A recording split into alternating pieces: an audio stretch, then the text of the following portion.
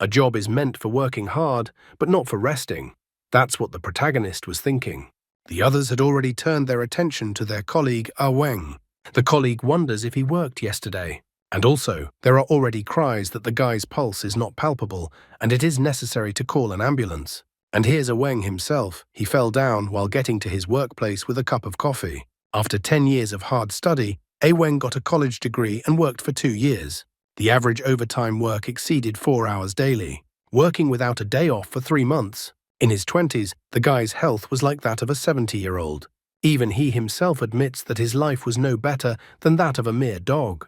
While his colleagues tried to shout to the guy, he had already closed his eyes and fell into some strange dream, filled with strange and unrelated things, as well as where everything is depicted in green color scheme. When he came to his senses, he felt a sharp pain. He didn't realize what had just happened, whether he was dead or not. It all reminded him of some kind of dream. But it wasn't a dream. He opened his eyes a little and noticed blood on his hand. What he saw around him didn't make him very happy. There were some strange and frightening creatures and monsters around. All the buildings were battered, as if the hands, paws, or tentacles of these monsters had collapsed on them. One could also spot some sort of monster extermination team that was in the thick of things. To say that this surprised the guy is not to say anything. He was incredibly shocked. He didn't realize what had happened, and if he had traveled through time and something like that. Looking at the reflection on the axe he had in his hands, he saw that instead of a human head, he had a dog's head. And what was that stupid face looking back at him in the reflection? He grabbed his cheeks and began to pull them away, still staring at his reflection. All he could think was that this wasn't all just some stupid dream, and this strange creature was him with the head of a dog. After dying of overwork, he had turned into a werewolf with a dog's head. What the hell is that? Sure, he said his life was no better than a dog's, but that didn't mean he wanted to be a dog at all. Meanwhile, a huge monster that looked a bit like a monster-like flower let out a growl. This sent shivers down the spine of the average office worker. Suddenly, he noticed in the reflection that he seemed to have turned into a human again, and he didn't understand why it happened, because just now he had a dog's head instead of a human head. At the same moment, the monsters came too close and he was already within range of their attacks. Now it was no longer a question of whether he was a human or a dog. His priority was survival, and life could be about to end. The humans from the monster extermination team, meanwhile, are escaping. The monster level exceeds level 3, so they need help. Someone asks the commander to call for help, and someone is asking about whether they should retreat. At the same time, the man heard a voice saying that the infected should not retreat. Weng doesn't understand where the strange voice is coming from. He hears that he must do his best not to let the monster escape from the third block, that he must destroy all of them at any cost. The infected have no right to retreat, and all those who violate the order will be executed on the spot. Finally, the guy notices where the noise was coming from. It turned out to be a collar. It was a revelation to him. He's wearing a collar, and what kind of attitude they have towards humans. So they're infected. The monster tossed aside the people who tried to stop it. The guy taking cover behind the wreckage of a building notes that the monster looks cool. He is even annoyed that they are shouting to do at any cost, but the commander himself is not here. So all he can do is give orders through his collar. Reminding himself that he is not of this world, he decides not to participate in all of this. Then sadly notes that he died before this transformation after all. He then makes an attempt to lie on the ground and just pretend to be dead. Perhaps this is what will allow him to leave unnoticed as soon as the opportunity arises. In the meantime, the collar still gives out loud commands for the infected to kill the monsters at any cost. Noticing that no one is paying attention to him, he decides that now would be a good time to escape. However, he got tired of crawling pretty quickly, and he hadn't eaten since last night. He wanted to drink tea and milk. As the commands continued to sound and the infected continued to die, the guy was just thinking about whether there was tea and milk in this world, whether there was crawfish in this world, whether there was fried chicken, and so on. The commands kept going on and on. The boy thought of chocolate, and then immediately remembered that chocolate was not to be eaten by dogs, for they would die. He wondered what would happen to him after eating chocolate, considering he had a dog's head. Slowly but surely he crawled to one of the buildings, then threw on his cap and decided to look around inside. An exit was already looming on the horizon. He was so excited at what he saw. However, the monster struck with its tentacles right in front of him, and the guy was protected by the girl, covering him with herself. The poor girl was thrown quite far away from this blow. The monster roared and prepared to attack the girl again. The guy pulled his cap over his eyes and decided that it was none of his business. The monster was already hovering over the girl and had his tentacles. Closing her eyes, the pink-haired girl is indignant that the monster is ugly and hurts her, and in general, how he caught her. However, when she opens her eyes, she notices that she was attacked, not by a monster with tentacles, but that someone did not save her and is carrying her in his arms. The guy's head, meanwhile, has started to turn into a dog's head again. He is directly enveloped in energy. He even tries to justify that he saved the girl and intervened just this once, and that's it. Wang doesn't even realize himself why he even intervened in the first place. The girl is surprised by the fact that he came after her and saved her. She even repeats it twice. She then also starts stroking the dog's head, stating that he is the same dog. She didn't realize it would be so much fun. The guy is so pleased with the head stroking. To get out of it all, he asks her to stop, especially since she's still in great danger. The protagonist wishes he could come up with a plan for them to escape. The pink-haired girl, pointing to the collar, reminds him that they will be torn apart if they leave the area. The girl even thought that the guy decided to die with her. Hearing this, the guy immediately stops. Now he understands everything. He said something about some human rights, and here it is like this. It's not surprising to him that the infected didn't rush to escape even when the danger was maximum. He wonders if he'll be able to escape with his head still in place. This world seemed to be too unfriendly to newcomers. Since they stopped, the monsters caught up with them rather quickly. Wang wonders why there are more and more monsters and why they are all coming towards them. The girl, on the other hand, shows with all her looks that she is not a damsel in distress. The answers to the guy's questions are not surprising to her because she is a monster hunter. Having said that, they dodge the monster's attacks. The guy decides that he has no other choice. Now all he has to do is fight. He even assumes that after his rebirth, he must have been given some extraordinary abilities. But contrary to what he says, one of the monsters destroys him with a tentacle, and Wang thinks about what a weakling he is.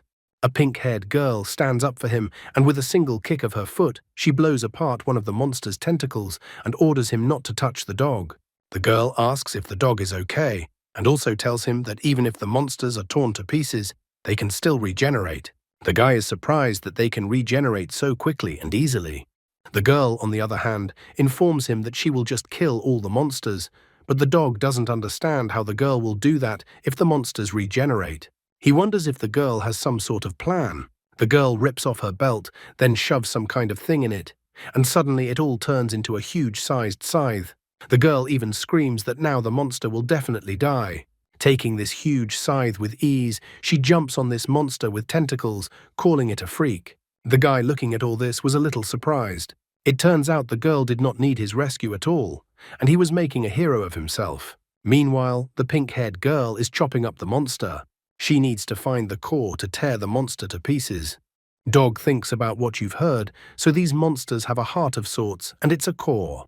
If you destroy the core, you can kill it. Suddenly, he starts to smell and feels like he has an ability. His sense of smell is greatly enhanced. Every object around him has a unique odor. These monsters smell of blood and rot. There's also the smell of burning, and it's everywhere here. There's also a pleasant odor. It's that girl with the scythe. At this point, he takes a whiff and seems to find what he was looking for. He yells to the girl to listen to him, and that the core is right there.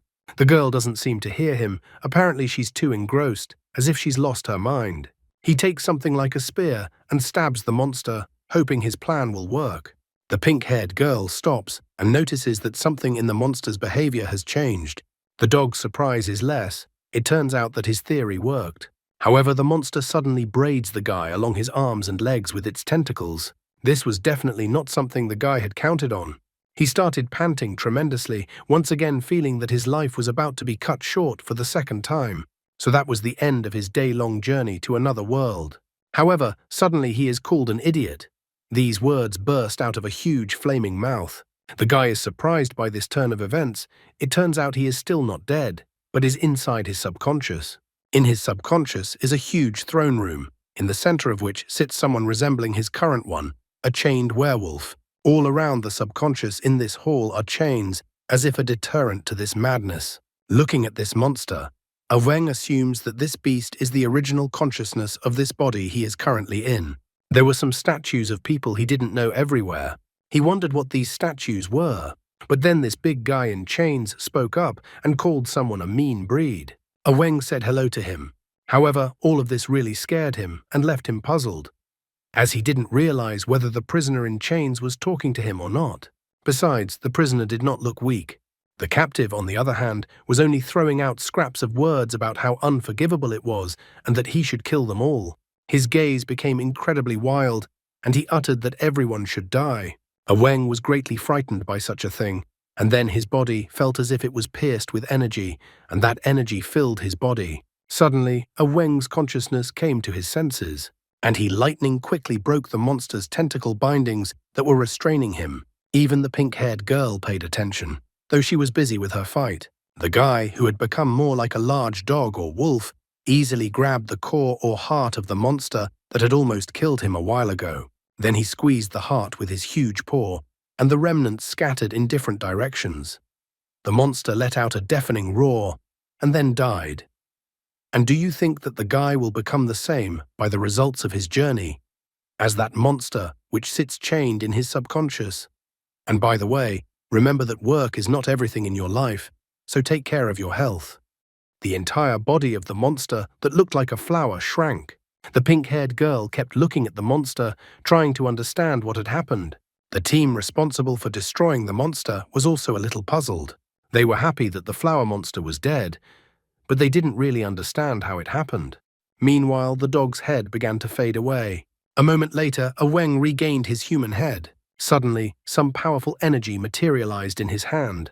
This mysterious energy flew off the guy's hand and plunged into his chest. At the same moment, it was as if he was inside himself, and the monster flower reappeared right in front of him. Wang realized that he was most likely in his subconscious. The only thing he didn't understand was why the monster had reappeared in front of him. However, the guy must have forgotten that he was not alone in his subconscious mind, and his inner monster was not slumbering either. The monster flower shook as the giant dog appeared in front of him, ready to tear him apart. And so it does. The giant dog mauled the flower monster in one sitting and ate it, leaving the flower monster no chance. Wang was scared as hell. An ordinary working guy would definitely never dream of seeing such a thing. After eating, the giant beast only picked its claws in its teeth. The monster complained that it was too little and wanted more food. At the same moment, Wang heard the pink-haired girl call out to him, and he suddenly came to his senses, coming out of his subconsciousness. The girl is happy that they won. She wonders if the dog got the monster core. This strange world is too dangerous for the guy, so he decides he's going to keep his head down until he's finally dealt with everything. Wang reports that he found nothing, and that perhaps one of the girl's attacks destroyed the core. He even praises the girl, stating that she was great. To Wang's surprise, the girl is incredibly proud after saying this, as she is a monster hunter and she will slay them all. The men who had been sent to their deaths also began to discuss the girl. One of them noticed how she fought.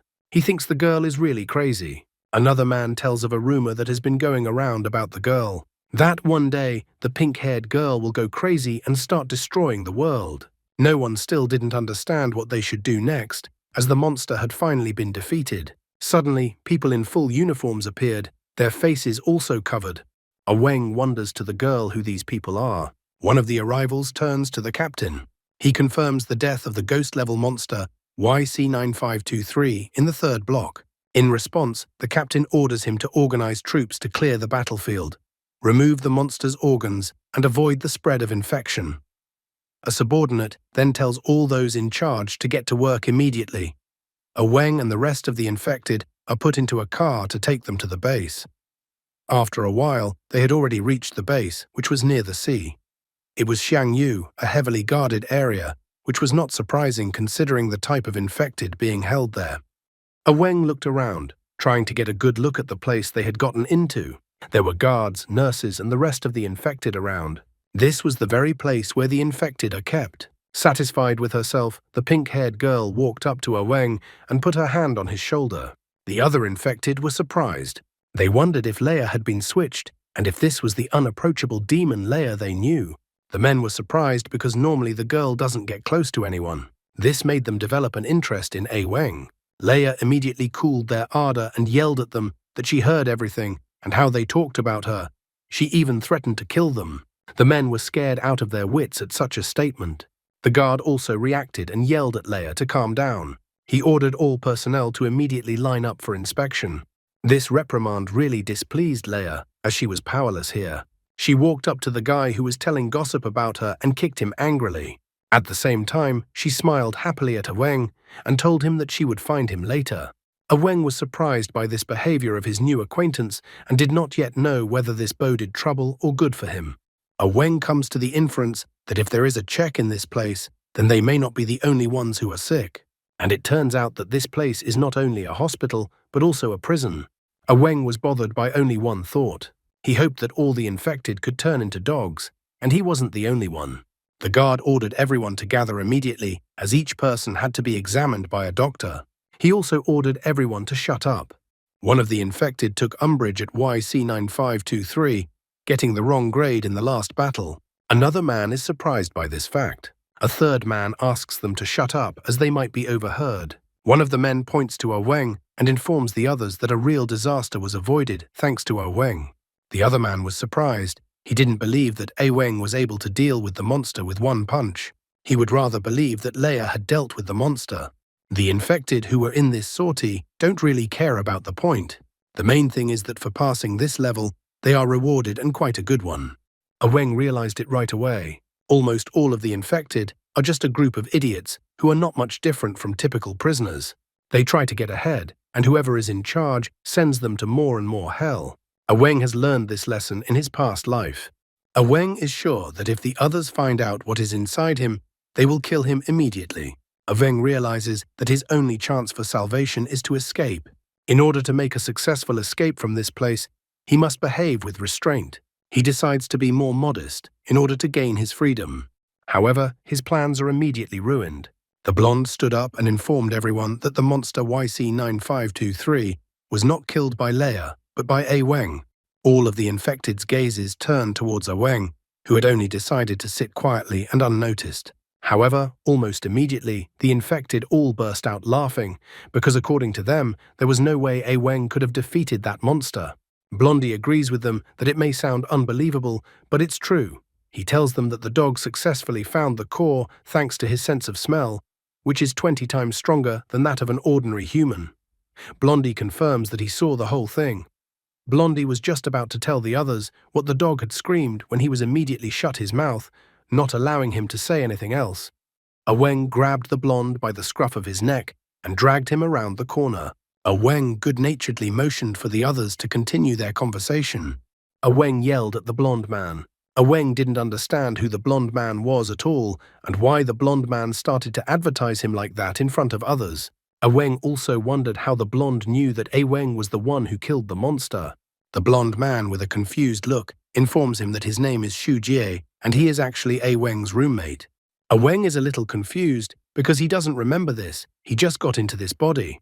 Xu Jie knows that Wang can't defeat such a monster, but he thinks that the other infected are fools and will believe such nonsense. Wang is glad that the blonde man realizes that Wang couldn't defeat that monster. Xu Jie told this story so that something like this would be a motivation for the other infected to try harder on missions. Wang apologizes with a goofy look and says that he just forgot all about it. Wang puts it down to the fact that he bumped his head during the fight. Meanwhile, a nurse comes over and starts calling out the number 7763 and asking where he is. The nurse called Wang, the number 7763, and the name Jiang Wang. It seems in this world he has the name Jiang Wang, since the guy immediately responds to this name. He informs Xu Jie that he is going for a checkup and that they will talk later. Xu Jie is not that simple. He is definitely not a fool, so he immediately notices that Jiang Wang has changed somehow. He even makes a crazy suggestion that maybe Jiang Wen isn't who he says he is and has been switched with someone else today. The infected's health check was unbearably hard. Jiang Wang even felt like he was being called a monster, an infected, a monster, and that he was wished to die. However, an incredibly beautiful nurse soon appeared, who lovingly wanted to examine Jiang Wang and asked him not to be afraid. The guy who couldn't move anymore was unable to resist such a nurse. His nose was even bleeding. The nurse took out a huge syringe and was about to inject Jiang Weng, the guy, as much as he could from this procedure, although his red face proved that he did not mind to do it, and rather even in favor of this initiative. He was so willing to trust the nurse that his feelings for her became incredibly inflamed, and his head once again turned into a dog's head from pleasure. In the same instant he awoke. All of this was just his nightmare. Too much had come over him on his first day in his new-to-him world. He was glad that at least there was a nurse. When Jiang Weng turned his head to the left, he noticed Leia sitting in front of his bed. Jiang Weng was greatly surprised by this sudden turn. He actually cried out. He didn't understand how the girl got into his room. Leia asked the guy to be quiet as she had secretly sneaked into his room. Wiping his eyes, Jiang Weng wondered what the girl forgot in his room, and even in the middle of the night, Leia thought the guy was having such a funny sleep, which is why she decided to watch him. Leia reminds the guy that it is customary to pay for salvation. Since Jiang Weng saved her today, Leia wants to pay the guy back. Jiang Weng is surprised. That's how the girl thinks. Then he wonders how Leia is going to repay him. For starters, Leia is going to get under the blanket. Jiang Weng wonders what she is going to do next, but Leia asks the guy to be quiet. Watching all of this is Zhu Jie, who is being kept awake by these two. Shuji realized that Jiang Weng seemed strange and distracted for a reason. Shujai seems to have realized the reason. It's all spring, the time of breeding. The girl is about to embrace Jiang Weng with her arms. Jiang Weng, like a faithful dog, even has his tongue sticking out. He's not wagging his tail like a dog, and that's because he hasn't transformed yet. Leia wrapped her arms around Jiang Weng's neck so tightly that the guy thought that the girl was about to strangle him. At the same moment, the couple notices Shuji sitting and glowering. Leia asks Shuji why he is still awake. Shujai takes her hint without any unnecessary explanation. Shujai decides to leave the room and asks the couple to have fun, and he will cover for them. Leia even felt like she liked Shujai as well, except that Jiang Weng isn't particularly pleased that his roommate is escaping like this. After all, Leia is completely inept at doing what the guy wants. Jiang Weng even asks Shukai not to leave and help him. Shuji is surprised, for he doesn't understand how he can help. Jiang Weng exclaims that Shujie is just thinking about the wrong thing. Leia doesn't understand, as she has to do a favor for a favor.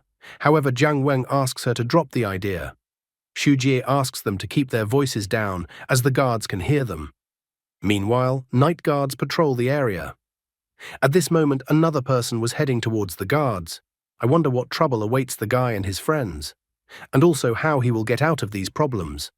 The guard first wondered who was in front of him. However, when the man stepped out of the shadows, the guard recognized him immediately.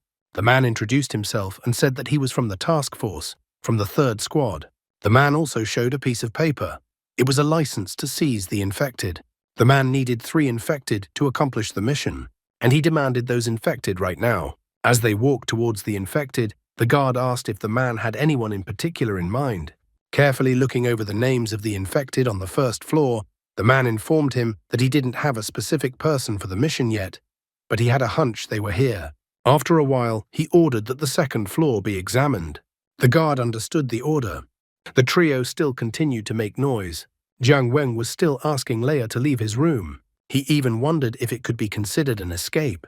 Leia doesn't think she has anything to be afraid of. Jiang Weng thinks he has something to be afraid of. Shuji is still trying to be invisible. He asks Jiang Weng to ignore him. He can wait in the restroom while Jiang Weng finishes having fun with Leia. The guy tried to chase the girl away with the promise that they would meet up later, but the girl thought the guy was lying to her.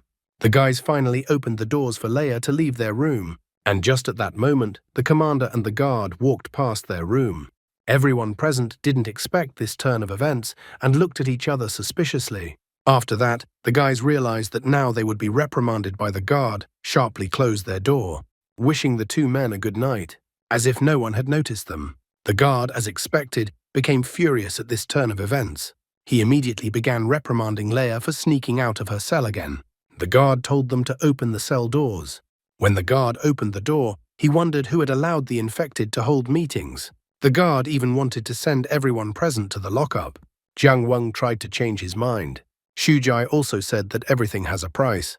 That's why he suggested to discuss everything personally with the guard. Leia, on the other hand, is not going to hide anything. She calls the guard a jerk because she just got lost on the way to the shower room. Jiang Weng is sure that the guard has a small salary, which angered the guard. While Jiang Weng was begging the guard to be merciful, the man from the task force started looking at the guy carefully. The man immediately informed Jiang Weng that here he was, meeting him. Jiang Weng does not understand anything. However, the guard is angry at Jiang Weng for just standing up. As it turns out, the commander chose Jiang Weng for the mission. The guy doesn't understand what mission we are talking about. Jiang Weng starts faking it, stating how much pain he is in. He reports that the wound he got during yesterday's battle hurt a lot. Even the nurse said that he should rest for at least 10 more days. Everyone present was perplexed by his words. Jiang Weng apologizes and informs them that he cannot take part in the mission. He even reminds the guard that the guard was going to send him to lockup. Shujai tries to shut the guy's mouth and informs him that he was just joking like that. He even asks for just a minute to talk to Jiang Weng. Shujai wonders to the guy what he is doing. After all, he was going to try his best to prove himself. That is why Shujie doesn't understand why Jiang Weng would miss such an opportunity. He also notes that Jiang Weng is not a good actor. Jiang Weng says that Shujie can do what he wants, but he won't fight anymore. Shujie, on the other hand, informs him that the likelihood of there being someone like YC9523 this time is extremely low. Therefore, he believes that the guy has nothing to worry about.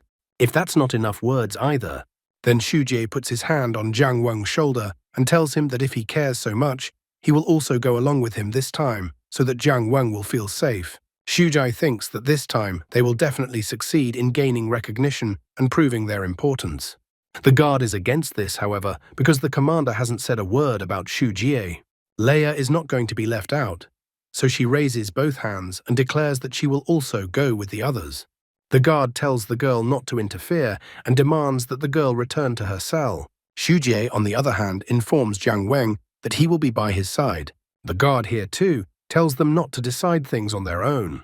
Leia also declares that she doesn't care, and if the dog and the yellow head go, she'll go too. Leia does not understand why she is not allowed to go. The guard, on the other hand, is too noisy with all these infected. The commander can't stand all this talking noise, so he tells everyone to shut their mouths. He says he'll be the only one talking now. He will decide who he will take and who he will not. The commander tells all three to expect him at 6 in the morning and no tardiness, and then leaves. Leia is happy as she goes on the mission along with the dog. She even announces the formation of an invincible team. Shuji is happy as well. Jiang Weng alone is depressed as his life is ruined. The commander is not simple either. He was also happy that Jiang Weng would go with him, even though it turned out to be a bit more complicated than he had planned. In the morning, all three of them met with the commander. The commander informed them that his name was Ling Bo, and that he was in charge of this mission. He also informed them to call him Captain Ling, and since this is the first time they are all working together, Captain Ling reminds them that he is counting on them. Leia is happy. Shujie is also happy, only Jiang Weng alone is still not happy. Ling Bo did not delay since they have already reached the research institute. He points the others to the research institute and informs them that this institute was established 15 years ago to observe monsters. Later, they entered the institute's laboratory. Captain Ling informed that this laboratory is off-limits to ordinary personnel. A few days ago, there was a theft in this lab. A batch of monster organs that were to be used in next week's experiments were stolen. Jiang Weng is upset by the information he heard. After all, since they're monsters, even they're expendable. Shujai reminds his friend not to underestimate the monster organs. He even thinks that his friend still hasn't recovered from his amnesia. Shuji informs him that after battles, they always send the monster organs to this lab for research. He reminds them that although the risk of infection from contact with them is quite high, the monsters are of great research value. The treatments that help the infected avoid worsening their condition happen to be based precisely on monster organ research. Also, another important point is that most of the modifications to the guards' weapons and the infected's weapons as well are also related to the research at this institute. These words make Jiang Weng take a look at the weapons that Leia always carries. Captain Ling, who heard all this, confirms Shuji's words. That's why Captain Ling reminds him that the monster's organs need to be returned.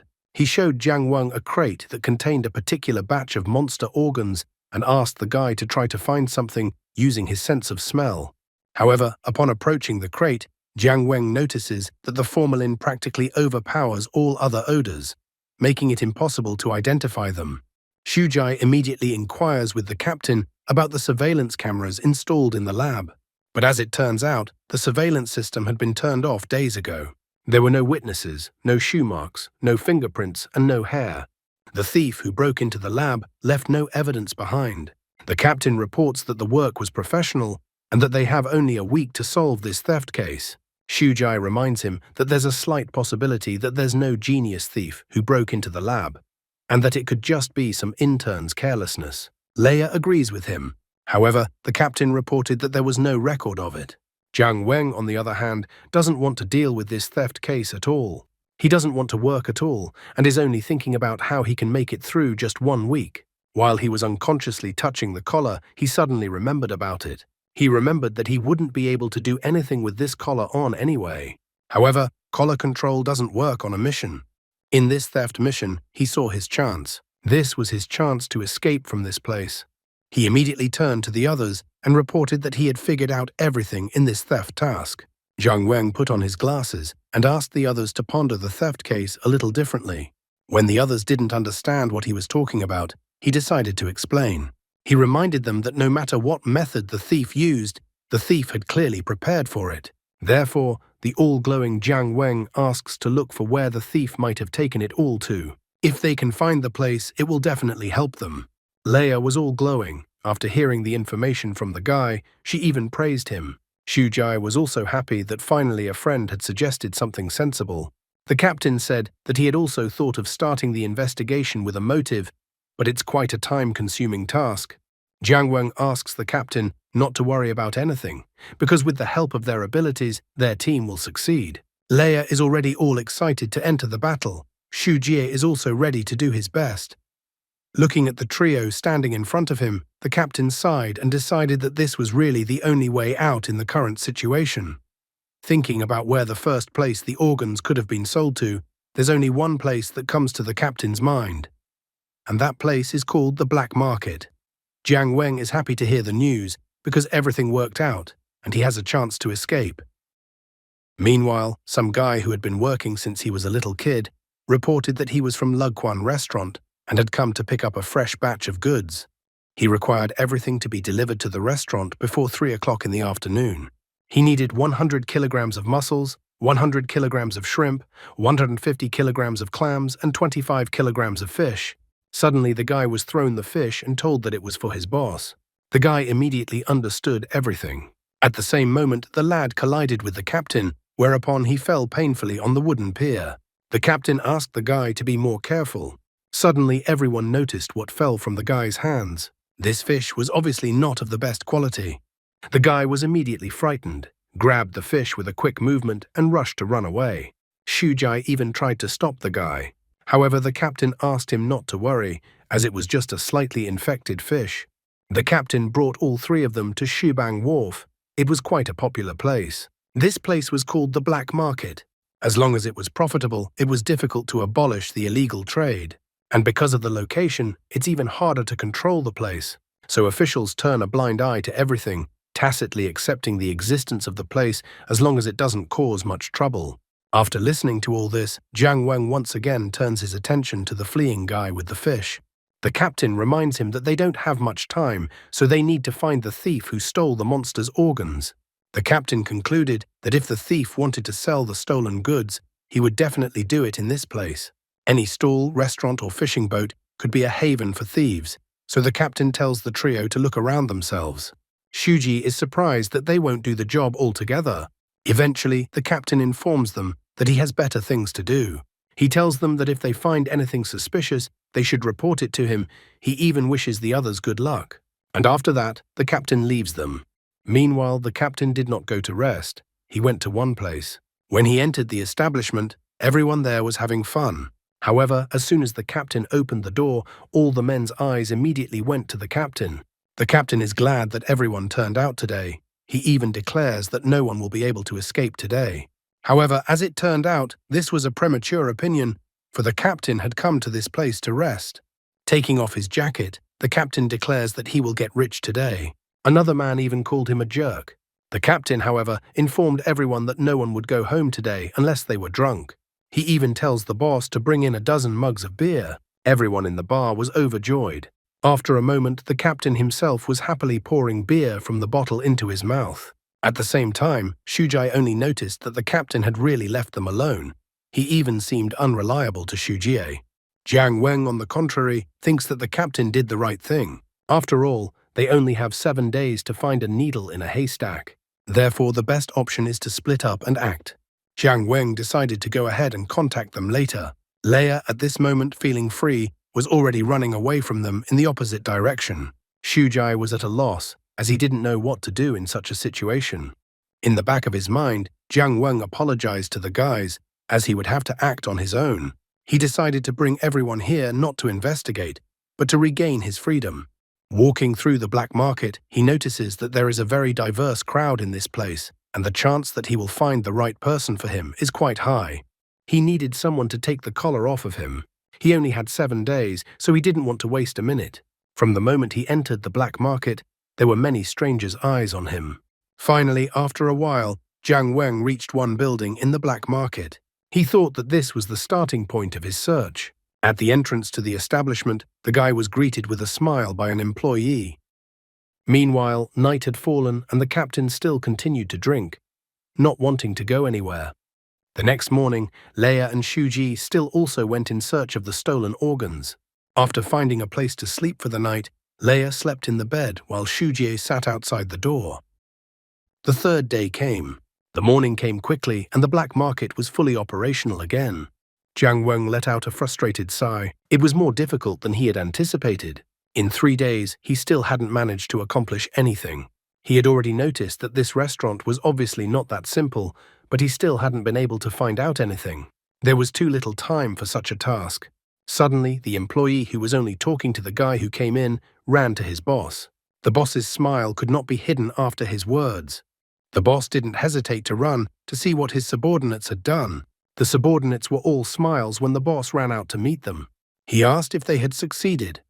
One of the subordinates said that they had succeeded. He even praised the boss because he was incredibly talented and that his method had worked. The other subordinate agreed with this statement. They gathered the infected creatures together, then starved them, and then forced them to fight each other. One of the infected became incredibly ferocious through this method. As soon as they opened the container, a monstrous monster emerged. This monster looked like a chimera, as if a fish had been combined with an arthropod. At the same time, the fish had giant fangs. Level, weak beast. The boss asked if anyone had discovered their plan, and the subordinate replied that it was simply impossible. The boss is incredibly happy to hear the news. He is glad because the more ferocious the monster, the more expensive it can be sold. Even for such a monster, he was expecting to get 100,000. Meanwhile, Jiang Weng was sitting on the roof with his hood over his head like a Spider-Man. He knew that there was something going on in this place, but he didn't think it would be this much fun. Suddenly, the monster became enraged and pushed his subordinates away. The monster was about to escape, however. The boss told his subordinates not to let the monster escape. At the same moment, right in front of the monster, Jiang Weng jumped off the roof. The boss immediately told the guy to stop the monster. Jiang Weng is upset. He doesn't understand why people want to possess what they are not supposed to. He reminds him that it's the boss's monster, so he and his subordinates should help Jiang Weng. The monster still keeps running at the guy, so he has no choice. Jiang Weng firmly grabs the wooden beam like a baseball bat and swings like he's trying to hit a home run. The boss practically has tears in his eyes as the defeated monster falls right in front of him. The boss is incredibly upset because now he won't get his 100,000. Frustrated and furious, the boss wonders who the guy in front of him is. Jiang Weng is practically sickened by the stench that comes from the monster. Since the boss asks who he is, Jiang Weng informs him that he is the one who knows their secret. The boss and his subordinates immediately stared at the collar around Jiang Weng's neck that he had specifically shown them. Seeing the collar on the guy, they were immediately wary because he is infected. Jiang Weng admits that the boss is not mistaken and that he is the infected one. The guy immediately informs the boss not to worry. Jiang Weng didn't have any thoughts of reporting them, and he doesn't realize if there's any point at all. Then the boss asks what the stranger wants from him. Jiang Weng says that he came to ask some questions, and he hopes to get an answer to them. And if the answers are different from what he knows, It will make for an uncomfortable situation. The boss immediately realized that it sounded like a threat, so he became even more wary. Jiang Weng asked his first question. How long had the boss been working in this field? The boss said that he inherited the restaurant about 7 years ago. Jiang Weng immediately noticed that in 7 years, the boss must have acquired connections. Even more wary, the boss informed that he had some connections. Then Jiang Weng asked the third question. Was there anyone who could remove the collar from him? The boss was incredibly shocked when he heard what the guy standing in front of him said. Jiang Weng once again points out that the boss didn't hear it and that he is looking for someone to take the collar off him. The guy notices that this is also beneficial to the boss. After all, what the boss is doing is not normal. If the boss will help him, he will help the boss. The boss immediately informs him that he has a man who can remove the collar. He offers to take the guy to him. Jiang Weng likes people with business acumen. However, the boss shows his subordinates a thumbs up, and they somehow smile grimly. I wonder if they're going to harvest the guy's organs. I've seen something like this before. Meanwhile, Shujai notices that their friend has been gone for days. Leia is also upset that her dog is missing. The captain was also nowhere to be seen. Shuji only hoped that nothing bad had happened in the meantime. The boss led the guy to have his collar removed. Jiang Weng inquired whether they had a long way to go. Then the boss admits that removing the collar privately is a serious offense. Therefore, it is logical that one should hide well if one is engaged in such a thing. The boss informs him that they are almost there. The boss is already happily noticing the guy calmly walking into his ambush. All the subordinates in the neighborhood had already prepared. They were just waiting for the signal to start. One of the subordinates notices that the guy doesn't look very smart. Another subordinate doesn't think the guy might be able to fight back. The third subordinate was glad because the infected guy would be worth over 100,000. They all rejoiced because this is what happens when you get in their way. After that, the operation to capture the guy began, and all the subordinates jumped out of their hiding places. But there was no one in the alley, neither the guy nor the boss. Everyone had seen them going to that place, but at the moment, there was no them in that place. Meanwhile, in the neighboring alleyway, Jiang Weng clamped his hand over the boss's mouth. The subordinates were trying to find the boss and the infected. They decided to search all around. Jiang Weng ordered the boss to keep quiet. He recalls that he was sincere with the boss and the boss thought of killing him. He notices that all these people smell strongly of fish, so he immediately realized what was waiting for him next. The boss is almost crying as he realizes that his life is at stake. Jiang Weng asks the boss one last time if he has someone to help him. Since the boss refuses to talk, the guy reminds him that he has many ways to torment the boss. He grabs the boss's finger and notes that the boss seems to take poor care of his hands. It seems to the guy that the boss has so many burrs on his hands. He even offers to help the boss and tear them off one by one. The boss's eyes even started to bulge. After that, the guy didn't just talk, but did what he said he would do. The boss even cried from this pain. Jiang Weng doesn't understand why the boss doesn't tell him. He even calls the boss a stubborn talker. The boss couldn't stop his tears.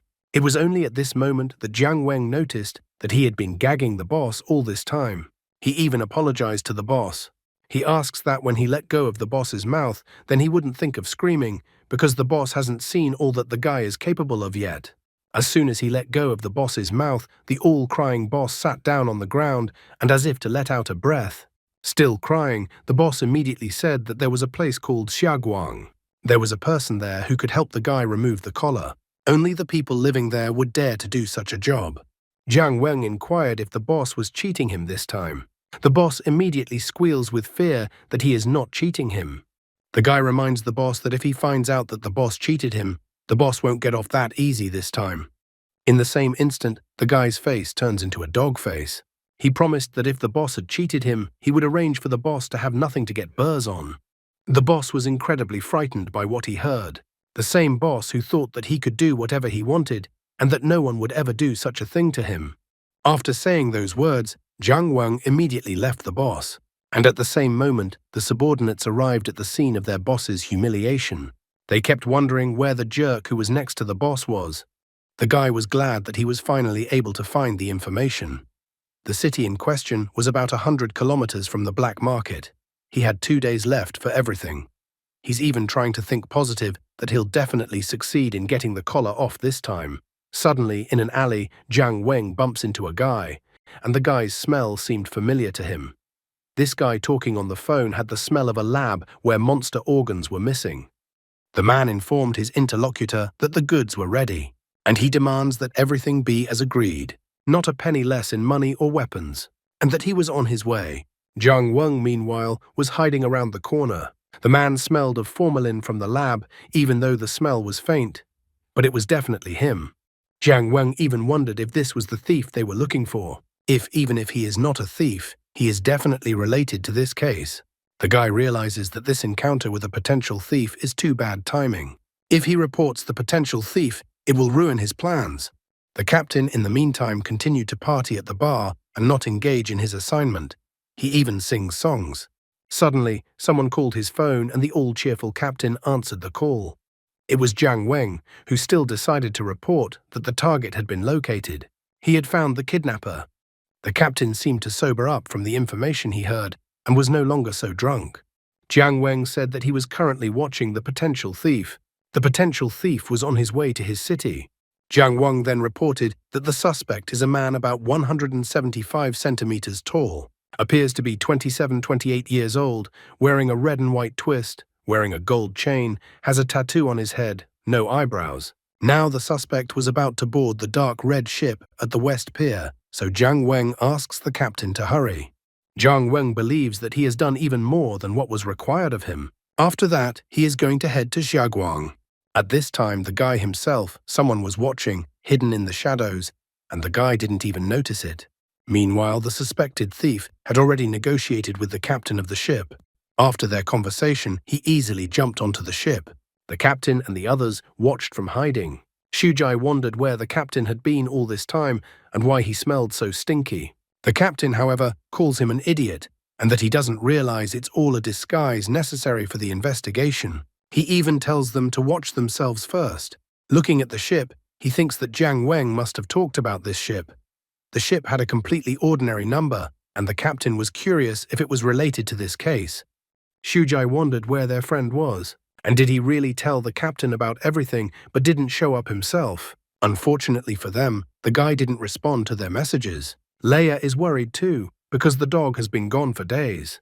Shujai assumes that the guy decided to investigate on his own. Leia, on the other hand, is worried that the guy might have been grabbed by those freaks.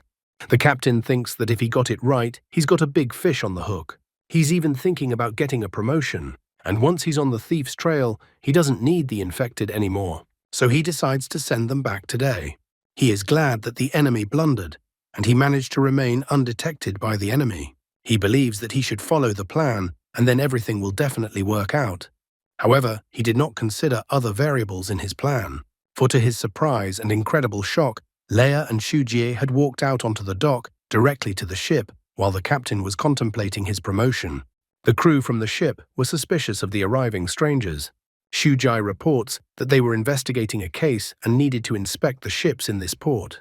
It was standard procedure, so he hoped for cooperation from the ship. Leia was also trying to insist on cooperation. The captain stared at the arriving strangers, and then, while another member of the ship's crew turned around and walked away, he demanded a warrant. Shuji was surprised when he heard about the warrant, because the others had agreed without a warrant. Leia was starting to get annoyed by this situation. Shujai read that maybe their captain had a warrant. The potential thief, meanwhile, was observing the situation through the ship's window. Shujai immediately tried to summon the captain to bring the warrant. The captain grabbed his head because he would definitely not get a promotion now. He called them idiots and asked them to stay out of it. The thief glanced at the captain, who had come out of hiding. He immediately informed his subordinate that these strangers were not who they said they were. The ship's captain insisted that without a warrant, they had no right to enter the ship. However, the guys bent their line that they were under investigation and they were obliged to cooperate. Shuji advised him not to complicate things and called out to the captain again. However, the captain of the ship had already gone to threaten that Shuji would become fish food. At this moment, the less patient Leia immediately kicked the ship captain in the face. The girl orders the ship captain to bring a bloodhound. Shujai notices how confident Leia is that they will definitely succeed. The ship captain pretends not to understand which bloodhound they are talking about. Leia tells him to move and do as she asks if he cares about his life. The would-be thief realizes that the strangers have figured something out, and he commands that they not be allowed to leave. At the same instant, people rushed out from everywhere and surrounded Ling Bo and his subordinate infected. The captain of the ship immediately stood up, grabbed his weapon, and reported that the strangers had messed with the wrong people. He started firing, and a large number of bubbles were sent towards Leia and Shujie. The guys didn't realize what it was. It wasn't until the captain realized everything, he immediately yelled that it was a secret weapon and urged the guys to dodge. The noise from the battle came to Jiang Wen's ears. He is even surprised that the sounds of battle from the ship even reach this place. Running away, the guy is comforted that the girl and the others will be okay. He knows that the others consider him their friend, but he doesn't want any trouble. He even apologizes to the others and says goodbye to them as friends.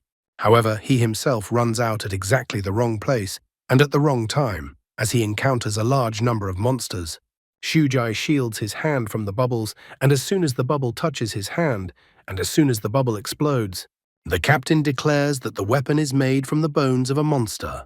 The bubbles that come out of their weapons explode with a 60% probability. Therefore, the captain advises the boys to run away. However, Leia and Shujie find themselves surrounded by the bubbles. Leia notices that the guy never came back and that they must find him. Jiang Wen himself, in the meantime, encountered monsters. They were infected monsters, and he found himself somehow near them and didn't understand how it happened. Seeing the frightening aura emanating from these infected, Jiang Wen thought that he would definitely not live. However, all the monsters suddenly kneeled before him and informed him that they had finally met their great lord again. Looking at the monsters that kneeled before him, he didn't understand which great lord they were talking about. However, almost immediately, he came to the conclusion that they must be talking about the monster inside him, and that he was indeed a lord to them. It seems that this body is indeed some sort of monster leader. The monster with hair like vines asked if there was any progress on the Lord's mission. The guy absolutely didn't understand what mission it was talking about. He tried to go inside his soul to meet the monster inside him. Inside, he called out to the monster and felt that they should help each other and exchange information. Jiang Wen was even embarrassed. He was annoyed that the monster didn't answer his question in any way. He felt that next time he should make an agreement with the monster in advance. Looking at the monsters, Jiang Wen couldn't help but think about what would happen if he said that he was no longer their leader. He felt that he shouldn't do such a stupid thing, for he would be torn apart by the monsters right on the spot. The green monster girl was full of anger. In the end, Jiang Wen decided that he shouldn't show his weakness and pull himself together. He clucked his tongue. Immediately, the boar-like monster became very frightened. He noticed that the Lord was angry. The boar asked the captain to watch his tone, and so the third captain appeared. The boar reminds them that their Lord is on S level. They have been in hiding for 6 months now, and people have become much more vigilant and are taking precautions. Their master, on the other hand, has agreed to do the kind of dirty work they can't help him with. So all they have to do is trust. Jiang Wen was glad that the boar had spoken. This boar even seemed somehow familiar to him. After that, the boar said that he believed that the master would find the 0 infected. Jiang Wen was shocked when he heard that the idea was to find the 0 infected. The captain asks the boar to shut up, for she herself knows that the task of the master is not that easy. However, from the captain's observations, she believes that the master has other plans. Jiang Wen's plans were to remove the collar and escape. The guy already thought that this shrewd person had exposed him. The boar came to his rescue, saying that it was simply impossible and that surely the master had just changed his plan of action, as he couldn't abandon it. The captain told the boar to shut up. Angrily staring at the monster captain, Jiang Wen declared that the captain dared to teach him what to do and how to do it. The monster captain experienced awe and fear from that look and words. She immediately apologized to the master and declared that she had crossed the boundary. Meanwhile, in his thoughts, Jiang Wen was angry with himself. All this time, the monsters had been following him while he was in the black market, and he didn't even realize it. He complained that he lacked experience. However, he told himself to calm down because he needed to analyze the situation. According to the boar, he is a spy who was sent to find 0 infected. These monsters were his subordinates. They were continuously following him, so even if he took off the collar, he wouldn't be able to escape. These monsters would definitely not let him escape, and he wouldn't be able to defeat all these monsters because that monster inside him was still too weak.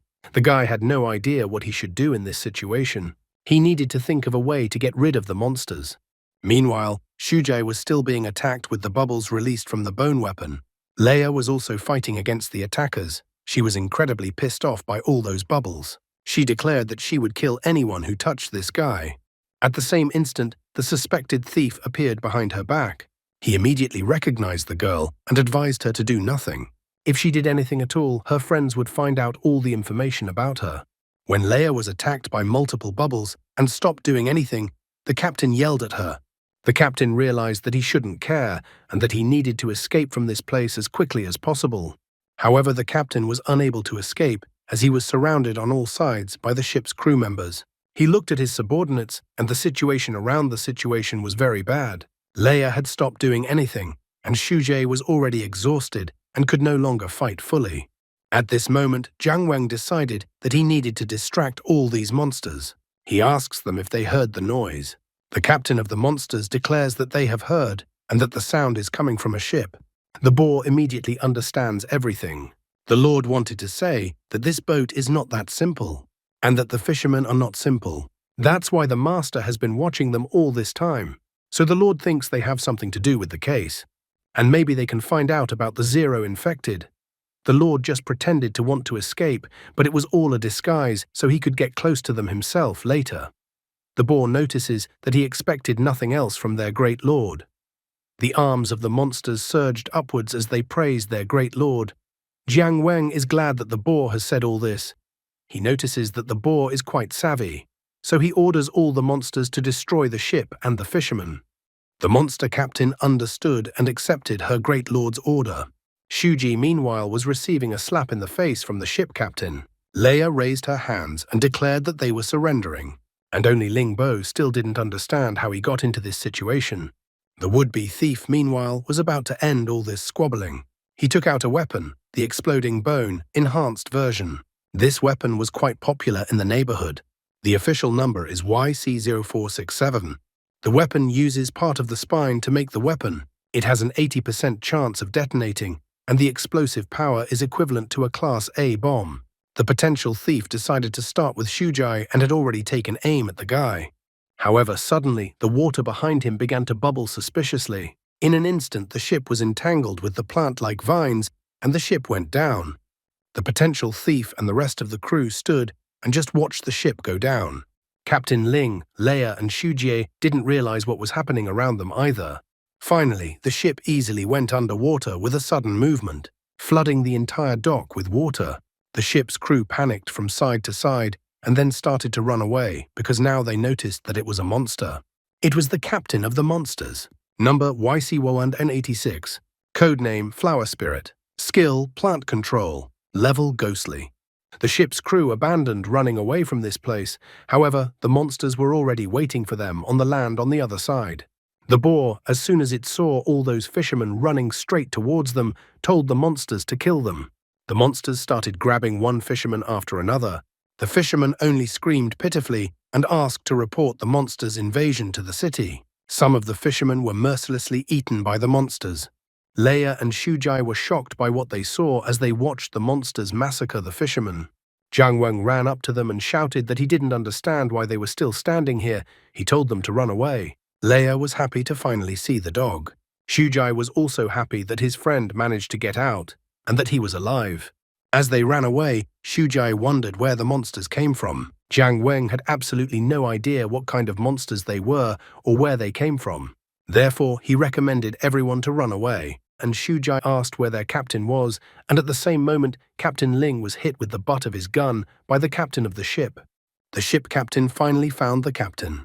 After all, the captain is a simple man, so he's bound to be killed by bubbles. However, Shujai suddenly stood up in defense of the captain and protected the drunkard from the bubbles. The captain of the ship only called him a jerk. He notices that the guy is already injured and still trying to be a hero. His blood even got on the ship captain. Shuji states that he should have just resolved the matter in a civilized manner. He doesn't understand why he had to go that far. He then declares with all the pathos that all those who opposed him will inevitably be punished. His blood is the judgment of the ship's captain.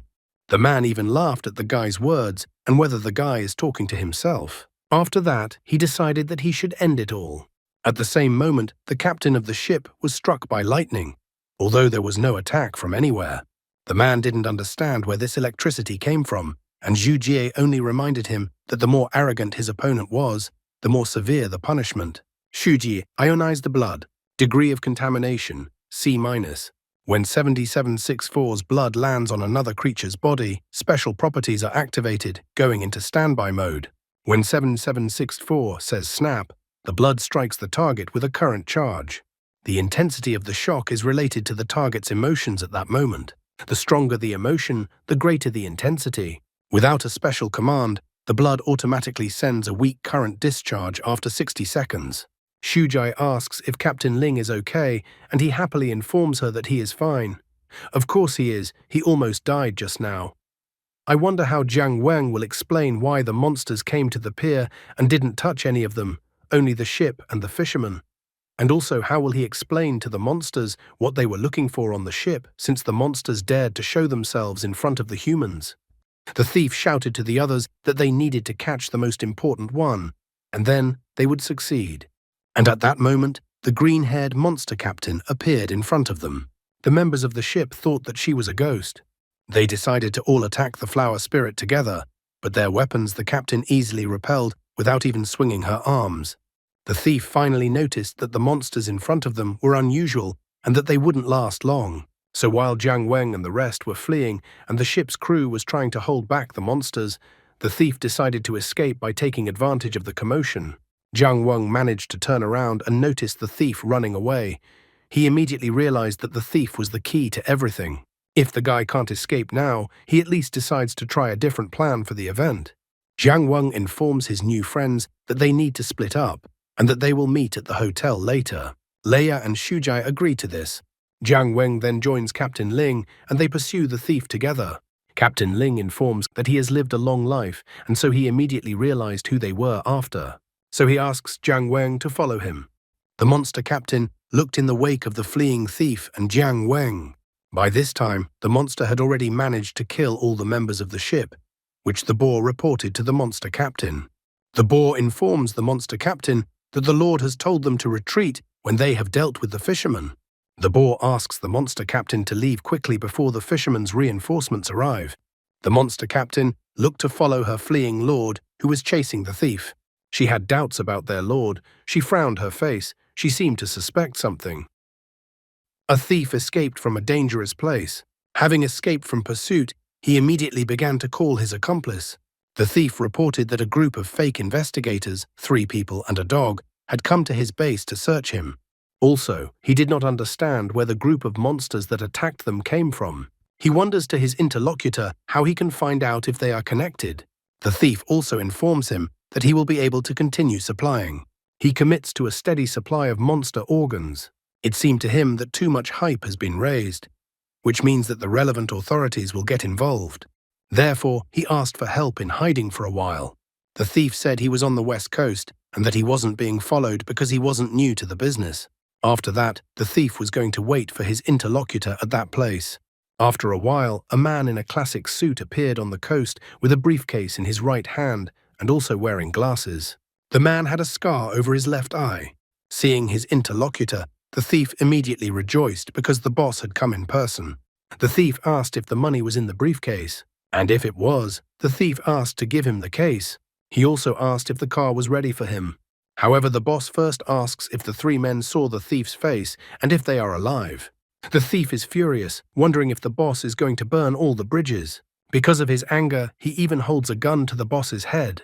The thief doesn't understand why the boss would do such a thing. The boss reports that the thief is in the supply business, and the boss pays for those supplies. The boss reminds him that the thief knows that all their deals are strictly confidential, and now the thief has started to get them in trouble. The boss coldly remarks that all these actions on the part of the thief are unprofessional. The boss also notes that it's also unprofessional on the thief's part to point the thing at him, especially since it won't work on him. The thief thinks the boss doesn't put him in anything, and it's as if the boss thinks the thief wouldn't dare do such a thing. After that, the thief immediately shoots the boss in the face.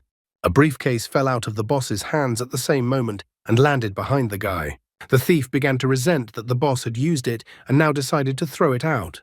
This is why the thief asks that the boss not blame him for being ruthless. He decides that he will first take the boss's life and then reveal all the boss's dirty deeds. The thief decided to find the briefcase after that, but suddenly something came that the thief did not expect. The briefcase was empty.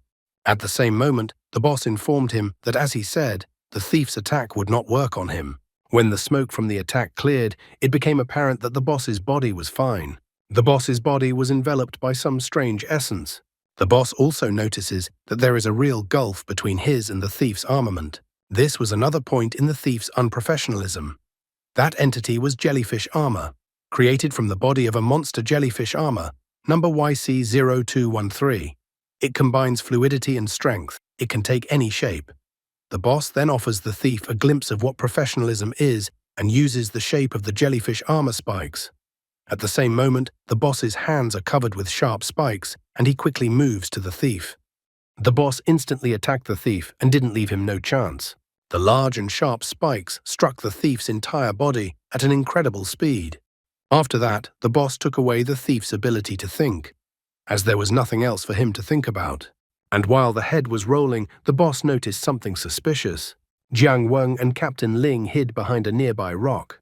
Jiang Weng wondered if they had been discovered or not, while the boss was looking exactly at the spot where they were hiding.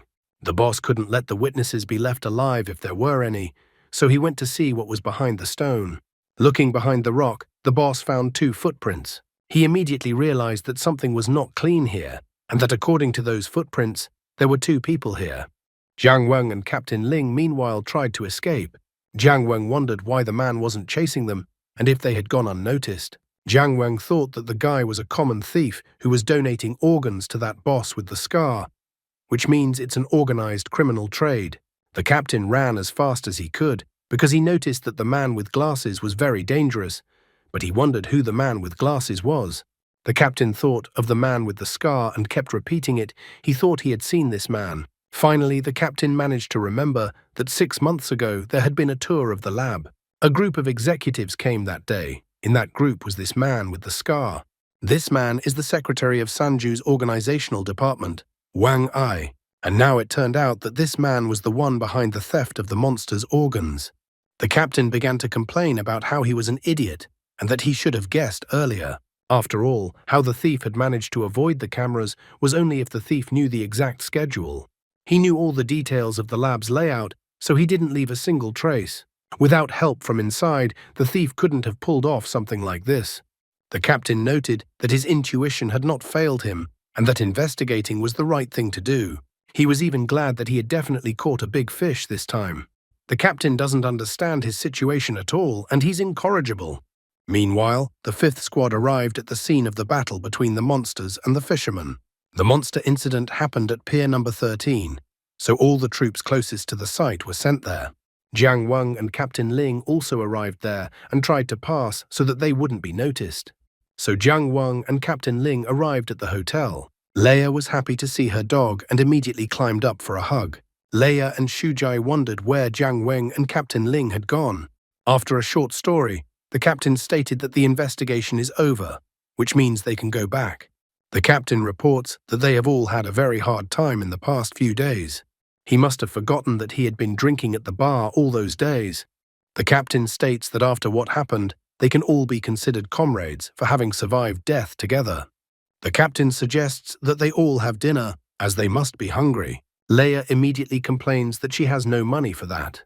The captain sighs because they don't have to have money, since all food expenses are covered during the investigation. However, he states that excessive wastefulness should be avoided.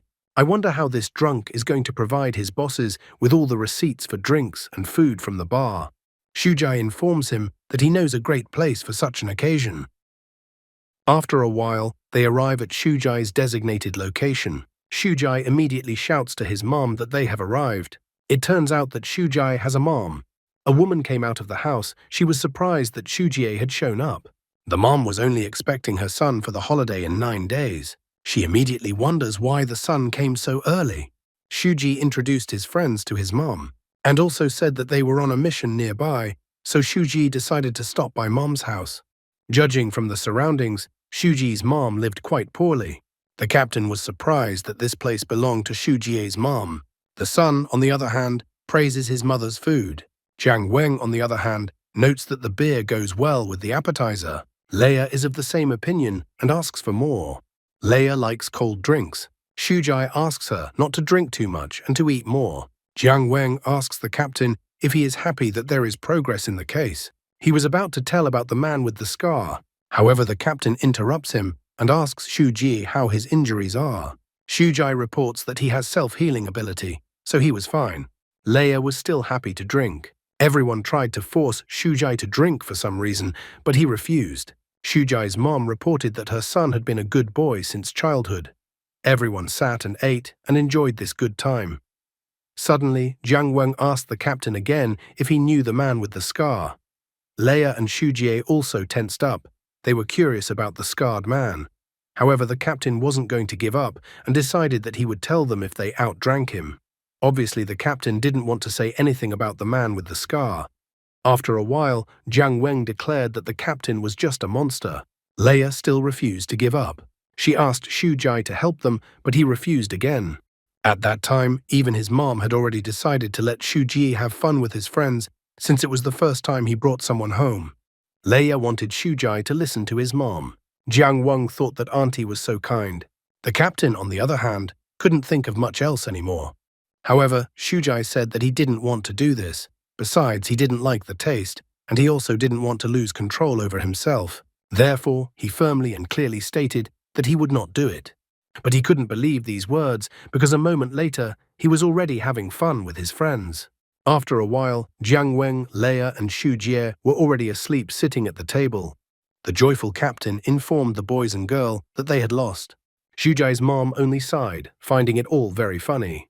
The captain informs them that they had to face the adult trickery as soon as possible. He even stated that he had to try really hard today to not lose. The captain enjoyed having fun with Jiang Weng, Leia, and Shu Jie. He even felt like they had always been together. A woman asks the captain if he ever had a family. The captain apologizes and states that he always says stupid things when he is in this state. He even decides to go for a walk, eating more than he had a headache. The woman reminds him that they have a restroom in their house, but the man decides to head outside anyway. Later on, the captain was nestled against some wall and decided it was a good time to flush his need. At the same moment, a man with glasses approached the captain from behind. The man immediately recognized the man as Ling Bo. Ling Bo was a lab guard, and he violated the rules because he impersonated an investigator. The man says that Ling Bo's lateness due to drunkenness led to the theft of organs from the lab during his shift. The man found out everything about Ling Bo. Ling Bo used his connections to win 7 days, forged an investigation authorization, and summoned 3 infected from Xiangyu to look into the case. Wang Ai even wonders if Ling Bo took such a risk just to keep his job. He even wonders if Ling Bo really likes working as a security guard that much. Ling Bo only notes that this seems to be Wang Ai's way of trying to shift some of his mistakes and worries onto him. Wang Ai thinks that any fool can be a security guard. However, since Ling Bo was able to find information about him, it means Ling Bo definitely has skills. Wang Ai points out that the man saw his face but did not hide. So the man had a plan. So Ling Bo could have instructed a trusted person to pass the news about Wang Ai to the right person, and then Wang Ai wouldn't be able to kill him. Ling Bo also announced that he wouldn't dare to do such a thing. Wang Ai also noticed that the man wouldn't inform anyone, which meant he was waiting for something. Based on that, Wang Ai decided that the man was waiting for the man to come and offer his terms.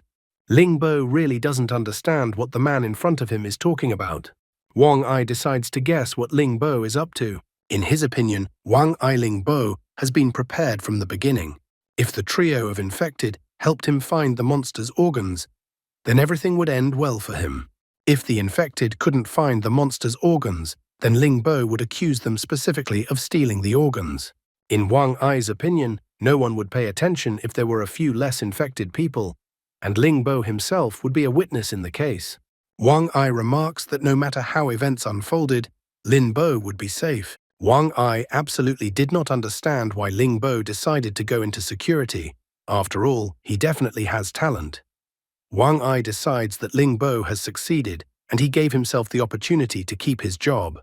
And not only keep his job, but he gave himself a chance for a promotion and a substantial bonus.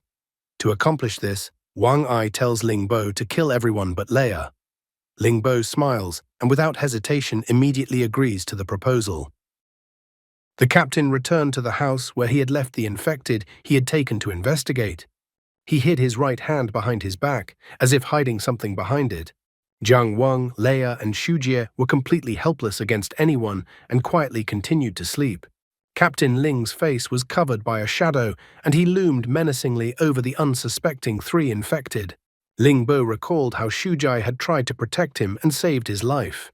At the same time, Wang Ai stood surrounded by hooded men like ninjas in front of the house. At Wang Ai's order, the local ninjas were already heading straight towards the house. Ling Bo was about to end the lives of these three infected to save himself, but at this moment, Jiang Wang opened his eyes. And following that, Shujie's mom entered the room.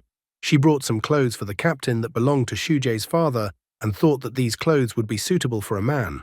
The woman decided to take care of the captain's clothes as Shujie threw up on the captain's clothes. She asked the captain to change into those clothes. The second she did, she froze after seeing the not particularly pleasant sight the captain showed for her. Ling Bo also froze in anticipation as soon as he saw her. Seeing Shujie's mom with the clothes in her hands, he felt the shadow of the past catch up with him. He remembered a woman from his past who also cared for him. She had asked Ling Bo to take off the clothes to wash them since the clothes already stank.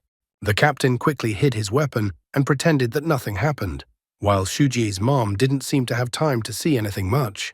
The woman says that Shujie's father left them early, which is why Shujie never drank. Mom didn't think her son would feel so bad about it. She thought that sometimes it was good for children to act like a silly child. She even declares that their family could use a man. Ling Bo is too dumbfounded to hear such news.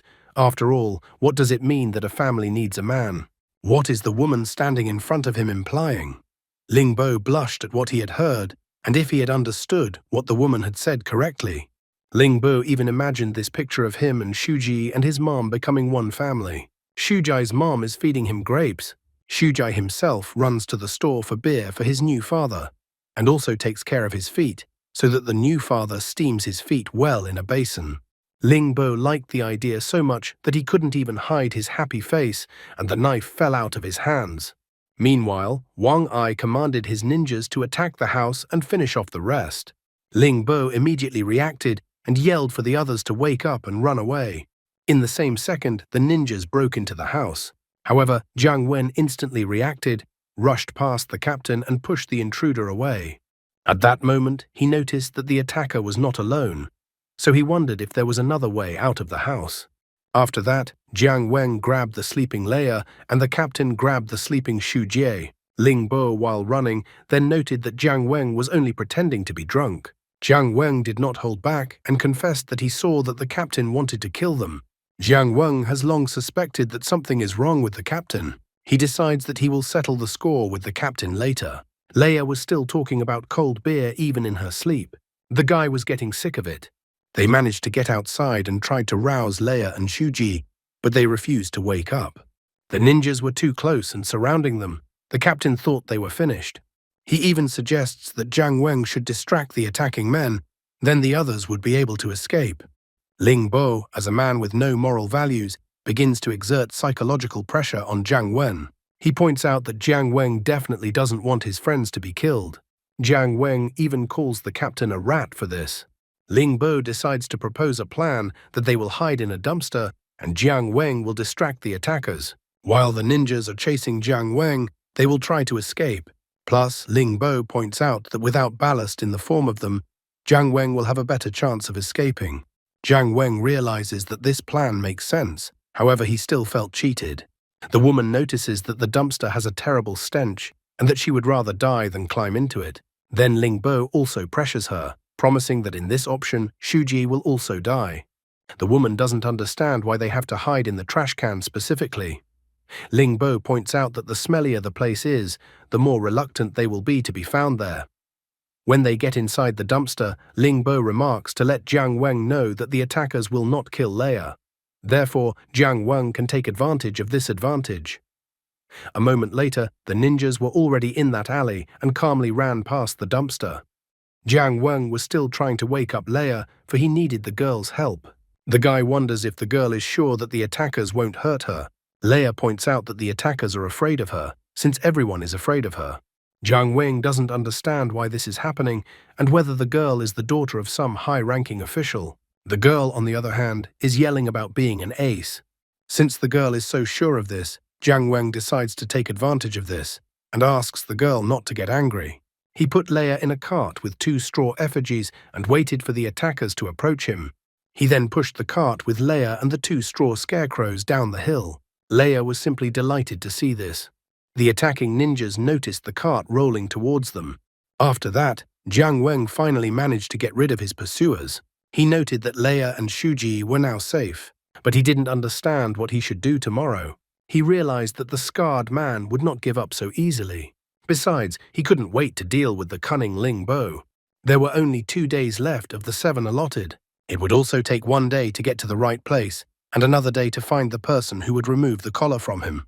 In theory, it could work out, and then he would be free of all monsters. At that moment, as if out of nowhere, a terrifying wind blew up that frightened even the birds. The guy was surprised, thinking that he was still being chased by ninjas. At the same moment, vines descended from the sky and entangled the heads of the ninjas who were nearby. Jiang Weng was surprised that an assassin appeared right there and came after the guy's head. Flowers bloomed on the ninjas' faces, and the guy finally realized that the monster captain was in front of him. The flower spirit reported that she had killed the people who were chasing the lord, and in the same second she stopped and noted that it was definitely not her lord in front of her. Jiang Weng recalls that he had ordered her to wait for his orders. He really wanted the monster to stop chasing him.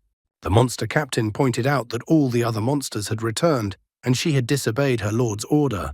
After saying that, Jiang Weng tensed up and asked if the monster had any business with him. With a slight stutter, the flower spirit tells him that she had no right to disobey her lord's order. She had crossed the line and believes she deserves to die, but she couldn't take it anymore. She wanted to see her lord, but it was definitely not her lord in front of her. With a horrified face, the monster captain informs the guy that she saw the whole thing. What a wimp in front of her. All the time he was only thinking of escaping. Seeing all this, Jiang Weng thought that there's definitely some kind of crazy woman in front of him. The monster captain couldn't understand what was wrong, for she felt that the guy in front of her wasn't her lord. She knew that their lord was indomitable and that he was like a natural disaster. 10 years ago, when she first saw her lord, he had taken her soul. It was for her lord that she was here now. The flower spirit wished to see her lord as soon as possible. Jiang Weng's face was covered in cold sweat, for there was definitely some crazy woman in front of him. He tried to look inside himself and ask that inner lord to help him. After all, only the lord would help bring the girl to her senses. The monster captain continued to praise her lord. Her lord is the most powerful being. Flower spirit does not believe that the lord would act like a weakling. She won't let her beloved lord's name be dishonored, so the monster captain decides to just kill the guy. Meanwhile, one of the ninjas finds only Leia in the cart. He informs Wang Ai that they have apparently been tricked. He figures that the others have split up. The rest of the men have thrown in a search for all the wanted men to find them as quickly as possible. But here's the catch. Some of the people aren't making contact, so they've probably been killed. Wang Ai notices that his mercenaries are not ordinary people to be killed so easily. In his opinion, Ling Bo was too weak to do such a thing, and Shujie was also unlikely to be capable of such a thing. Then the only option left was Jiang Weng. The subordinate notes that this is where they lost contact with the others. He asks Wang Ai if it's worth it to go looking for them. But the scarred man remarks that if they can handle the 2 mercenaries, they can handle the others, so it's a waste to send anyone else. Watching Leia still asleep, the scarred man only remarks again that it is necessary to act more professionally. Leia herself was still dreaming of cold beer in her sleep, and she was also remembering her dog. I wonder how Jiang Weng will get away with it this time. The monster captain soared upwards in fury. She wasn't going to allow some lowlife to defame her lord's name. Jiang Weng wasn't very happy about this news, for he was facing a manipulative monster. The monster captain had a plant-based ability. The flower spirit attacked the guy with its leaves. It wasn't just leaves, it was as if each leaf had turned into a knife. One leaf still managed to hit the guy, and in the same second, a giant flower grew on the guy. After a leaf wounded an opponent, a flower would immediately begin to grow on the opponent. However, it wasn't a simple flower. The roots of the flower went deep inside and sucked the energy out of Jiang Weng. The guy didn't wait for the flower to completely destroy him, so he ripped the flower out of his left hand. The boy ran under the monster's attacks. He was in pain. Jiang Weng realized that it was too dangerous to fight the flower spirit alone and needed to escape from the battlefield. Such an idea didn't please the monster captain, and she was even more annoyed that the Lord was running away again. After quickly thinking about the situation, Jiang Weng came to the conclusion that running away was definitely not an option. After all, even if he succeeded in removing the collar, this crazy girl would chase him for eternity. Therefore, it was necessary to solve the problem. He is determined to get rid of the monster captain once and for all. He even asks the monster that is imprisoned in him to borrow the power. The guy's head immediately turned into a dog face. He decided to destroy the monster captain with one punch right in the heart. However, this transformation made the flower spirit even more angry, because now she was even more convinced that the person in front of her was not her lord. It once again attacked Jiang Weng with its leaves that were as sharp as knives. In the same instant, many giant flowers formed on Jiang Weng's body. Turning into a dog made Jiang Weng even more furious. He wasn't going to give up, but was going to survive, and asked the monster captain to continue his pathetic attacks.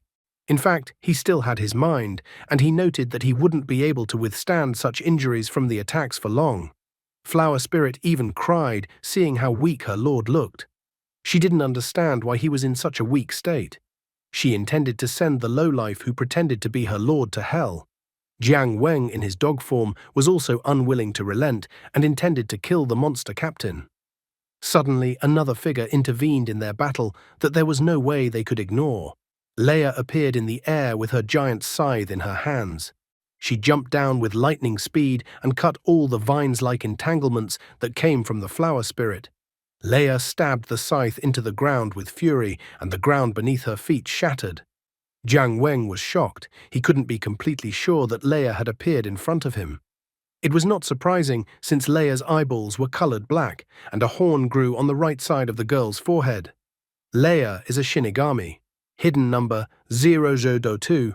Infection level undisclosed. Description undisclosed. Jiang Weng still couldn't understand what had happened to Leia. Leia did not answer the questions, but instead swung her slash attacking Jiang Weng. The dog barely managed to duck from this attack, which saved his life, as all the trees around him that were hit by the scythe were easily chopped off by the scythe, leaving only stumps. Jiang Weng was startled when he saw such events and such a side of Leia in front of him. He immediately realized that it looked like Leia was out of control and was no longer in control of herself. Leia kept repeating over and over again that she needed to kill someone. While Leia was unconscious, Wang Ai asked the girl if she had forgotten why she was in this place. He reminds the girl that she is the spawn of the devil. Wang Ai points out that the only way for the girl to atone for her sins is to keep killing.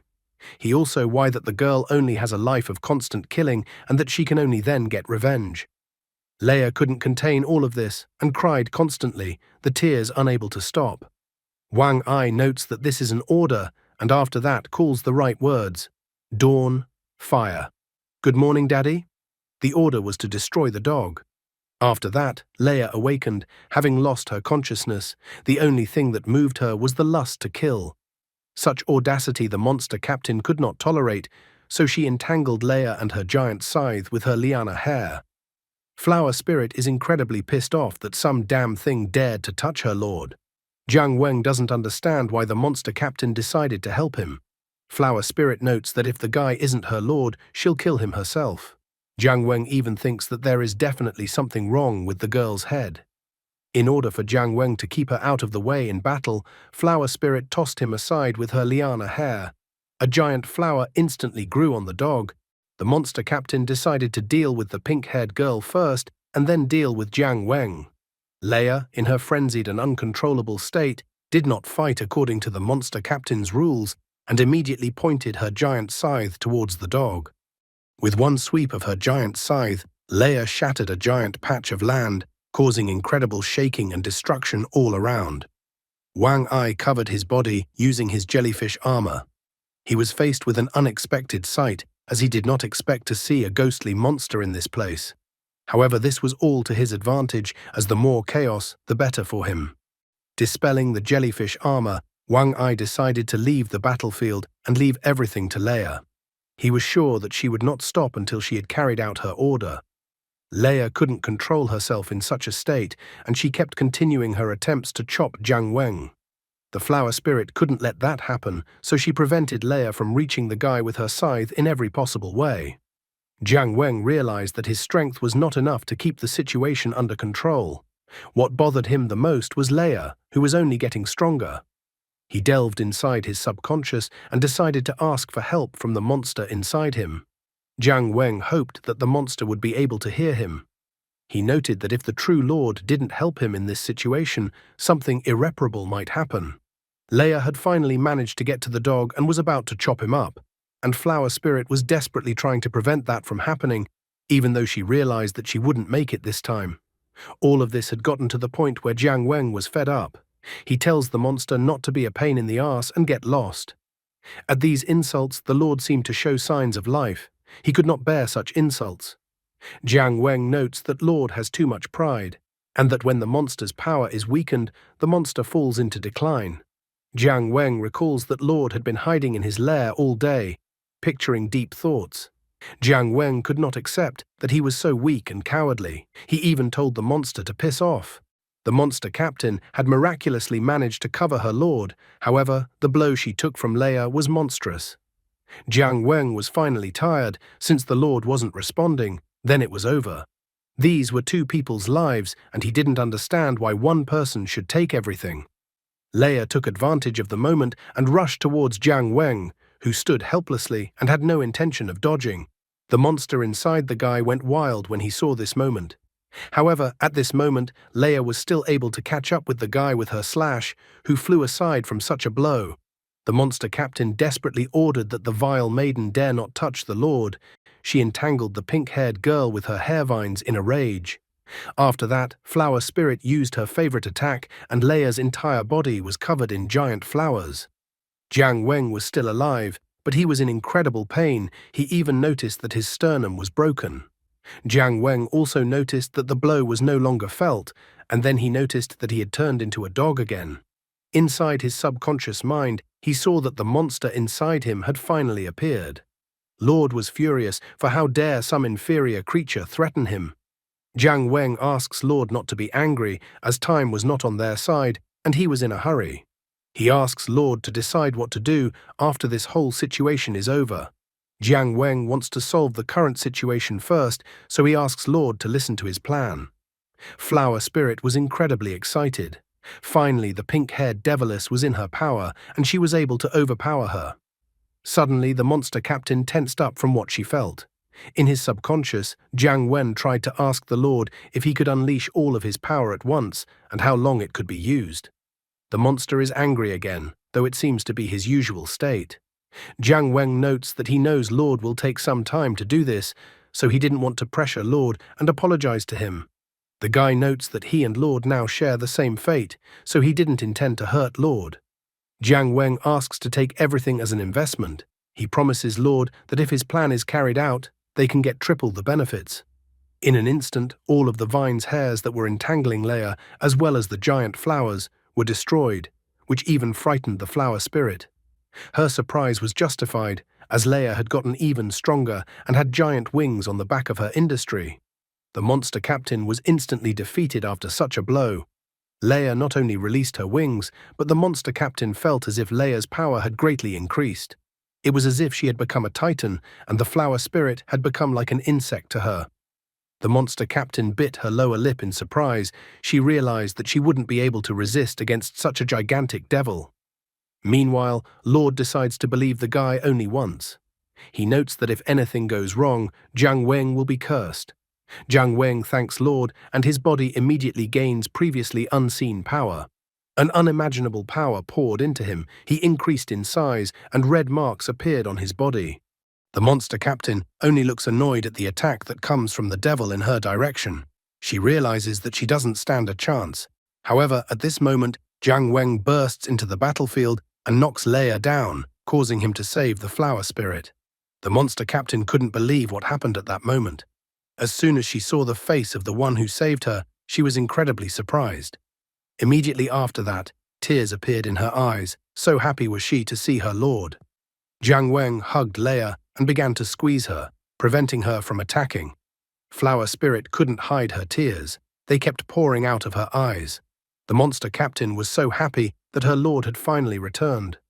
Leia, on the other hand, had yet to fulfill her order and continued her attempts to end the giant dog's life. Jiang Weng advised the girl not to try to break free, even though the guy realized that he wouldn't be able to restrain the devil for long. The Lord reports that he only has 5% of his reserves left, so the guy only has 20 seconds. Jiang Weng calls out to Hanabi. The girl is ecstatic. Her face even turned red because Lord finally called her by her name. Leia continued to break free from Jiang Weng's embrace. Jiang Weng informs Hanabi that he will restrain the devil and the girl should use her flowers to suck all the energy out of the devil. Hanabi worries that because of this, she might hurt her lord with her attack and the latter might die. However, Jiang Weng informs her that they don't have much time. Leia was creepily noisy even in this state and kept breaking out of the guy's embrace. Since the first plan didn't work, Jiang Weng uses a terrifying aura and informs that Hanabi's claims are too ridiculous since he is her lord, and she won't be able to kill him. Feeling the aura of her lord, the girl was immediately frightened. A moment later, she had already begun to carry out her lord's orders.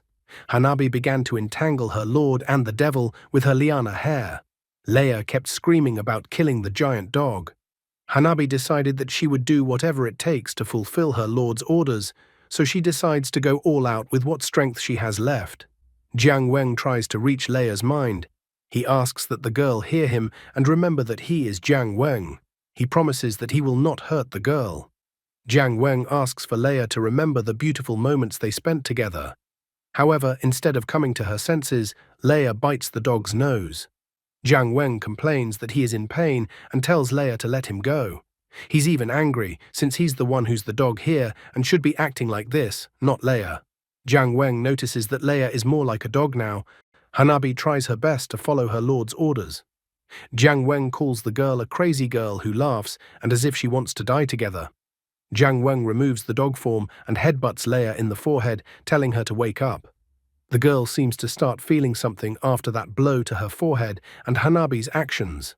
Hanabi was in pain. She was crying, but she had to do her lord's bidding, plus he called her by name. Finally, from the place where the entangled giant dog and the devil were located, a giant flower bloomed out of the place and shot up into the sky. Leia began to regain consciousness and the color of her eyeball on her left eye turned white. Jiang Weng and Hanabi also appeared to be completely exhausted. As soon as it was over, Jiang Weng, Hanabi, and Leia collapsed to the ground after losing all their strength. In the morning of the same day, Shujie opened his eyes. He was lying on his bed and had a terrible headache. Next to Shujie was his mom, who asked him to wake up. Shujie was surprised to see his mom in Xiangyu. Also, a nurse entered his room. The nurse smilingly pointed out that there was nothing special about Shujie's case, and all he needed today was to drink lots of water. Shujie finally remembered that they had fun last night, and that was why he had such a condition. However, he absolutely could not remember what happened next. His mum even let out a heavy exhale when she heard her son's words. It took his mum some time to tell what had happened last night. He was surprised that so much had happened after he had passed out. Mum says that the specific details of the battle that happened last night were still being investigated. She reports that when the Xiangyu people arrived, the monsters were gone. Mum also notes that Leia woke up shortly afterward and she was fine. Shujie was surprised that the monsters appeared and disappeared so suddenly. He even thought that Wang Ai had caused the monsters. He wondered if they were able to catch Wang Ai. To this question, his mum suddenly stated that Wang Ai was dead. Shujie was greatly surprised to hear such an answer. Mum completes the story by saying that they stayed in the trash can until almost 4 o'clock in the morning. After making sure that it was already safe, they immediately went to Xiangyu. After that, Ling Bo immediately reported the incident. He said that he would report to his superiors that the suspect in the missing organ case was Wang Ai, the secretary of the organization department. Ling Bo was pleased that the guards arrived on time and asked to be taken to Commander Chu Xian. He said he told them now that Wang Ai was the organizer in the organ theft case from the lab and that he might have important people behind him.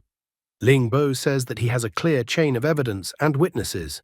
With a little investigation, he managed to find the cancer hidden inside Jiang Yu. However, this information did not please the military much. It turned out that Wang Ai was dead. The military officer also said that Wang Ai had died heroically in a sudden battle last night. Ling Bo was shocked by what he heard. He never thought that the matter would take such a turn. The military took Ling Bo with them. They found out that he forged the authorization and took the infected, in addition to pretending to be an investigator, and made an investigation team. Based on all the violations, the supervisor ordered them to take Ling Bo to the detention center. Ling Bo tried to justify himself. He claimed that Wang Ai could not have died. Ling Bo assumes that since Wang Ai knew someone survived, he faked his death to get away with it. He even demands to be shown the body since he doesn't believe Wang Ai is dead. He kept asking over and over again to be shown Wang Ai's body. Being one of the witnesses, Xu Jie's mom was able to see Wang Ai's body. In her opinion, the body was in such a state that it was impossible to fake his death like that. After that, Ling Bo was placed in a detention center. Mom confesses that everything has been revealed and Ling Bo's real identity is the lab guard. The identity of the head of the investigation team turned out to be fake. Xu Jie is surprised to learn Ling Bo's true identity, as well as the large number of events that took place while he was asleep. Xu Jie wonders from his mother where Jiang Weng has gone since he hasn't seen him yet and nothing has been said about him. He even thought that there is a medical checkup going on right now and that's why the guy is gone. Mom is saddened by her son's questions. She sadly states that Jiang Weng is also dead. At this point, the doctors note that the kobold Jiang Weng, number 77763, lacks signs of any life activity. Doctors recorded that the infected Jiang Wen died in a fight with the monster on the Zioxia Highway in Zioxia City. The time of death was 1 hour and 35 minutes at night. After that, the doctors confirmed everything again. Only after all the tests and confirmations, the doctors removed the collar from Jiang Weng. After the doctors removed the collar from Jiang Weng, then they left the morgue. However, Jiang Weng's body was smiling suspiciously after the doctors left, and the collar was removed, as if everything had gone according to plan. He was glad, as the battle of pretending to be dead had succeeded. Being able to temporarily control his vitals was an incredibly useful ability. Diving into his subconscious, Jiang Weng finds the Lord on the throne and informs him that they had succeeded in pulling off the plan. He came to report to the Lord that everything had worked out just as he had planned. The monster was still chained up and didn't say anything. Jiang Weng decided to tell everything himself. Just as he had said earlier, with the kind of power the Lord had given them, they were able to gain at least threefold benefits. The first thing they were able to do was to calm the out-of-control Leia. He estimated that an attack of this level would not have fatally damaged Leia. Secondly, they were able to stop the flower spirit's attacks. This girl was filled with mad love for the Lord, and after Jiang Weng did not show the Lord's proper power, then she became overwhelmed with hatred for him. The small display of power made Hanabi subdue once again, and fell to her knees in front of her Lord. After the battle with the devil, Jiang Weng asked Hanabi if she still had the strength to move.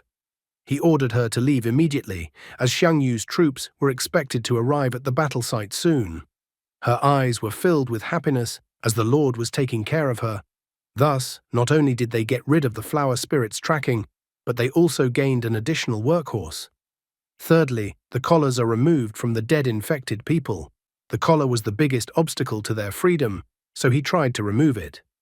Although he had learned earlier that there was a master in Xiaoguang City who could remove the collar, but he didn't know what kind of problems he might encounter once he got there. The probability of success in this attempt with the master was not more than 50%. Therefore, when Jiang Weng faced two powerful enemies, Leia and Hanabi, the idea of pretending to be dead occurred to him. It seemed logical to him to die in Leia's battle with a ghost-level monster, and since the Lord can control vitals, this plan was pretty simple. The collar was a dangerous bomb used to monitor and destroy rebellious infected. When the infected dies, it is mandatory that the collar be removed. After listening to Jiang Weng's plan, the Lord did not say anything to this effect. Jiang Weng was incredibly happy, as now all the obstacles were gone. According to Jiang Weng's plan, they needed to wait a little longer for their existence to be forgotten. After that, they would need to slip away, and then freedom would be waiting for them. Jiang Weng inquires from Lord about minor details. He is interested in confirming his assumption that in order to unleash his power, he needs to defeat other monsters and absorb their cores. He notes that it's quite difficult to match strength with his wisdom. Jiang Weng promises Lord that after they manage to escape, then he will help Lord recover his strength. Since they have some time, Jiang Weng decides to ask Lord for information. When he first went inside his subconscious mind, he saw 7 stone statues, so he was curious who these statues were. However, the Lord didn't answer anything to this question. The story is just beginning to wind down. What dark past is Leia hiding besides being the spawn of the devil? How will Jiang Weng manage to escape undetected? What new power will Jiang Weng gain after the unexpected gift? What happened to Wang Ai, and what object did he use to fake his death as if he were Sosuke Aizen? Jiang Weng remembered that after yesterday's fight with Leia, something else interesting happened. Right after the fight, he asked Hanabi if she still had the strength to move. Finding that Hanabi could still move, he told her to run away immediately. As the Shangyu army was about to arrive at the battle site, Hanabi was so impressed that the Lord cared for her so much, even after she behaved rudely to him. Hanabi didn't understand how to deal with her current situation and how she should contact the Lord next time. Suddenly, a strange thought occurred to her. She pulled something out and held it out to the guy, wondering if he could take the item. Looking at the item, Jiang Weng absolutely could not understand what she was holding out to him. Hanabi explained that she had given him a seed. It was one of her abilities. All the guy had to do was to put some energy into the seed, and it would blossom. Whenever Jiang Weng wanted to talk to Hanabi, all he had to do was talk to the flower given to him, and Hanabi would hear everything through it at any time. Jiang Weng was slightly surprised and even pleased, because it was as if he had received a private line of communication that could not be tapped by others in any way. The guy wanted to ask the Lord for details about the gift Hanabi had left him. The moment the lad touched the seed, he felt some special movement from within. He realized that this strange attraction was not coming from Lord, then perhaps the strange attraction was from the stone statues. Lord closed his eyes as if confirming the guy's words, realizing that there was nothing else he could hide. Then the Lord asked if he meant the stone statues that were located in the hall. Looking around, the guy was still impressed with the given throne room and stone statues, and then confirmed that he was talking about those stone statues. The Lord didn't deny it, admitting that all the stone statues the guy could see were his subordinates.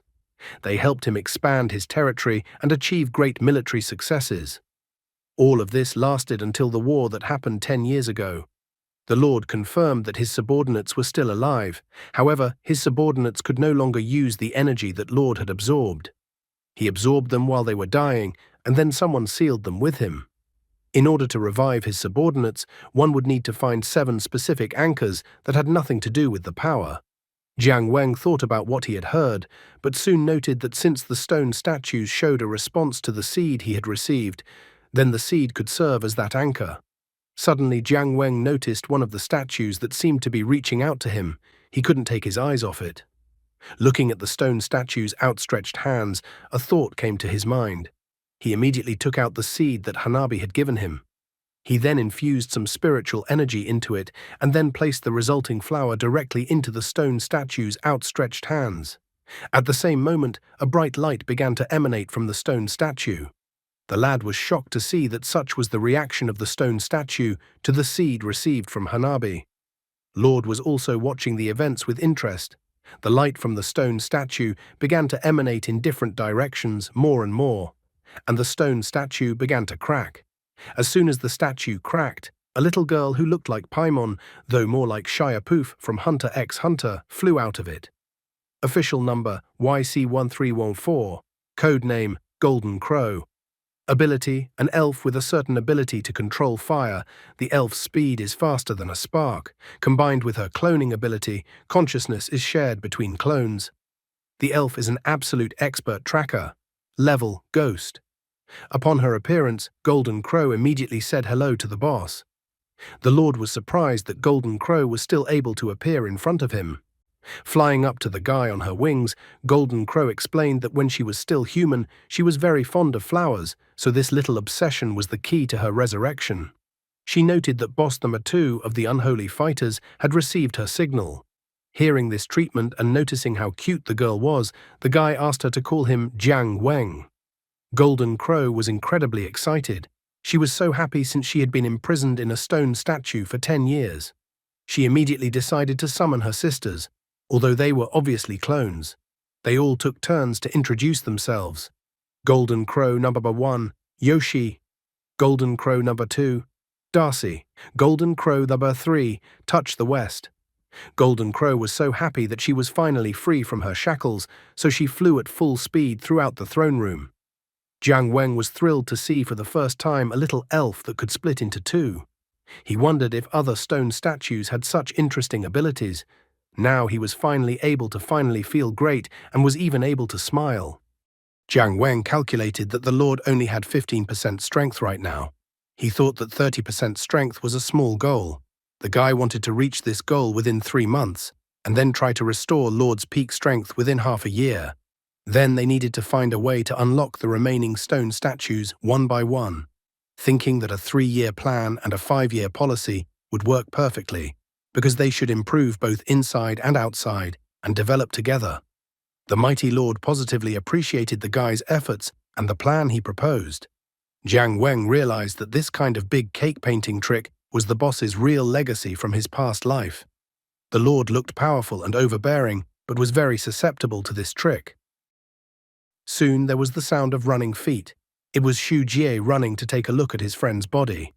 However, the only thing he found in the operating room was Leia, who was incredibly upset and sitting in the corner of the operating room. Hearing someone enter the operating room, Leia looked up and you could see how incredibly upset she was and had tears in her eyes. Seeing the guy, she burst into tears like a little girl. She was sorry that the dog was dead. She was sorry that she had lost control again and killed the dog. Xu Jie was shocked to find Leia like this, trying to realize that his friend was gone. Xu Jie asked the doctor to let them just take one last look at Jiang Weng. After all, he was their good friend. Leia also started begging the doctor to look at the guy's body. Eventually the doctor gave in, informing the guy and the girl that they only had 10 minutes to say goodbye to Jiang Weng. After entering the room where Jiang Weng was, the friends began to walk towards him with heavy footsteps. As soon as Xu Jie saw his friend lying there, tears started to appear in his eyes at the same moment. Leia immediately burst into tears as she continued to blame herself for killing him. Jiang Weng could observe everything that was happening as if from the outside, looking at the distraught new friends. As he watched his friends saddened and crying, he noted inside himself that Leia had not killed him. The guy knew that if he died like that, Leia would feel guilty for the rest of his life. Golden Crow noticed that the guy was hesitating and that he might wish he could wake up right now and comfort Leia. However, clutching his head with his hands, he didn't understand why he was even thinking about it. After all, Leia has such a playful nature that she forgets everything after only 3 days. So compared to that, of course his freedom was more important. Besides, he had only known his new friends for 1 week. Nevertheless, he continued to watch his crying friends from the sidelines. Golden Crow called for Lord's help already, noting that the guy was hesitating, and after all, if the guy woke up now, the whole plan would fail. Lord greeted the guy again. However, the guy once again abruptly sat down on the bed from a lying position. Leia, Xu Jie, and even the doctors were all in complete shock after seeing this. Jiang Weng laughingly announced that he had slept for too long and that he had a dream about how he died. He even greeted Leia and Xu Jie. The guy actually showed that he was willing to sacrifice his personal freedom for his friends, ruining the whole original plan. The doctors and everyone else started calling the guy a quack. Their cries were so loud that they even scared a nurse walking down the hallway past the room. Seeing Leia crying, Jiang Weng asked her why she was crying. He pointed out that he wasn't dead and even offered to hug the girl if that was what she wanted. Leia turned her back to the guy and started to run away. All these actions caused Xu Jie to yell at the doctors and point at the guy. Jiang Weng realized that girls were always difficult to deal with. However, at this moment, the Lord became furious with his actions, because he had thwarted their successful plan. Golden Crow pointed the guy at the Lord, noting that they had a more serious problem here. Jiang Weng immediately put his hands up, indicating with a gesture that he was giving up. He asked the Lord not to get angry and to listen to him first. The guy realized that such opportunities that they still had before he came to his senses and stood up were not given so easily. Jiang Weng began to convince Lord that he was right. He pointed out that a hero like Lord, who was so famous and had the loyalty of his subordinates, couldn't upset a girl. Besides, the guy promised to find another way to escape. Golden Crow immediately noticed that Jiang Weng's boss was very gentle with the girls. The Lord was enraged. He declared that he would scare the guy to death. As a result, the second escape plan was automatically cancelled, so Jiang Weng failed. Nevertheless, the guy didn't despair, noting that they didn't need to worry now. Now that Hanabi was outside and Golden Crow was inside, it was quite easy for them to escape. The lad decided that compared to walking alone, perhaps now the Lord could have more freedom. Meanwhile, in the organizational division, one of the military arrived to report the situation to the superior. The subordinate showed the chief the photos of Jiang Wen and Xu Jie, and then he reported that with the exception of Leia, these two were involved in the chain of events of last night. The boss stared intently at the photo of Jiang Weng that he held in his hands while thinking about something. The guy had foiled his escape plan so easily because of his new friends that it might have undermined his newly established trusting relationship with the Lord. Jiang Weng managed to attract unwanted attention from his superior after the incident. What will be Jiang Weng's next plan to escape or continue his investigation to find the Zero infected? Meanwhile, in the northern district of Zioxi, which was far to the north on the map of Zioxi City, a man was asking the people present if they knew what the most profitable business in the world was, and that it is the so-called double profit business. You have to take orders, get commissions from your employer, hunt monsters and sell them on the market to make more money. The man with the mustache noted that Brother Kai had gotten them interested in taking on such an interesting business. The Black Hunter is an unofficial, illegal monster hunter who takes hunting commissions and participates in the underground trade of monster organs. The group is made up of a wide variety of people, including normal people armed with unconventional weapons, as well as infected people who are not officially registered. Kai asked the others to stay focused, as this is still a business where you have to have eyes even in the back of your head. He asked the others to always be vigilant, never overestimate themselves, and never underestimate the monsters so that the people on the team could live and spend the money they earned. Someone in the group panicked, wondering if they would meet the terrifying monsters on this sortie. The man with the mustache asked the others not to worry, for Kai was famous for his caution. He had been in more battles with monsters, more than the others had seen the women in their lives. 10 years ago, there was a battle of 4 monsters. According to the man with the mustache, Kai participated in that monster battle personally. The girl was surprised because the monster war is the same disaster that almost destroyed the entire Jiangsu and Zhejiang region. All 4 of them are demonic beast-level monsters. She was curious about the names of the other monsters, as she only knew Huodu's name. Also, she had heard that 3 of the 4 monsters eventually died. She wondered how many of them Kai had personally killed. However, Kai informed her that he was not in charge of this confrontation with the monsters, but merely joined the fight. He then told the others to shut up and keep their weapons ready. Suddenly, they noticed the area around them was covered in fog. Kai immediately noticed that heavy fog was not the norm at this time of year, which meant that a monster might be waiting for them. At the same moment, some sort of melody came from the depths of the fog. Kai was annoyed as he couldn't figure out where the singing was coming from. He immediately realized that there was something wrong with the song, so he told the others to be ready for battle. Suddenly, some ugly monsters approached him out of the mist. Kai reacted instantly, destroying the monsters by cutting off their heads. However, at the same instant, he discovered that under the influence of the fog, he had just destroyed his entire team. Instantly, green liquid spurted out of his eyes, mouth, and nose. He immediately fell to the ground, realizing that he had fallen into an illusion. He realized that the monster was able to create an illusion with the help of the mist. In the distance, he saw someone's silhouettes in the fog that were rapidly approaching him. Looking at the silhouettes in the fog that were approaching him, Kai recognized them. He remembered that he had seen them before. He had seen them 10 years ago, during the battle with the monsters, when he had cowardly hid, unable to do anything. One of those legendary 4 monsters, Ju Ming, appeared in front of him. Meanwhile, it was reported elsewhere that monster activity has been unusually frequent recently. Zioxi City, October, after monster organ theft.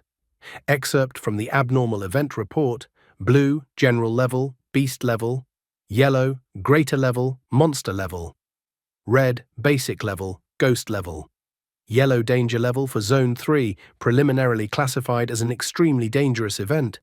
One of the military was requesting an increase in danger level, because a re-evaluation of the threat was needed.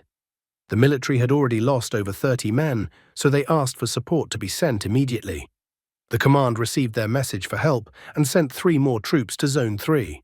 It was also necessary to send information related to monsters and prepare for the ghost-level plan. Jiang Weng used his newfound strength to easily deal with the monster that appeared in front of him. Jiang Weng was a little surprised that the boss had absorbed the monster core of a barely ghost-level monster, and the boss's strength had recovered to 18%. This month, he had diligently used every opportunity to absorb monster energy, but his strength had only increased by 3%, and it was becoming increasingly difficult to make a qualitative leap. He realized that in order to make a sharp jump in progress, he needed to destroy a large monster. Golden Crow at this moment informed the guy that reinforcements had arrived at the military. Jiang Weng instantly rushed out to avoid being seen by the military. He wished to keep a low profile as much as possible and quietly evolved to absolutely not attract any attention. When Jiang Wen escaped from the monster killing scene, the support troops arrived in Area 3. However, they were greatly surprised to see what was happening. They reported with incredible excitement that all the monsters in Zone 3 had been destroyed. The monsters were killed by an unknown person, which surprised the operation commanders very much. They had absolutely no idea who could have done something like this. Meanwhile, in Immortal Juvai, one of the military told the infected to join the battle. Carrying the injured people away on stretchers, the military complained that there had been too many monster incidents recently.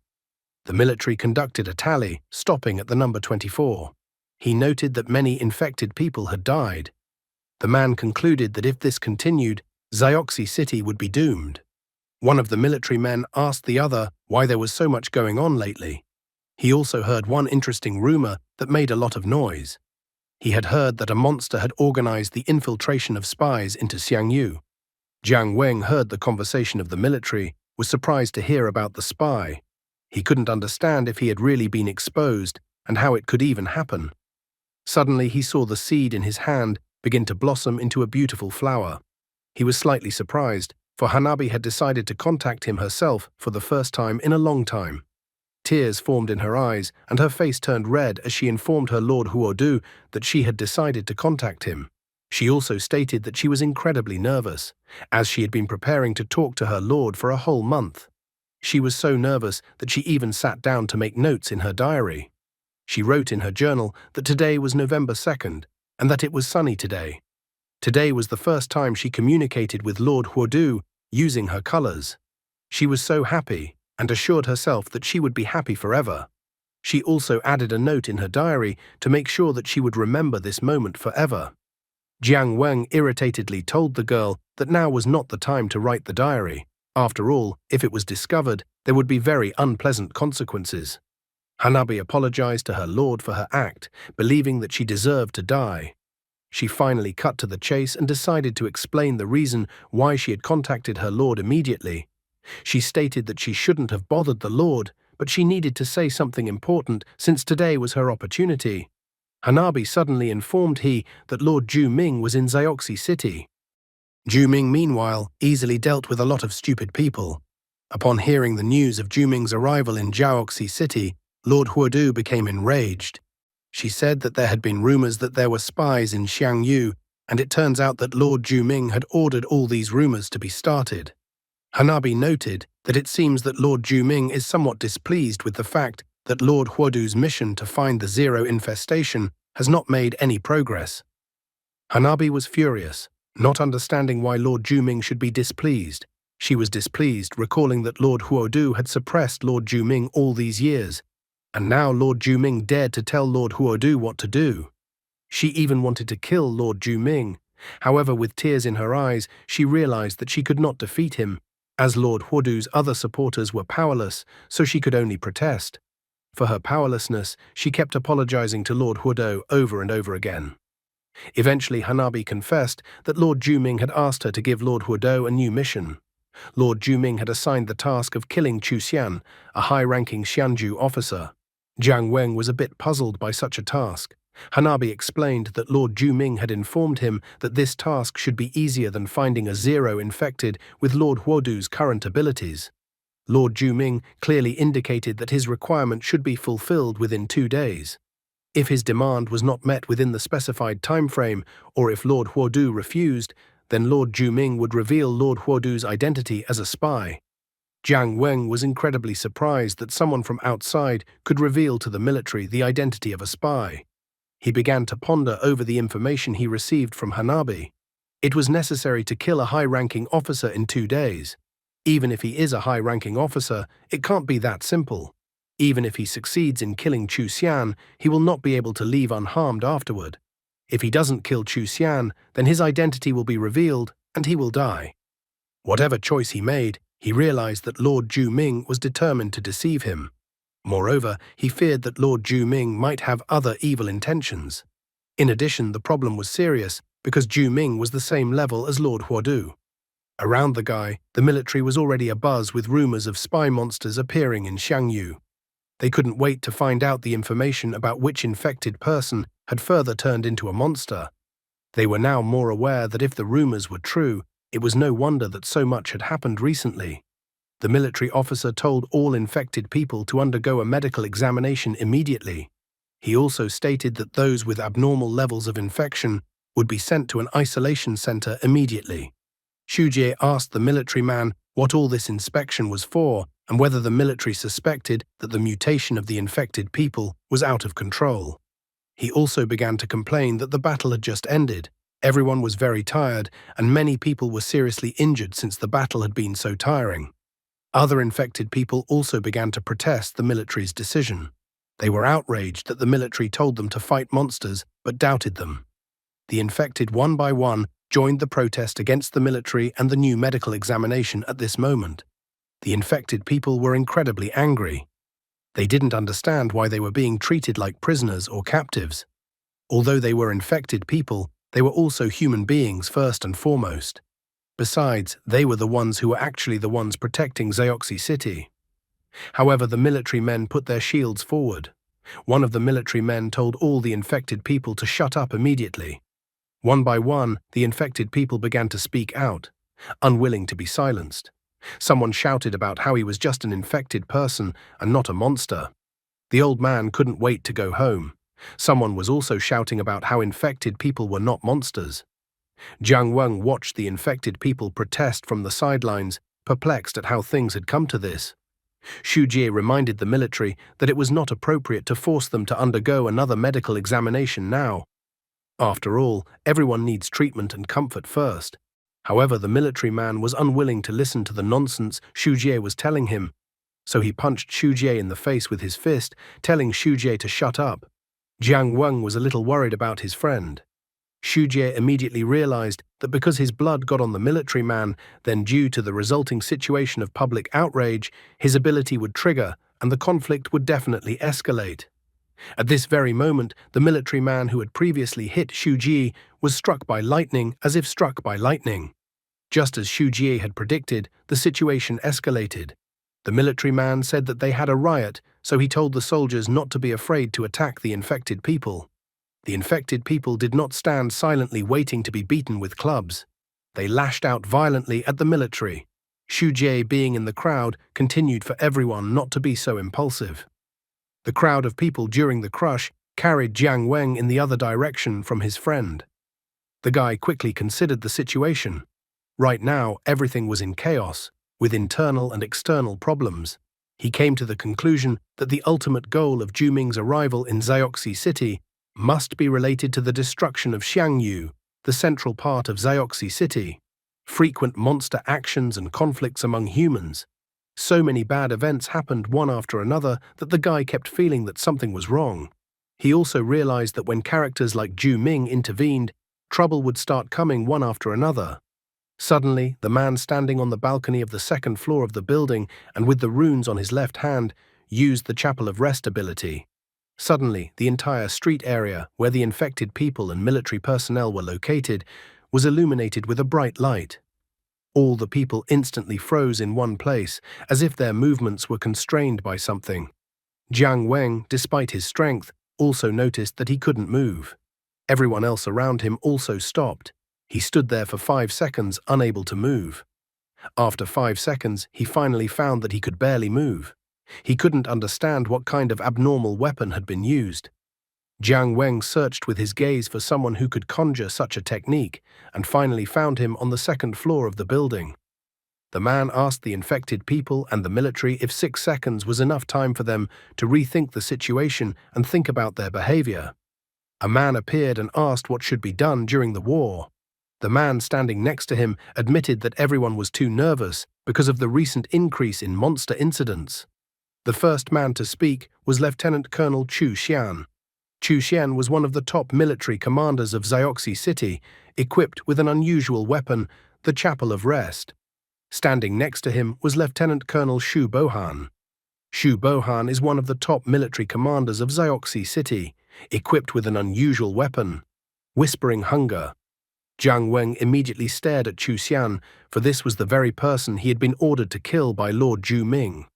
However, such a mission was incredibly difficult considering the unusual weapon Chu Xian had just seen him wield. Against the Chapel of Rest weapon, the guy was completely helpless. Suddenly, Jiang Weng felt something inside of him. He felt the statue inside him start to react again. The guy realized that another key to unlock another statue was right in front of him. One of the guards grabbed Xu Jie's shoulder with his hand and then admitted to Chu Xian that Xu Jie was the first to attack the guards and provoke the conflict.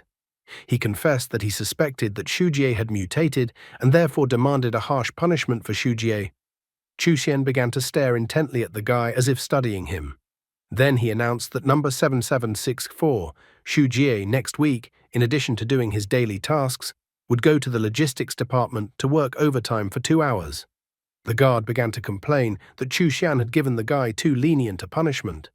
Xu Jie didn't argue and only accepted the punishment Chu Xian gave him. Jiang Weng still couldn't take his eyes off Chu Xian. Xu Bohan then stepped in and announced that the incident was over. He ordered that the medical examination should be done on a few people at a time, and also informed that the injured should be treated first. After that, he even thanked everyone for the hard work they were doing. This time, no one dared to continue arguing with the guards or Xu Bohan and Chu Xian. Jiang Weng wasted no time in telling Golden Crow to secretly follow Chu Xian. Golden Crow wondered if Jiang Weng was sure he wanted to kill Chu Xian. The guy admitted with regret in his voice that Ju Ming had forced them down this path. Since they could not oppose Ju Ming right now, eliminating Chu Xian was the only option at the moment. He decided to take the risk. The guy once again ordered Golden Crow to go after Chu Xian and secretly follow and, most importantly, not allow himself to be discovered. And after he passed the medical examination, then they would meet. The Golden Crow instantly flew out and quickly flew past the feet of all the guards. Meanwhile, in the administration building, Golden Crow Number 2, Darcy flew up to one of the security cameras and ripped out the camera. Golden Crow Number 1, Yoshi was looking around at this time, hiding behind a trash can. Golden Crow Number 3, Touch the West, attacked one of the guards walking by. Yoshi reported that no one was present. However, Touch the West corrected her, noticing that there was a guard standing on the left and the necessary door was on the right. Darcy noted that they only had 30 seconds. They all began to peek out from around the corner, looking around for when danger would appear. At this moment, Jiang Weng appeared beside them, noting that they had managed to successfully infiltrate the Xiangyu administrative building. The guy didn't expect the security measures to be so lax. He even thought that everything was so lightly guarded because almost everyone had been sent off to fight. He even started praying for things to work out. However, at this moment, Chu Xian felt something, as if he sensed the gazes of all the Golden Crow and Guy. Jiang Weng and Golden Crow, who seemed to think that they were acting silently, were not quiet at all. When Chu Xian tensed up, Shu Bohan, noticing his change, immediately asked him if everything was all right. Chu Xian informed him that he suddenly felt the urge to go to the toilet. Shu Bohan exhaled because he thought that something had already happened. He even offered to go to the restroom together. Hearing their conversation, Jiang Weng didn't understand what was wrong with the two people in front of him. He noticed that they were quite old to go to the restroom together. He even admitted to himself that he would definitely write a bunch of fan fictions about a very strong male friendship. In the end, Jiang Weng told Golden Crow 3 to stay in the security room and distract Shu Bohan for a while. Golden Crow 3 accepted the order by saluting with her left hand. She then walked to the microphone and announced that someone was looking for Shu Bohan at the door downstairs. She also explained that the person had reported that it was an emergency. Hearing that someone was looking for him, Shu Bohan was greatly surprised, as he had no idea who would be looking for him in this way. At this moment, Chu Xian began to suspect something. Shu Bohan decided that he had no choice and that he had to go. Before he left, he even announced that they would pee together next time. After Shu Bohan left, Chu Xian went into the restroom. Jiang Weng was glad that Chu Xian was finally alone. Before heading to the restroom, Jiang Weng told Golden Crow 3 to stay in the observation room to monitor the situation. Golden Crow 3 corrected him by calling herself Touch the West.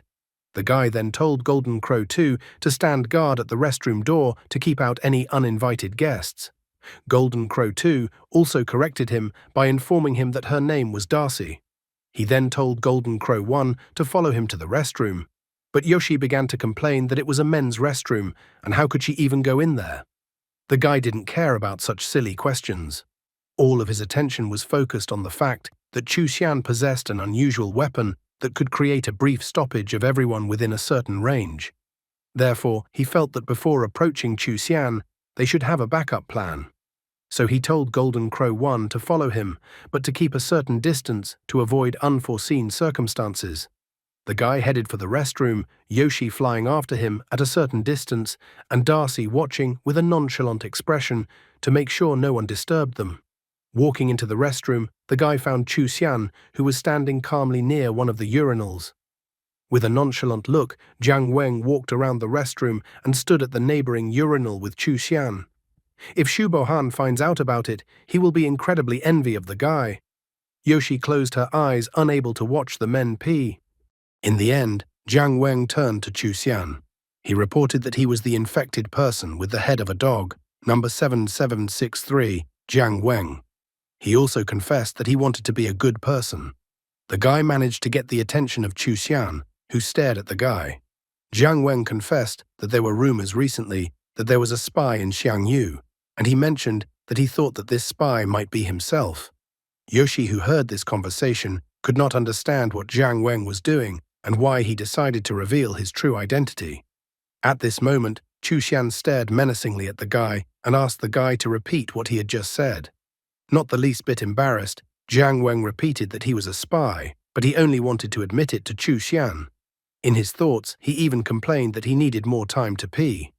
The guy confessed that a big demon had arrived in the north of Zioxi City and that he had threatened the guy to make the guy become a spy. Letting tears well up in his eyes, Jiang Weng revealed that the demon had taken his sister hostage, and after all, the girl was as dear to him as his own sister. Therefore, with sadness in his voice, he stated that he could not disobey the demon. Looking out from behind the corner, Yoshi realized that the guy seemed to be up to something. The guy's head began to turn into a dog's head, and his body was enveloped by lightning as he declared that even if he dies, he must kill Chu Xian. The man stared at the guy with a shrewd gaze. At this moment, Shu Bohan arrived at the first floor. He discovered quite quickly that no one was there and that it was probably some kind of prank.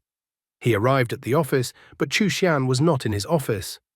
So he went back to the restroom, but as soon as he opened the restroom door, Chu Xian's body fell from there. Meanwhile, in the north of Zioxi City, Hanabi began to look for Lord Juming.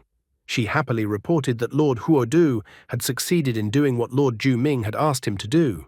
She once again reported that Lord Huodu had killed the target, Chu Xian. The monsters were shocked that Lord Huodu was able to kill Chu Xian so quickly. It took him less than 1 day to destroy Chu Xian. The monsters couldn't believe it because Chu Xian was known to be the strongest barrier of Xiangyu. The monsters were shocked that Chu Xian was destroyed in one fell swoop. They were even anticipating how fast they would be able to capture Xiangyu now. The boar was glad that Lord Huodu had once again returned to Olympus. He was glad that the Lord had turned out to be really cool. However, another monster corrected the boar's words. Monster said that everything had only worked out because of Lord Ju Ming's good leadership. He stated that everything only worked out because Lord Ju Ming gave Lord Huodu good motivation. Everyone began to shout out Lord Ju Ming's name. The boar, realizing that he was powerless to do anything now, covered his mouth with his hand and started shouting out the words along with the others. However, Lord Ju Ming was not joyful like all the other monsters around him. 10 years ago, before the Battle of the Four Monsters, while in the dilapidated building, Ju Ming told Huodu that humans were just lowly creatures full of weaknesses. He saw through their self-deception and vanity, but they covered themselves with concepts such as friendship, family affection, a sense of shame, and a sense of honor. Ju Ming believed that people could be killed easily. He said that there are so-called schools in the south of Zhejiang province. There were still human children gathered in these places. In addition, there were more than 10 such places. Ju Ming believed that one could easily capture them and make puppets out of them. Besides, one of his monsters is their favorite.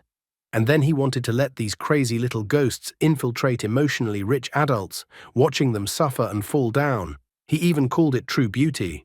However, Lord Huodu did not share his interests and notions of beauty. He called Ju Ming an idiot, noting that such an approach would only make people even more angry. He also said that the idea Ju Ming is telling him about is incredibly stupid and is only needed to satisfy his perverted whims.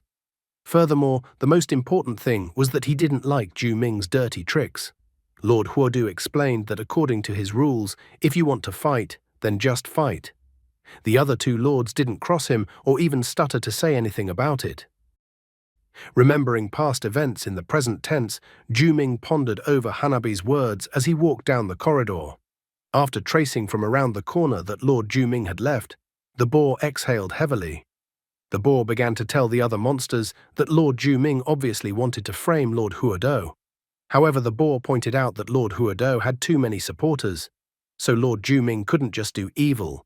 He even remarked that Lord Ju Ming has made an excuse that if Chu Xian is not killed, Lord Huodu's identity will be revealed. The boar even pointed out that Lord Huodu had flawlessly accomplished the mission, but Lord Ju Ming had simply taken credit for it. The other monsters asked the boar to be careful as someone might hear him. The boar, without listening to them, continued that Lord Ju Ming dared to do something like this and that he likes to do dirty tricks. Suddenly, the monsters in front of the boar trembled in fright. The boar did not pay any attention to their reaction at all. He even enthusiastically declared that if Lord Ju Ming dared to harm Lord Huodu, he would personally beat him up personally because he had a bad temper. The monsters standing in front of the boar were about to piss their pants in fear. Only now did the boar notice the strange reaction of the monsters. Behind the boar were several giant snakes. The boar realized that perhaps his end had come. The snakes were so gigantic that the monsters looked like ants in comparison. Meanwhile, the alarm was raised in Xiangyu. All the guards put on their weapons and went on alert. Xu Bohan announced that until the murderer was found, not even a fly was allowed to leave Xiangyu. Jiang Weng meanwhile returned to his room, which looked more like a prison cell. Golden Crow announced martial law had been declared in all of Xiangju. She didn't know how far the investigation would go, but she hoped they didn't leave any evidence behind. Jiang Weng realized that all he had to do now was to buy some time for a breather. He had completed the task perfectly, and his reputation among the monsters would help him survive for a while. But he also realized that Ju Ming would continue to look for ways to kill him. After listening to the guy in the restroom, Chu Xian remarked that it looked like he would have to die then, just like what the guy wanted. However, Jiang Weng was still planning to escape from Xiangyu. After thinking for a bit, he ordered Golden Crow to go to Shaguan City to find clues about the locksmith to remove the collar from his neck. With this method, if he had a chance to go outside of Xiangyu for a day or two, he would be able to go to Shaguan immediately. Such a plan would allow him to avoid many uncertainties and greatly increase his chances of removing his collar. Golden Crow wondered why the guy wouldn't just pretend to be dead like last time. Jiang Weng believed that the same trick would be easy to detect if it was used a second time. Besides, now was a special period where everyone in Shangyu was on guard. Plus, he noticed that there were other situations that were different from the previous ones. He admitted that if he was alone, with the help of the monsters outside and inside, he would be able to escape. However, the situation was different now because the others considered him a friend. Since they were now friends, he didn't want to leave his friends in trouble. At least he was going to ask his friends, though, if they would go along with him or not. The only one he wasn't sure about was Ling Bo, who he wanted to cross off his friends list. Did the guy take offense to the way Ling Bo had set him up? While in his room, the guy passed a note to Nurse Wei through the bars on the door. He asked the girl to pass the 2 notes to Ling Bo and Leia. However, the guy did not know where they were. Nevertheless, the nurse agreed to his request and was even willing to find Ling Bo and Leia herself. Jiang Weng thanked the girl, promising to do his best if she needed any help. Nurse Wei, on the other hand, only wished that the guy would get less injuries. She wasn't worried about his health, only that she would have to deal with his injuries later. The guy, in response to her request, extended his hand from the bars on the door and showed her the heart sign with his fingers. The nurse just waved goodbye. Next, he decided to think about his next move. While the notes would be delivered and they would be answered, he needed to organize the next things to do. Together with his supporters, he had to find a way to remove the collar. He even contemplated that the letter might be accidentally checked, but he didn't see that as a big deal, even if it was found by someone from the guards. The guy realized that the content of the note would be seen by ordinary people as a collection of a debt. Do you remember what happened on the 23rd of last month? How is the money you borrowed from me? When will you give the money back? Actually, the sentence in the middle is just misleading information. The key point is the date of the 23rd of last month. What happened on that day, only they knew, so the rest of the group should definitely understand what he was hinting at in the note. On the 23rd of last month, they were resting, and at this moment, they were wondering if they still wanted to do so. Upon receiving the note, Ling Bo immediately thought that the kobold was hinting that he wanted to escape. Leia, on the other hand, did not understand his hint at all. After reading the note, she looked at it with a confused look because she didn't borrow money from the dog. She couldn't understand what the dog wanted from her and what the 23rd day of last month had to do with it. Jiang Weng bragged to himself that he was so smart. From Xu Jie, he was going to ask directly when the guy came back from work, since Guy had been helping with the logistics department for the past 2 weeks. When Xu Jie returned, the guy told him about his plan. Xu Jie was a little surprised to hear that the guy was proposing to escape from Shangyu altogether. He realized that if something went wrong, they could all be killed. However, he still agreed to escape from this place with the others. Xu Jie informed that before they tried to escape, he wanted to do one more thing. Jiang Weng did not understand what he meant. Xu Jie revealed that he had been helping out in the logistics department for the past 2 weeks. The job of the logistics department is to mop up the battlefield and extract the organs of the monsters that are still alive, and then send them to the lab for research. He had been there just recently and had heard that many people in the logistics department had been held accountable. As it turned out, the theft of the organs taken from the monsters had been happening regularly over the past few months.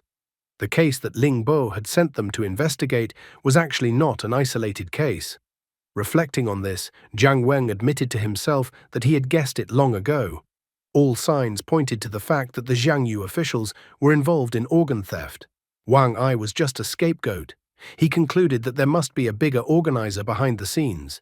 In his previous life, this would have been a routine matter. Jiang Weng felt that they needed to escape as soon as possible and couldn't care about these trivial things. Xu Jie was upset because Uncle Mao really takes good care of him, so he didn't want his uncle to be involved in the theft. Jiang Weng couldn't understand who Uncle Mao even was. It was actually Mr. Lin Mao from the logistics department. Suddenly, a loud noise reached Jiang Weng and Xu Jie's ears. A giant mouth appeared in the Xiangju territory.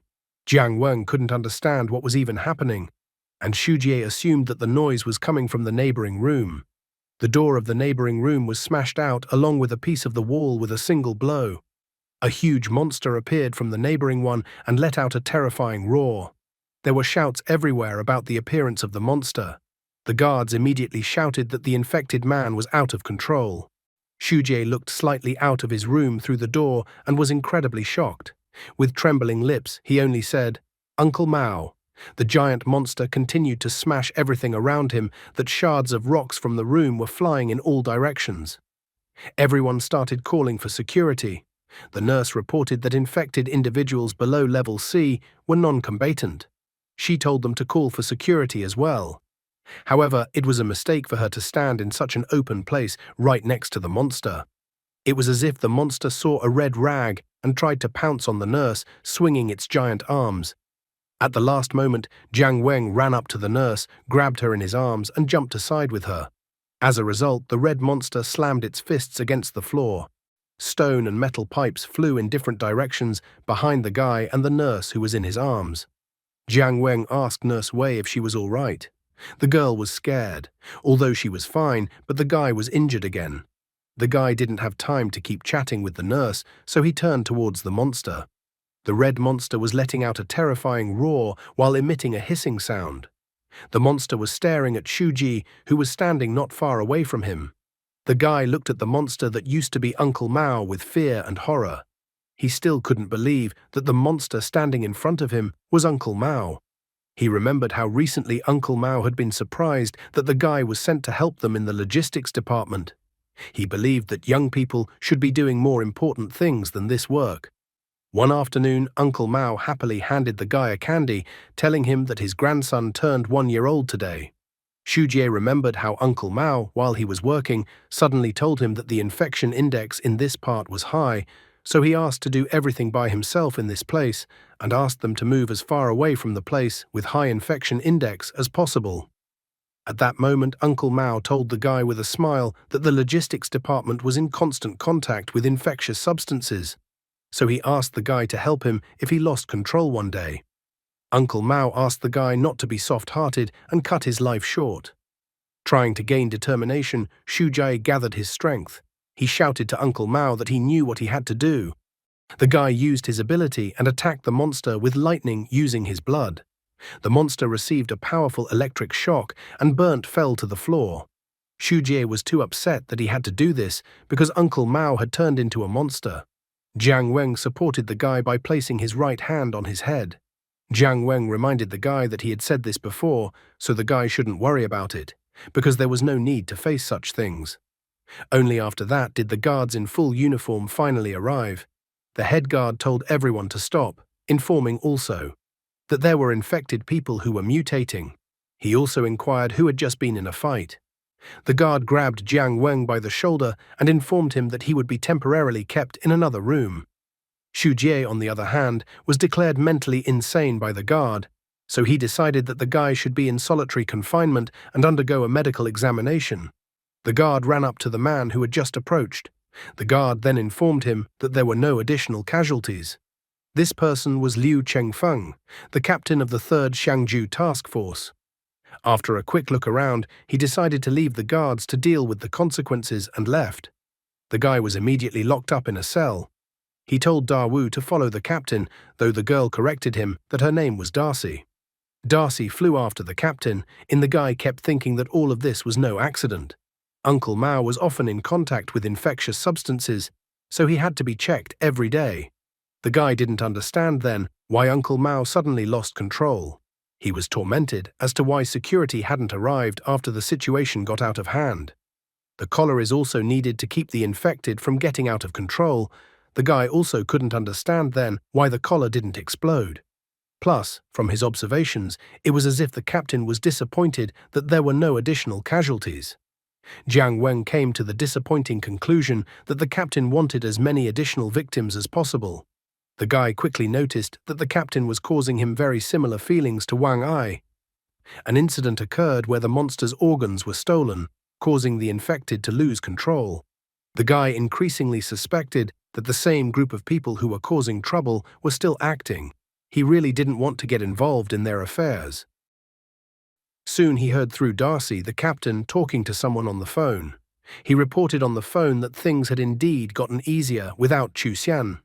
The other person told the captain to point out that Lin Mao had been exposed to pollutants for a long time and for the captain to forge the inspection report. The captain reported that Lin Mao immediately lost control, and the effect was astonishing. But this old man was weak even when he turned into a monster and was killed by Shu Jie number 7764 without causing much casualties. But since there was already a successful case, it was necessary to use this method further. He even thought of some improvements. The infected person's collar has an electric shock function. He wondered if repeated electric shocks would increase the frequency of loss of control. He was having so much fun that he couldn't hide his smile. The captain couldn't wait to find out who would be chosen as the next test subject. In the end, the captain decided that since number 7764 Shu Ji had interfered with their good deeds, he should compensate them. The captain couldn't hide his bloodthirsty and anticipatory smile. But Jiang Weng, who had heard all of this, was not particularly pleased with what he heard. Darcy was also surprised by the captain's words. The guy grabbed the flower and immediately said hello to his loyal fan. The captain was suddenly alert, as if he sensed something. At the same instant, the ground around the tree near where the captain was standing began to crack, much to the captain's bewilderment. It turns out that the Hanabi had invaded Xiang Yu with the help of her plants. She instantly found the captain, informing Lord Huodu about it. Without an ounce of doubt, the fellow ordered Hanabi to kill the captain. Hanabi, as if she had been waiting for this order her entire life, excitedly attacked the captain. A large number of giant plants instantly emerged from the ground around the captain. Hanabi then entangled all these vines around the captain into a ball. The person on the phone with him was trying to find out what Liu Chengfeng's situation was. A deafening siren sounded in Xiangyu, announcing the invasion. The guards quickly prepared for battle, as they expected an invasion of monsters. The guards found the girl rather quickly, realizing that she was outside the fence. The guy in the room informed the girl that she would be spotted pretty quickly, so he asked the girl to let him out. The guy in the room with him didn't realize what was going on at all. At the same instant, Hanabi brought her plants down on the wall, and the guards reported that the monster had destroyed the prison wall of Area C. The guards kept shouting that the monster had destroyed the prison wall of Area C. Jiang Weng really didn't want to worry about these little things with monster organ theft. However, the captain pissed him off so much that he literally forced him to solve this problem. The captain at this time was panting, entangled and squeezed by the Hanabi vines. He had signed his own death warrant when he couldn't even detect the tracking and opened his filthy mouth. Lord Huodu would hardly mind getting rid of such trash. At that moment, Shu Bohan rushed out of the building and angrily told the monsters not to think that now that Chu Xian was gone, Xiang Yu was abandoned. He angrily told the monster not to run away from him. After that, he ordered the third team to go with him while the rest guarded Xiang Yu. Then he and the third team got into their cars and drove out of the Xiang Yu gates. Hanabi mocked the military, admitting that Lord Huodu had already given her orders on what to do next. Earlier, Jiang Weng had told the girl that her main task would be to cause chaos. And after she caused chaos, she had to flee immediately. He admitted that Hanabi would not be able to defeat anyone on Xiang Yu's territory. Hanabi ran as fast as she could while the military pursued her, but she was not afraid because she felt that Lord Huodu cared about her.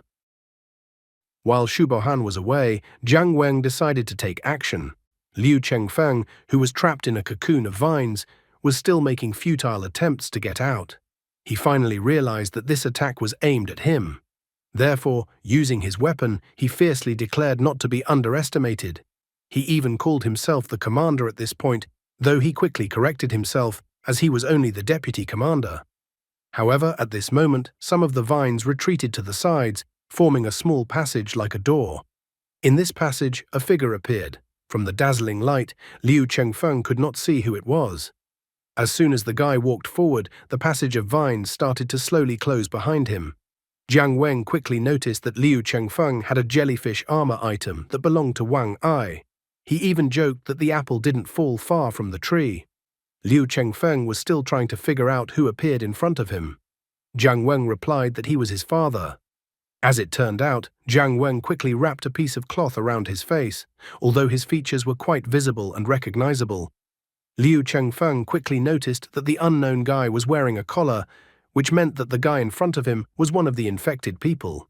Liu Chengfeng started yelling at the guy, noting that the guy was so brave since he decided to attack him. However, Jiang Weng no longer wanted any more sounds to come out of Liu Chengfeng's vile mouth. Therefore, he kicked Liu Chengfeng with his foot. But Liu Chengfeng had jellyfish armor, so he was able to defend himself from this kick. He still thought he was the commander, even though he was actually the deputy. Liu Chengfeng even grinned, thinking that an infected person wouldn't be able to break through the jellyfish armor since the jellyfish armor was an absolute defense that couldn't be broken. However, at this moment, one of the golden crow flew towards him and used a fire attack. Liu Chengfeng cried out in pain as he didn't expect it at all. Jiang Weng grabbed the jellyfish armor with his hands and tried to peel it off Liu Chengfeng, arrogantly noting that his absolute defense was pathetic compared to Gaara. After all, Gaara could cover an entire Konoha village with its sand, and a little thing like jellyfish armor isn't even enough to cover Liu Chengfeng's body. Liu Chengfeng couldn't understand what other Konoha village the guy was referring to. After he removed the jellyfish armor from Liu Chengfeng's body, he declared to him that from now on, the jellyfish armor belonged to him. After that, he even arrogantly declared that Liu Chengfeng, without his armor, was just an empty space. Seeing Jiang Weng swing to strike him, Liu Chengfeng squealed in fear. Completely undeterred, Jiang Weng struck Liu Chengfeng with his fist shrouded in jellyfish armor. He declared that their time was too short, therefore he demanded answers to his 3 questions. Jiang Weng clarified that Liu Chengfeng had to answer honestly, or else he would be in trouble. Although what he was really worried about was that the guards would arrive soon. Jiang Weng demanded Liu Chengfeng to answer about who was his boss, who was running things behind the scenes. Despite the beatings, Liu Chengfeng refused to give any information about his boss. So the first thing he did was to call the guards for help, shouting at the top of his voice that a riot had started. Jiang Weng didn't like Liu Chengfeng's response, and with a slight movement of his hand, he sent Liu Chengfeng to lie on the ground some more. Standing over him, as if showing him who was in charge in this situation, he demanded an answer to the second question. He was curious about the purpose of stealing organs and causing mutations. Liu Chengfeng spoke up this time, informing him that it was about experiments and that more monster organs were needed for experiments. After that, he even asked the guy not to beat him up anymore. But at this moment, he received another leg kick from Jiang Weng. Liu Chengfeng didn't understand why the guy hit him this time. After all, he had honestly answered the guy's question. Not stopping there, Jiang Weng announced that it was time for the third question. He was dissatisfied with the fact that the infected people in Xiangyu were fighting alongside the military against the monsters. He wondered why the infected people, who were supposed to be considered colleagues of the military, were being treated horribly. Although Liu Chengfeng was incredibly hurt, he couldn't hold back his laughter after hearing the guy's question. He stated that they were infected people, and infected people were tools and materials. Besides, the infected had to turn into monsters anyway. Jiang Weng was astonished after the words that flew out of Liu Chengfeng's mouth. He found that there was not even a shadow of shame in Liu Chengfeng's eyes for what he had done. Liu Chengfeng was sincere in his answer, so the guy thought it was hopeless. After this response from Liu Chengfeng, the guy didn't hold back and beat him up properly. Golden Crow reminded him that if they beat Liu Chengfeng like this, they would never be able to find out anything from him, which meant they wouldn't be able to recognize the main person in the scheme who was behind all this mayhem. However, picking up Liu Chengfeng's phone from the ground, Jiang Weng said that there was nothing wrong with it, as everything was going according to plan. The guy reminded her that Liu Chengfeng was just calling a customer, so all they have to do is check Liu Chengfeng's phone and find out who the customer is. Looking into Liu Chengfeng's phone, Jiang Weng and Golden Crow were surprised. Liu Chengfeng had listed the customer in the phone as the most respected leader. The guy was amazed at what a sycophant Liu Chengfeng really was. The guy was angry but wanted to follow the plan. He decided to call the customer back to elicit everything he needed. After that, he dialed the phone number of the most respected leader. After waiting for several phone beeps, an unknown man finally answered his call. Meanwhile, Hanabi continued to run away from Shubohan and the rest of the military. The girl openly mocked them. She stated that they didn't stand a chance of catching her, and after she recommended that they catch the wind after her, she jumped straight into the sea. Shu Bohan got out of the car and was extremely displeased that the monster had escaped into the sea. He realized that she had planned all of this in advance. Shu Bohan refused to give up on this, angrily declaring that he was obligated to catch the monster today. Whereupon his left hand glowed, as if the runic inscriptions written on his hand had lit up. The subordinate was surprised that Shu Bohan was willing to use his ability right now. Shu Bohan refused to hold back and activated his weapon, Whispering Hunger. Hanabi was sailing as far away from the military as possible at full speed and with a good mood, when suddenly she was caught up by the attack of Whispering Hunger's weapon. Hanabi was trying to figure out what was even happening right now. However, at that moment, a literal hole appeared in the sea, as if someone had swallowed up the water within a certain area. With his Whispering Hunger weapon, Shu Bohan tried to catch Hanabi. The subordinate had seen all of this so many times before, but was still shocked by what he saw this time. However, Shu Bohan was not amused, he was extremely annoyed, and his stomach rumbled. The subordinate extremely disliked the side effect of the Whispering Hung weapon when the user's stomach started to ache.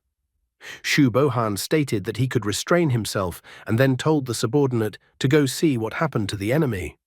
Hanabi, who was underwater, looked fearfully at a part of her hair that had literally disappeared as if someone had eaten it. She realized that just a little bit more, and she could die. The subordinate looked in the direction of the monster. He noted that the monster was still alive and well, and even had a new hairstyle, and that Shu Bohan was a loser. Shu Bohan became furious at his words. Holding his stomach with his last strength, he decided to try using Whispering Hung once more. However, his subordinate rightly pointed out to him that he would definitely shit his pants then. Hanabi came out of her stupor, not wanting to hesitate any longer. She swam away from Shu Bohan at full speed. Shu Bohan appeared incredibly upset by the incident. However, they didn't have to be sad for long, as they suddenly heard a mysterious melody coming from somewhere. At the same instant, someone began to appear from the water. That someone was Lord Ju Ming. Shu Bohan was incredibly surprised to see Ju Ming now. His subordinate and the rest of the military weren't thrilled about the encounter either. Meanwhile, Jiang Weng was surprised when he heard the voice that came from the phone, for this voice seemed familiar to him. At the same moment, the guards began to approach the vine's cocoon. They knew that Liu Chengfeng was inside the vine's cocoon. Realizing that the guards had already arrived at the place, Jiang Weng decided that it was a good time to escape. But he couldn't escape quietly, as one of the guards spotted him. Running away from the many guards who were now chasing him, Jiang Weng pondered over what had just happened. He wasn't completely sure if his assumption was correct. He still had one more step to go, and then he would be able to take out the customer. If he was caught now, then everything would be ruined. After that, Jiang Weng ran around the corner of the building. The guards ran after him around the corner of the building, continuing to order him to stop. However, once they ran around the corner of the building, they found many infected people there. The guards started yelling at them, wondering what they were doing here. One of the infected complained that part of the building was destroyed because of some monster, so they went out to get some fresh air. The guard continued the interrogation, asking who just ran by. A man with a bald head stated that they didn't know anything, as they were just walking around. The other man noted that they hadn't noticed anyone. Jiang Weng exhaled a sigh of relief after hearing the infected's testimony. After that, one of the guards asked everyone to wait, as he needed to make a phone call to get instructions from his superiors. After that, he made a phone call and reported that one of the infected was at the scene with Liu Chengfeng, and that this infected had mingled with the crowd. Hearing the report, the unknown person who is the customer for the organ case told the security guard to grab everyone. The guard immediately announced that all the infected should line up in a row. He then ordered that all the infected be placed one by one in isolation cells so that all infected would be tested. Realizing that things were not going well, Jiang Weng told Golden Crow to urgently pass a note to Shuji's mom in the store. He even further specified that it should be done as soon as possible. The guy realized that there was a race against time coming up. He was going to see if he would kill the customer or if the customer would die by his hand. Golden Crow was quick to point out that it was the same thing. Meanwhile, Shu Bohan continued his introduction to Ju Ming. After all, Lord Juming himself, number YC0283, appeared in front of him. The same Juming from the Four-Monster War 10 years ago. Xu Bohan didn't expect to see him here at all. After all, he remembered that Juming had been severely injured during the Battle of the Four Monsters. He wondered if Juming had recovered his strength. The subordinate admitted that he had read information about Juming in the archives, and that he was a demonic-level monster that used 9 sets of sound waves as weapons, and singing one of them could cause people to hallucinate. After that, the subordinate told the others to immediately cover their ears to prevent themselves from losing their minds. At that moment, one of the military men ran up to him and threw a sword at him. Now the subordinate was faced with a dilemma, for if he covered his ears, he would not be able to fight, and if he fought, he would not be able to cover his ears. In the end, he pushed his doubts aside, deciding that all that remained was mortal combat, until his mind was consumed by darkness. He was actually the commander of Xiang Yu's 3rd Special Squad, Gu Lingcheng. His weapon of choice was the ice blade. However, at this moment, Xu Bohan intervened. He stated that there was no need to die in vain, as Gu Lingcheng would not be able to do any significant damage to Juming. Would Xu Bohan in his current state be able to resist Juming, or would Xiang Yu lose another commander? Xu Bohan told his subordinates that he would detain Juming, and all subordinates should immediately return to Xiang Yu and prepare for the highest level of threat. Xu Bohan himself rolled up the shirt sleeve of his left arm, preparing to use his whispering hunger weapon once again. However, Gu Lingcheng quickly assessed the situation, realizing that Xu Bohan would not be able to deal with Juming alone. However, Xu Bohan himself knew very well that he could not handle Juming, but he confidently declared for Gu Lingcheng to act according to his order. Gu Lingcheng did not dare to disobey the order, so as if for the last time, he glanced at Xu Bohan. After that, he and the rest of the subordinates rushed towards the cars to the sound of the tune Juming was making. Running up to the car, Gu Lingcheng said that he would definitely return as soon as possible to help Xu Bohan. Therefore, he asked if Xu Bohan could hold out until he arrived with reinforcements. The proud Xu Bohan was left alone against Juming, while his subordinates got into their cars and drove as far away from this place as possible. Xu Bohan was well aware that his situation was quite unfortunate. Juming calmly allowed Xu Bohan's subordinates to leave the area, and did not even interfere in any way. The monster only gave Xu Bohan a disdainful glance, noting that they were only human beings. However, Xu Bohan, standing from his last strength in front of Juming, declared that the monster should not underestimate humans. After a while, someone arrived at Xiang Yu, telling the guards to open the gate immediately. As soon as the gate opened, Gu Lingcheng and the rest of his subordinates appeared from behind it. Gu Lingcheng announced a red alert. He then told them to report the situation to the Southern District headquarters. To another team, he told them to immediately call all the nearby task force captains. Another team of subordinates he told to immediately go to the research institute and take all the abnormal weapons they could find there. The subordinates scattered, trying to fulfill Gu Lingcheng's order as quickly as possible. Even past the cell where Jiang Weng was sitting, the military also started to run past. Therefore, Jiang Weng wondered what had even happened. He quickly realized that since there was so much noise, it looked like some strong monster had appeared. The only monster of this level that came to his mind was Juming. Jiang Weng pondered a bit about the current situation, that Juming was currently behaving too actively. He even speculated that if Juming teamed up with that rat in Xiang Yu, things would take a rather unpleasant turn. However, for himself, he decided that it was best to just wait and see what would happen next. He had already sent a note through Golden Crow, and now he could only hope that the other party would read his note and do something about it. Meanwhile, at Zhuji's mom's store, someone knocked insistently on the door. The woman asked the customer to wait and not to worry, as she would open the door for him now. But when she opened the door of the store, she did not find any people there. At that moment, she noticed that a letter had appeared on her desk, as if from nowhere. Golden Crow, who was watching the woman from the vent, informed that she had successfully completed her mission, and that the urgent letter dictated by boss Jiang Weng, which she had written in regular font, had been delivered to the addressee. However, once the woman picked up the letter and read who the letter was written from, she couldn't understand why Jiang Weng's handwriting was so ugly. She remembered that her son was in the same dormitory as Jiang Weng, so she wondered what happened to the guys. The woman picked up the phone and called Shang Yu. She asked to speak to the guys, but was told that Xu Jie and Jiang Weng were in solitary confinement and that they needed to be checked. The woman got worried, trying to find out what the guy's condition was, but she never got a clear answer. She then called the prison, but at that moment she was informed that Ling Bo was no longer in the prison. She was surprised that Ling Bo had been released from custody. After hanging up the phone, the woman had no way of understanding what was even going on and why she couldn't contact any of them. The woman started walking in circles, trying to figure out what she should do in such a situation. Just at such an important moment, Ling Bo appeared in front of her store. Holding his raincoat with his right hand, he asked pathetically if there was anything he could do to help her. The woman confessed that she had just called the prison, but the man was no longer there. The man admitted that he swallowed his pride and asked a friend for help, which is why he was released on bail.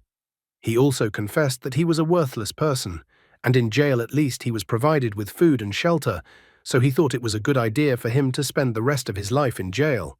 The man remembered the note he received from Jiang Weng. Ling Bo declared that the guy with the dog's head had used booze to trap him. However, after that note from the guy, Ling Bo wanted to know what the scoundrel was up to. After that, he picked up the note to read it. The note told the woman to urgently give this note to Ling Bo and that it was incredibly urgent and related to Xu Jie. Meanwhile, sitting in his cell, Jiang Weng pondered over the upcoming events.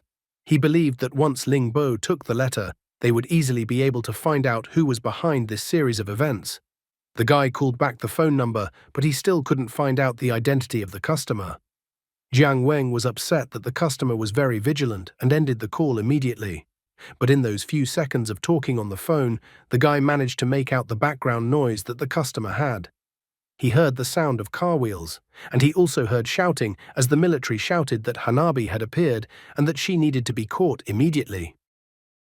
At this moment, Ling Bo was reading the note that Jiang Weng had left behind, and that the one responsible was the one who was leading the pursuit of Flower Spirit this morning. The guy felt that at all costs, they should not let the traitor team up with Zhu Ming. Gu Lingcheng at the same time in Xiangyu ordered all the people to immediately go to the formation. After that, the military men got into their cars and headed towards Shu Bohan. As soon as Gu Lingcheng saw Shu Bohan standing alone in the distance, Gu Lingcheng was greatly surprised. Shu Bohan's face had changed a lot since their last meeting. As he walked, he even chuckled. Even his hair was now disheveled and was no longer licked back. The subordinates didn't even immediately believe that Shu Bohan had appeared in front of them. As soon as the convoy of cars approached Shu Bohan, then Gu Lingcheng got out of the car to talk to Shu Bohan. He was greatly surprised that Shu Bohan was able to survive such a serious situation. However, Shu Bohan informed him that simply Zhu Ming's strength had not fully recovered yet, and that his whispering hunger could absorb even sound waves. Therefore, Shu Bohan stated that Zhu Ming had escaped. However, Gu Lingcheng was not convinced by Shu Bohan's words, and he looked at him suspiciously. After that, he turned to his subordinates and told them to immediately bring a change of pants. He approached Shu Bohan and asked if he needed help changing his pants, and this time Shu Bohan didn't mind such a decision. Shu Bohan, right in front of his subordinates, appeared in shitty pants. At this very time, Ling Bo made a phone call and learned that the officer who had led the pursuit of Flower Spirit this morning was Lieutenant Colonel Shu Bohan. Whether Lieutenant Colonel Shu Bohan was really a traitor. A puzzle gradually began to form in Ling Bo's mind. The burglary is carried out by non-employees and is stopped anytime something goes wrong. Wang Ai then acts as an intermediary, providing information to the freelancers and conducting transactions.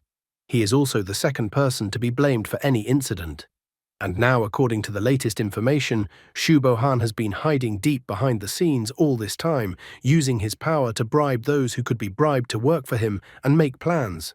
Ling Bo recognized that this whole theory sounded logical, but he still didn't understand why Shu Bohan was in the business of stealing monsters' organs. The woman standing beside him was greatly surprised by this outcome, for she could not believe that Lieutenant Colonel Shu Bohan could be capable of such a thing.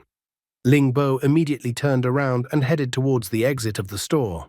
He asked the woman to forget about this information, and he urgently needed to go back to the prison because the food there was very good. The woman wasn't so simple either. She immediately began to manipulate Ling Bo.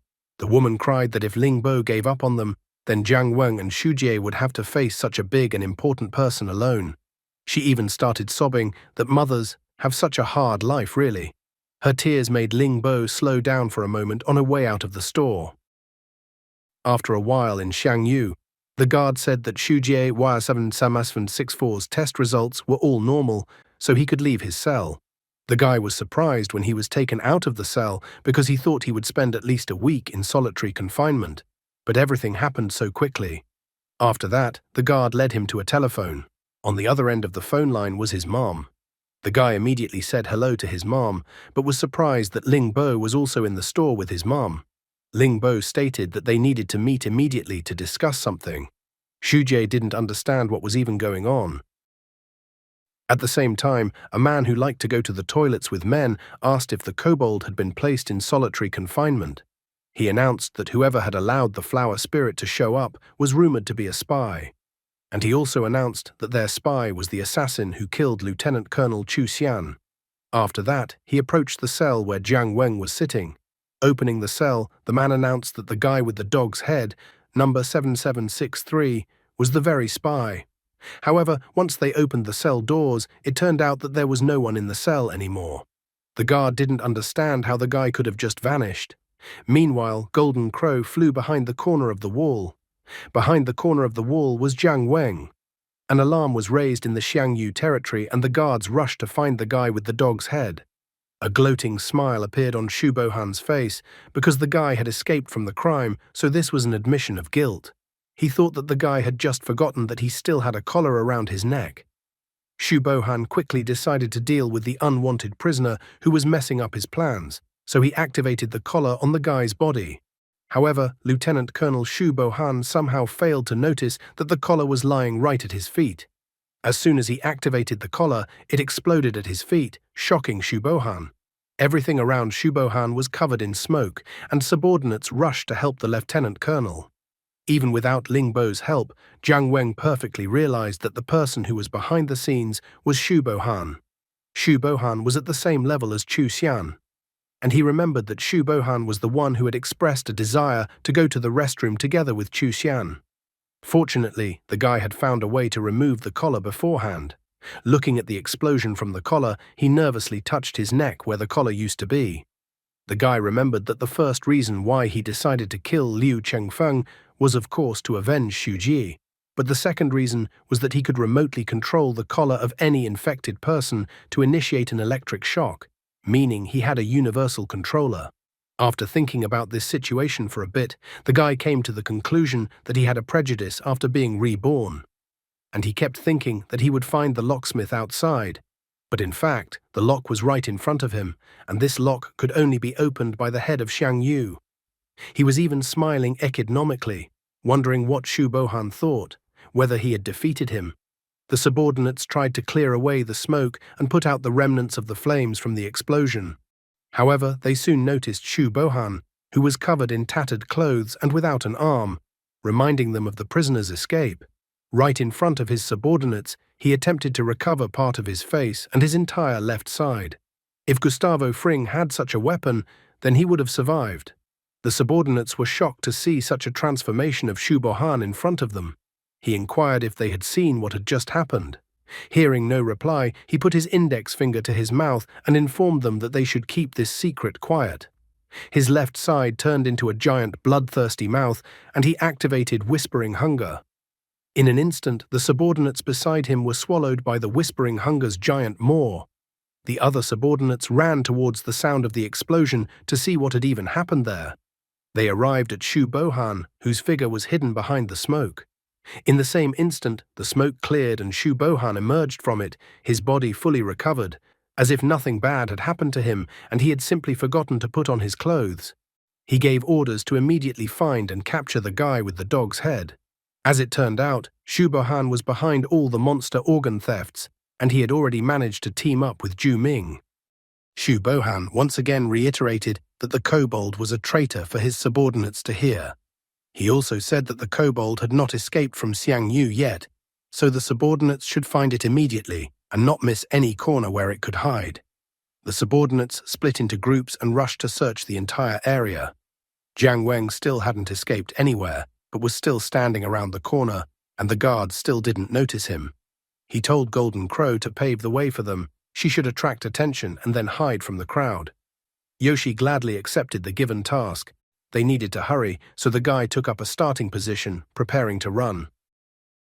At the same time, Shuji was in shock, shouting loudly while doing so. The guard was indignant, reminding him that it was forbidden to make noise. Ling Bo had managed to arrive in Xiangyu and was now sitting in the infected reception room together with Shujie. Shujie was shouting so much in surprise because he couldn't believe that Lieutenant Colonel Shu Bohan was the mastermind behind all these disgusting events in Xiangyu. He didn't understand how such a thing was even possible. However, Ling Bo had directly stated that Lieutenant Colonel Shu Bohan was the main culprit. He believed that they should only bring him in, and then everything would fall into place. The man also recalled that Jiang Weng was currently in solitary confinement and could die at any moment, and also that they are the only ones who can save him. Ling Bo admitted that he had already arranged everything with Shujie's mother. Therefore, once they start acting, there would be no turning back. He wanted to still continue his speech, but Shujie would not listen any further, saying that they must save Jiang Weng. Sighing, Ling Bo announced that they needed to escape from this place first. Suddenly, Shujie grabbed the man by the collar, yelling at him that he was treating him like a captain, and the man declared that he wanted to be his father. Ling Bo began to slightly make excuses. The guard was indignant, pointing his finger at them and curling up that any fighting was forbidden. Ling Bo's face was covered in cold sweat, for he thought the guy was really mad at him. But Shujie asked Ling Bo to take the chance he had so conveniently arranged. Ling Bo instantly turned around to the guard, who had approached them, and punched him in the face with his fist. Ling Bo was quite a sturdy man, as his punch caused the guard to lose consciousness. The man was even glad that it was done. Walking out the door of the infected people's reception room, they found no one. Shujie shared that Xiangyu had been understaffed recently, which would play into their hands. However, even so, pretty soon their actions would be discovered. Guy reminded them that the isolation room was on the 3rd floor underground, so they needed to hurry up. So Ling Bo and Shujie ran towards the isolation room. After a while, they were already riding peacefully in the elevator. Ling Bo tried to remind Shujie of their conversation in the room, and the fact that Shujie had said he wasn't going to call him his father. But Shujie asked him to shut up about it. After arriving at the right floor, they ran out of the elevator. Shujie also reminded again that they needed to hurry up. Quite quickly, they arrived at the closed Area 1. They were trying to catch their breath when the guy pointed out that Jiang Weng should be locked inside. Shujie came up with a plan whereby he would go first. If they met the guards, he would distract the guards, and Ling Bo would have to rescue Jiang Weng. The new father candidate felt that such a plan was too dangerous for Shujie and that they needed to come up with another plan. Shujie felt that they didn't have time to come up with a new plan and that he would definitely have to save Jiang Weng. Therefore, he felt that they needed to hurry up. Just at this time, Shujie and Ling Bo ran past Jiang Weng.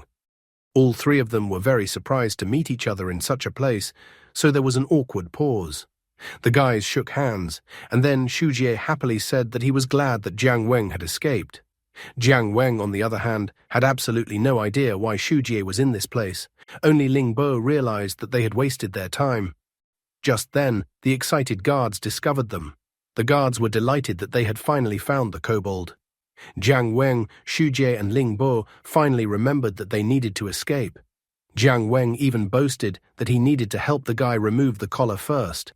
As soon as he only pressed a button on the remote, the collar around Shujie's neck instantly fell off, and Shujie was surprised at what he saw. But their joy didn't last long, as the gate leading to the exit of the building was closed.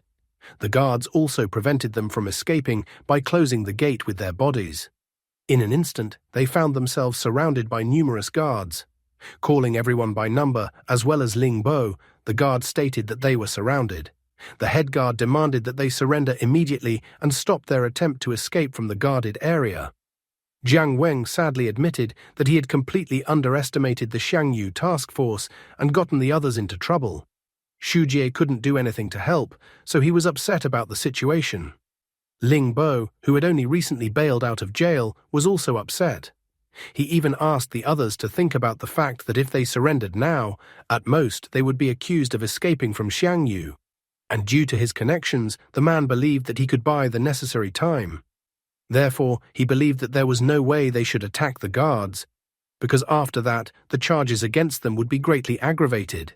He remembered that if the infected were openly attacking soldiers, those infected could be immediately recognized as mutated and destroyed on the spot. However, Shujie reminded the man that if Shu Bohan caught them now, he would definitely kill them. The guy coughed slightly as they stood there looking at the numerous guards that surrounded them. Tired of waiting any longer, the main guard ordered to catch all the intruders. But in that instant, the wall behind the guards was destroyed, causing the guards to be thrown aside. Jiang Weng, Xu Jie, and Ling Bo looked in that direction, trying to figure out what had even happened. They were trying to get a glimpse of another intruder.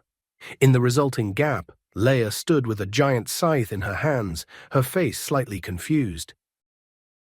One day during Leia's childhood, the mother of one infected girl requested that she and her daughter be moved to another room and as far away from Leia as possible. She believed that her daughter had come to Xiangyu for quarantine and to be treated, not to jump into a bonfire. The girl looked at the man with a smug look. The woman couldn't understand how anyone could live in the same room as Leia. She felt that even their illness would not worsen, it could still affect their lives greatly. 10 years ago, Leia was 7 years old. Even then, other people shunned her. One day one of the guards asked another guard why they didn't put anyone in a particular room, and only one girl lived there, even though all the other rooms were full. The second guard reminded him that he was new here and that he must be wondering who was living in that room. Then he told him that the devil spawn, Leia, lived in this room. All this time Leia was as if in total darkness, alone with herself. One day a bright light did come into the room where Leia lived. The girl entered the room, smugly wondering if the place she would now be living in was here. In the center of the room sat Leia, who was extremely hostile towards the girl. The girl was not the least bit frightened by her menacing face. She began to examine Leia from all sides. The girl admitted that Leia was quite famous among the infected. She had also heard that the girl was incredibly scary, but after looking at her, she concluded that she was just an ordinary child. The girl even noticed that although she was 7 years old, she was about 2 centimeters shorter than her. Leia continued to stare menacingly at the girl as if she was about to eat her. However, the girl was not the least bit afraid of her. Giving her a big smile, she announced that she was 8 years old and that her name was Deshan. Since she was a year older than her, she thought she would be the boss now. Leia was still extremely negative towards her. However, the girl proudly announced that she wasn't joking at all, and that she had even brought something good. After that, she pulled out a can of Coca-Cola from her briefcase. She announced that with the help of beer and ice, a real rite of passage could be arranged for her to become the boss. The girl proudly announced that she would be the boss and that Leia would be her right hand. So after the rite of passage to become a boss, their relationship would be stronger than iron. However, the disappointed girl informed her that what she had in her hand was actually Coca-Cola. She finally admitted that she asked for a beer, but the vendor kicked her out. The girl thought that with Coke, the initiation could also be passed, since it would be the same with ice anyway. After that, the tin can of Coca-Cola was opened and drunk. One day they came to the dining room, where one boy was telling the others that he had heard that a girl was sharing a room with Leia. The other children were incredibly startled by his words. The boy wondered if there was any difference at all between living in the same room as Leia and going straight into the monster's lair. However, at that moment, Deshan appeared behind him and was extremely displeased with his words. The other people immediately turned their attention to her. Deshan told everyone to disperse, informing them that the Demacious sisters had arrived. Everyone immediately noticed that it was Leia and the new girl. Deshan said menacingly that if anyone dared to offend or nag Leia, then the Demacia sisters would make that person repent, and they would definitely not get away with anything. Leia was no longer that formidable girl, and a smile even appeared on her face. She also joined Deshan in declaring that the offender would pay. What happened in Leia's childhood that left such a deep mark in her soul that was stronger than loneliness? And why does she blame herself so much? After many years, they became monster scavengers, cleaning up after battles and cleaning up the area after monster remnants. Leia was already 12 years old, and Deshan was 13 years old. Leia taunted Deshan, which made the latter vomit once again. However, with a rather pained look, Deshan stated that no matter how many times they cleaned up the monster bodies, they were still disgusting waste products. She didn't understand why it was necessary to clean the monster's guts. Suddenly, one of the infected people froze, and cold sweat broke out on his face. It wasn't the fear of the monster's remains, but he heard the sound of the monster, which made him extremely unhappy. The other infected also noticed that the monster's organ showed signs of life. Suddenly, a gigantic-sized monster burst out of the monster's body with a terrifying roar. The infected people were startled that another monster had appeared and was hiding in its mother's body. In the blink of an eye, the monster made its way out, flying upwards. The infected began to ask that the military be called immediately. One of the infected shouted that the military had already left, and that it would take at least 20 minutes for them to return.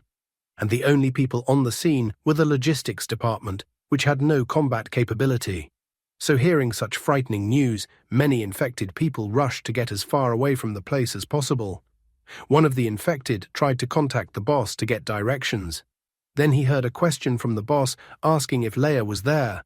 Receiving the answer that she was there, the boss told everyone else to evacuate to a distance of 1 kilometer and leave the scene for Leia. The monster looked expectantly at the girl, who wasn't afraid of him at all and didn't run away. She looked at the monster like a superhero with confidence and determination, preparing to become Saitama. The monster, hurt by the girl's insolence, let out a terrifying roar, scaring everyone in the neighborhood. Deshan, running away along with all the infected people, tried to ask them where Leia was. She kept wondering if Leia had escaped, as she was very worried about her. Deshan even tried to go back, but one of the infected grabbed her arm, trying to explain that it was dangerous there. However, Deshan continued to resist, as Leia had not escaped from the monster. The infected told the girl to leave Leia alone and not to come any closer. But Deshan kicked him between the legs in anger, telling the creepy uncle to take his hands off her. Eventually, the rest of the infected decided not to mess with her since she was just a crazy girl. Deshan didn't listen to them and was already running at full speed to save Leia from the monster. At the same time, Leia was listening with a sad face to the necessary words that her boss was telling her to activate her battle mode. Deshan ran towards her, not understanding why stupid Leia was standing there staring at the monster instead of running away with the rest of the infected. Deshan touched her shoulder, trying to reach out to the girl who stood in a stupor.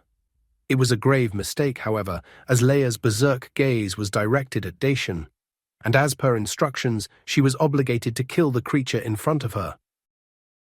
Soon Leia was once again sitting in her cell all alone, staring off into the distance as if in prostration. Just when the guards were talking about why no one was being assigned to Leia's cell, even though everywhere else was full. And that was when the older guard had told the newcomer that Leia was the devil's spawn. Back in the present, it could be noticed that the same guard was now yelling at Leia. He was asking her what she was doing now, and if she, along with the others, had decided to start a riot. He even told everyone not to forget who they really were. Jiang Weng was glad that Leia had come to save them after all. Leia admitted with a shocked look that she had received his note. She also informed that she wanted to go along with them. However, she remembered about Deshan, and her gaze instantly became saddened. Jiang Weng did not understand which Deshan Leia was talking about right now. Tears appeared in her eyes, and she began to sob. She confessed that she knew that she was the one who actually killed Deshan. She also reminded him that she also almost killed him. With bitterness and frustration, Leia confessed that she felt that everyone around her was right when they called her a demon. Everyone around her believed that she brought only misfortune and was a demon. The girl was locked alone in this dark cage while everyone around her was saying that she was a demon. She was confused and scared, and she needed someone to reach out to her. Suddenly, one of the guards decided to shout Leia's name. However, the guard couldn't even finish her name because Jiang Weng gave him a fist in the face, saying that it had gotten too noisy. The girl was shocked at such an act by the guy that she even stopped crying. Ling Bo was startled as Jiang Weng did hit the guard after all.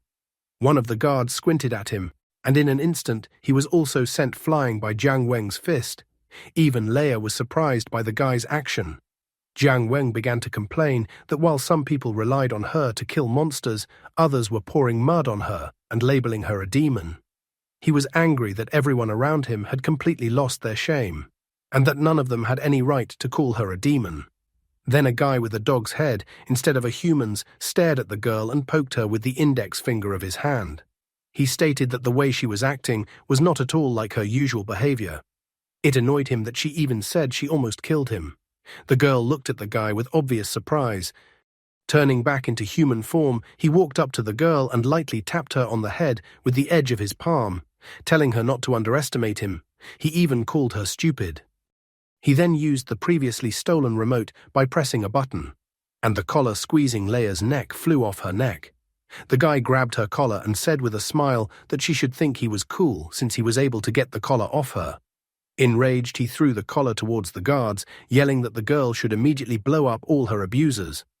The guards were startled and almost fell to the floor.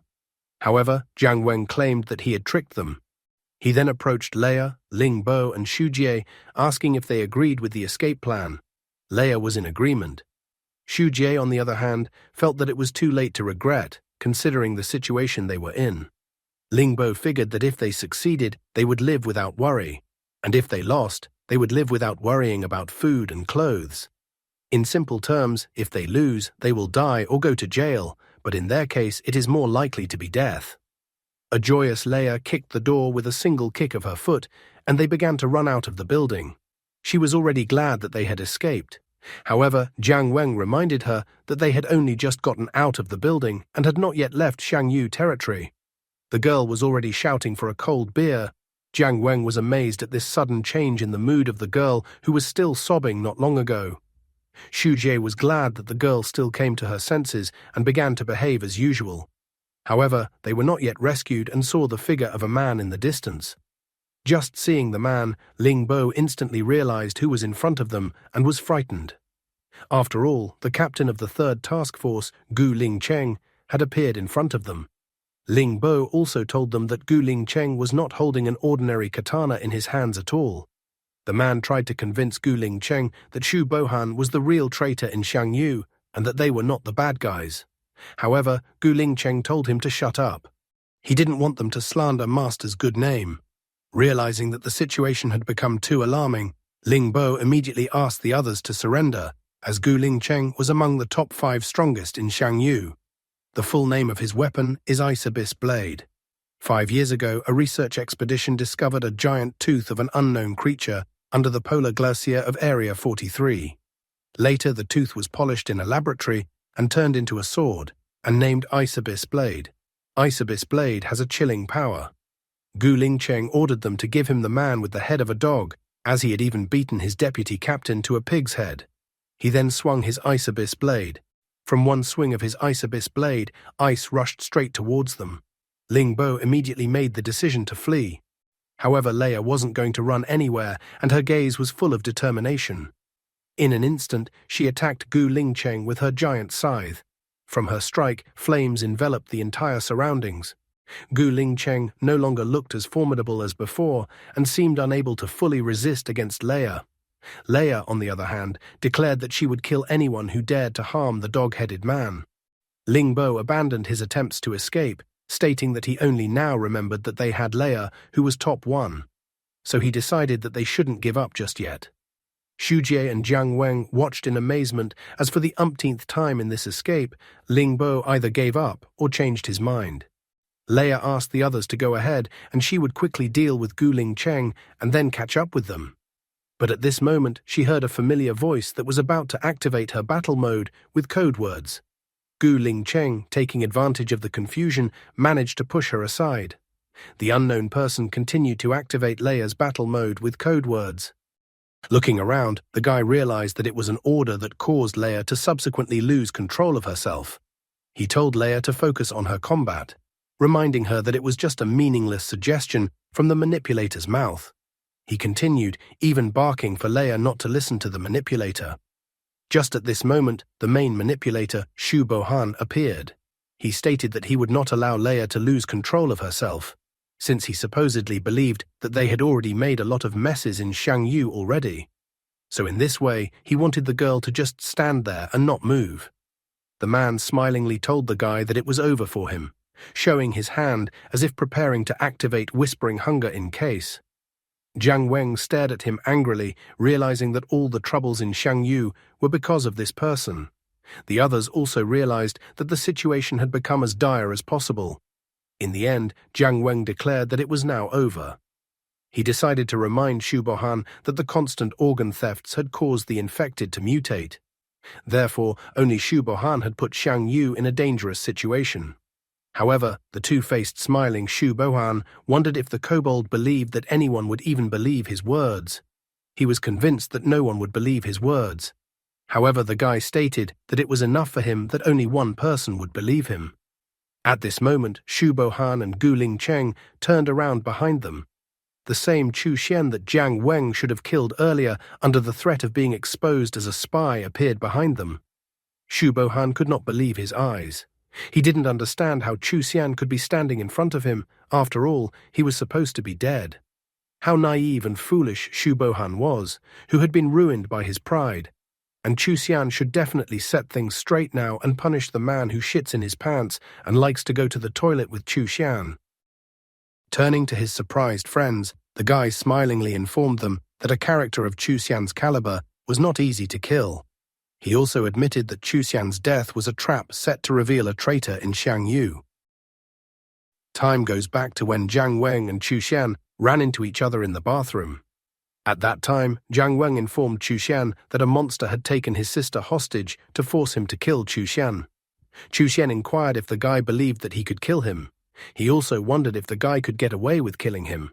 Jiang Weng suddenly realized that the situation was actually quite strange. At that time, Chu Xian smiled, offering the guy to make a deal with him. Chu Xian informed him that he could die to help him save his sister. However, in return, Chu Xian demanded the guy to continue investigating the Lingbo case and reveal the traitor in Xiangyu. Jiang Weng was surprised at such a sudden change of events. But after a moment, he declared that it was a fair deal and agreed to Chu Xian's proposal. He was glad that Chu Xian was able to notice that there was a problem inside Xiangyu. Besides, he felt that only such a leader would be able to handle the current situation. In the present, Shu Bohan still couldn't believe that Chu Xian's death was staged. He had checked Chu Xian's vital signs himself, so he was certain that he was dead. It suddenly dawned on him, did Chu Xian really use the Chapel of Rest on himself? Chu Xian admitted that in order to disguise his death more thoroughly, he had to hide it from everyone. So when Shu Bohan recorded his vitals, he activated the Chapel of Rest for 3 seconds. But he was surprised at how bad Shu Bohan turned out to be. Gu Lingcheng couldn't believe that a master could be a traitor. He thought it was bullshit. The guy even intended to chop off everyone's heads who thought to continue insulting the master. However, Chu Xian calmly asked Gu Lingcheng to listen to what he had to say. He confessed that he had long ago noticed that Xiangyu was something wrong.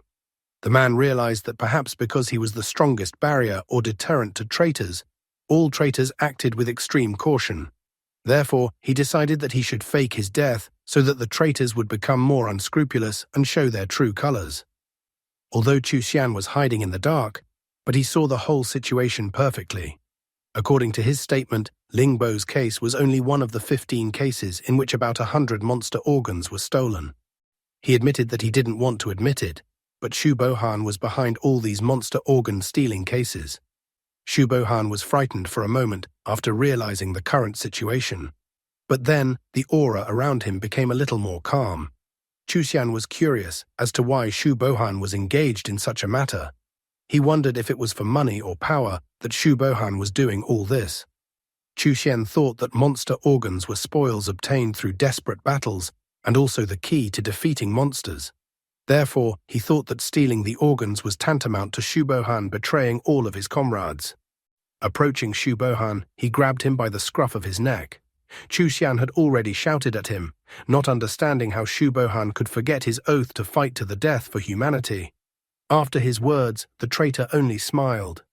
He remembered that they had started with the battle of the 4 demonic beasts and gradually worked their way up from mere soldiers to the position of lieutenant colonel. In their 16 years, both of them had already taken an oath that they would fight wholeheartedly to the end for the victory of humanity. However, Shu Bohan reminded him that their current abnormal weapons had appeared 5 years ago. Chapel of Rest and Whispering Hunger are abnormal weapons that extract essence from monster cores. When injected into the body, they create glowing runes of their respective abilities on the skin. They are called runic-type abnormal weapons. Only those with the rank of lieutenant colonel and above could possess such weapons. Using an abnormal rune-type weapon came with a price. Chapel of Rest was created by extracting the monster YC0745, Temporal Worm. It is in the shape of a frame with arms. Activation on all visible objects in the frame will cause them to completely freeze for a certain amount of time. The user's body will take appropriate damage, with the degree of damage proportional to the duration of the stasis. Whispering Hunger is made from the core of the YC0837 monster's stomach.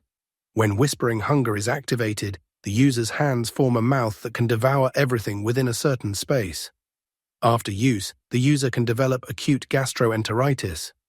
When they were 27 years old, they finally had the opportunity to obtain an abnormal runic weapon. A Lingling doctor stood in front of them. She said that the side effects of the abnormal rune-type weapon would require at least 2 clinical trials under standard procedure. However, since it was wartime, they had to proceed in a simpler manner. So she felt that she thought there was a risk of possible side effects, especially with Whispering Hunger. Dr. Lingling was a researcher at the Anomalous Phenomena Laboratory of Xioxi City. The smiling Shu Bohan instantly chose a weapon. He said it was unfortunate that he had to pay for owning an abnormal weapon by damaging his body. After all, if his beautiful face was ruined, thousands or even millions of his female fans would weep. Nevertheless, he did not hesitate to choose Whispering Hunger. However, the enraged Chu Xian shouted that he had not actually agreed to this choice of abnormal weapon. Therefore, he wanted to solve everything with the classic rock-paper-scissors method. Suddenly, a crazy idea came into Chu Xian's mind regarding Shu Bohan. Shu Bohan confessed that in order to protect Xiang Yu and Xioxi City, they did not hesitate to take the abnormal weapon. They knew that there were always undetected risks. Humanity had been studying abnormal weapons for half a century, but until now, very little was known about the anomalies that suddenly appeared in this world. Therefore, Shu Bohan finally admitted that the side effect of Whispering Hunger was not only stomach upset. Shu Bohan began to continue saying that he was incredibly sorry. His mouth twisted as he reported that he was unable to strengthen his will. His mouth turned into the mouth of a monster, and giant mouths appeared all over his body. He stated that he was incredibly hungry. Chu Xian simultaneously looked at his comrade, who couldn't resist the side effect of Whispering Hunger, with sadness and shock. Gu Lingcheng couldn't believe what his master had turned into. Jiang Weng, Leia, Xu Jie, and Ling Bo were also amazed that Shu Bohan had literally turned into a monster. With tears in his eyes, the monster with the remnants of Shu Bohan's consciousness turned to his friend and asked if he was still human or had already become a monster. Chu Xian was shocked at his friend's current condition. He stammered and explained that he would take him to get treatment and they could fix it. Tears spurted out of Shu Bohan's eyes, which did not stop. Tears continued to flow from his eyes as he apologized to Chu Xian, saying that he was sorry and that he couldn't help himself. He was incredibly sad that he had finally failed to hold back and betrayed Xiang Yu. His words echoed throughout Xiang Yu, surprising everyone watching the scene. Recently, Shu Bohan and Ju Ming had their first meeting. Ju Ming inquired whether Shu Bohan was still human. Shu Bohan's face was completely covered in cold sweat, and it was hard for him to hold back and stand on his feet.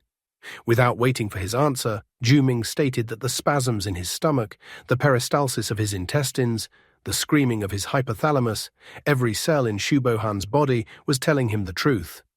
He could feel that Shu Bohan was incredibly hungry. Ju Ming then asked if he wanted a dense and delicious meal.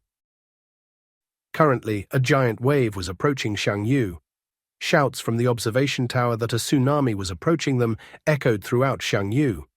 However, they had no time to react to the tsunami report when the tsunami was already looming over Xiangyu. It was announced that monsters were attacking and that everyone should prepare for battle. However, there were complaints that all the captains had been sent by Commander Xu Bohan from Xiangyu to other places. In addition, most of the abnormal weapons had also been returned to the laboratory. Therefore, the subordinates believed that Xiangyu didn't have the necessary combat capability to resist the monsters right now. The only ones left in Xiangyu were Xu Bohan and the captain of the third team, Gu Lingcheng. Gu Lingcheng was still trying to reach his master's mind. But Xu Bohan's body was turning more and more into a monster, and more mouths were appearing on his body. All he could say now was that he was incredibly hungry. Watching the impending giant tsunami on Xiangyu, the guy instantly realized that Zhu Ming was involved. Now he was finally convinced that Zhu Ming and Xu Bohan were in cahoots, and this was the worst possible scenario. The giant-sized tsunami was almost ready to cover and wash away all of Xiangyu and everyone in Xiangyu. After that, Zhu Ming appeared in front of them, informing them that today was the anniversary of Huodu's death. The huge tsunami wave was already too close to them. All the survivors in the area were amazed at how gigantic the tsunami wave appeared. They knew that it was a demonic-level power. A threat alert sounded throughout the Xiangyu territory. The nurses were terrified that all of Xiangyu, and consequently them, would be wiped out. The infected people were also frightened, realizing what fate was in store for them. Coughing slightly, Chu Xian used both hands to activate the Chapel of Rest. He was going to stop tsunami at all costs, so he used Chapel of Rest at full power. All the residents of Xiangyu territory were amazed at the sight they saw. Zhu Ming also wondered how it was even possible for Chu Xian to be here. However, Chu Xian paid dearly for using the Chapel of Rest at full power, for his left eye instantly burst open. However, he continued to fight hard and stopped the wave time for 90 seconds with Chapel of Rest. With his last strength, he ordered Jiang Weng, Xu Jie and Ling Bo to get all the medical personnel and infected people who couldn't fight away from Xiangyu. Jiang Weng, Xu Jie and Ling Bo accepted his order and went to carry it out. To Team 3, he told them to mobilize all remaining offensive weapons. He then told Leia and Gu Lingcheng to attack at full strength. The remaining time continued to slip away rapidly. Leia announced that to finish everything, they would have to slit all 9 snakes. Looking at them, Chu Xian thought that he was the most senior person here. He wondered to his friend, who had already taken the form of a monster, what he should do in such a situation. Gu Lingcheng tried to freeze the water with his ice abyss blade. However, Gu Lingcheng quickly noticed that the snake was unimaginably huge. Even if it was stationary, it was impossible to cut it in half. Nevertheless, Leia appeared in front of him, and with a sweep of her scythe, she instantly cut off the giant snake's head. Gu Lingcheng was shocked that she could so easily do what he couldn't do. Despite what he had seen, he still had a fighting spirit in his soul, and he wasn't going to lose to a crazy girl. Meanwhile, inside the buildings, the guards heard that they needed to open all the rooms immediately and let the infected out. Xu Jie shouted about how everyone needed to run to the high ground immediately. Jiang Weng, on the other hand, thought that there was less than a minute left, and that they didn't have enough time for everyone to run out. At this moment, they had 27 seconds left. The military men loaded their guns and started shooting at the monsters with all their guns. They only had 14 seconds left. When there were 13 seconds left, the entire giant wave blazed with explosions from the military's guns. There were 12 seconds left, but Leia continued to fight desperately. Gu Lingcheng and the rest of the military continued to fight desperately, and no one even thought of retreating. With 8 seconds left, Chu Xian already realized that the situation was dire. Once there were 5 seconds left, then Jiang Weng suggested that Xu Jie choose another way to save everyone. He asked for Xu Jie to help him. 4 seconds, 3 seconds, 2 seconds, 1 second. Finally, time had passed, and the time dilation effect imposed by Chapel of Rest had fallen off Zhu Ming. Where would the story go next, and what solution to the problem Jiang Weng had come up with? As soon as Zhu Ming came out from under the influence of Chapel of Rest, he used the Dance of the 9 Snakes. He looked arrogantly at the others and then stated a tiny. It was as if a strong wind had blown towards Leia. Gu Lingcheng was also affected by this attack. Zhu Ming used a sound barrier, throwing Leia and Gu Lingcheng away from himself. The giant wave was about to hit the Xiangyu territory again. Jiang Weng informed Xu Jie that they had no time to escape and told Xu Jie to help him. He explained to Xu Jie that the tsunami that was above their heads was actually created by Zhu Ming using sound. Zhu Ming's main goal was to instantly destroy Xiangyu's main fighting force. In addition, Jiang Weng explained that the biggest difference between a sound-created tsunami and a natural tsunami was that there were no continuous waves. Therefore, they only needed to survive one wave. Running in all directions was dangerous, so they needed to get everyone together. Finally, the giant tsunami began to crash down on Xiangyu. Xu Jie kept shouting to all the people to hold the hands of those around them. In the same instant, the terrifying tsunami wave completely collapsed on Xiangyu. The military vehicles were swept away by the tsunami as if they were children's toys. The military personnel were also swept away by the giant wave, even though they tried their best to resist it. The whole area of Xiangyu was flooded with water, even inside the building. People were trying to hold hands to try to withstand this destructive power of the tsunami. Jiang Weng was holding the hand of a frightened nurse. Xu Jie held the same nurse's left hand. He commanded everyone to take a deep breath. In the same instant, the destructive power of the water reached them as well, tearing them down. The entire Xiangyu territory was completely underwater. Jiang Weng, while underwater, continued to hold the hand of the nurse and the other man. However, it didn't last long, as all the people were swirled into the vortex, and they let go of their hands from the other people. For a moment, everything went black in Jiang Weng's eyes, but then he abruptly opened his eyes, regaining consciousness. Continuing to be underwater, he rushed upwards to finally get out of the water and breathe in some air. Jiang Weng safely managed to get to the surface of the water and breathed in a full breath of air. After that, he decided to look around to see what their current situation was. The entire Xiangyu area was almost completely underwater. Many people had managed to escape to the surface of the water and were now trying to catch their breath. Other people were still searching for their friends and relatives. Jiang Weng first tried to find Xu Jie by shouting out his name. Not far away from him, Xu Jie popped up. He shouted to his friend that he was beside him. Xu Jie was glad that they had managed to survive. At this moment, Ling Bo surfaced beside them, desperately inhaling and exhaling the air he lacked when he was underwater. Ling Bo declared with a smile that he was fine as well, but Jiang Weng had already turned away from him. Ling Bo thought the guy's reaction to his rescue was too cold. After swimming up to the roof of one of the buildings, they decided to climb onto the roof. There was already someone waiting for them there. Waiting for them on the roof of the building was Leia, who was happy that they were all right and that they were able to survive. They were also happy to see that the girl was all right. However, Jiang Weng reminded the others that although they were alive, they shouldn't get too excited yet, as the monster was still in the sky. Ling Bo smiled, noting that there was a great opportunity for them. As long as there was chaos around, then they were able to escape. Ling Bo reminded Xu Ji that his mom was still waiting for him. Xu Ji wondered if this meant that he wouldn't have to be in jail anymore, and that he would be able to see his mom whenever he wanted. Leia was also happy, noting that she would be happy to see his mom again. Jiang Weng also added that Zhu Ming hadn't noticed them yet, so now they could leave. At this moment, another infected boy emerged from the water and addressed Xu Jie. The infected boy thanked Xu Jie for saving him.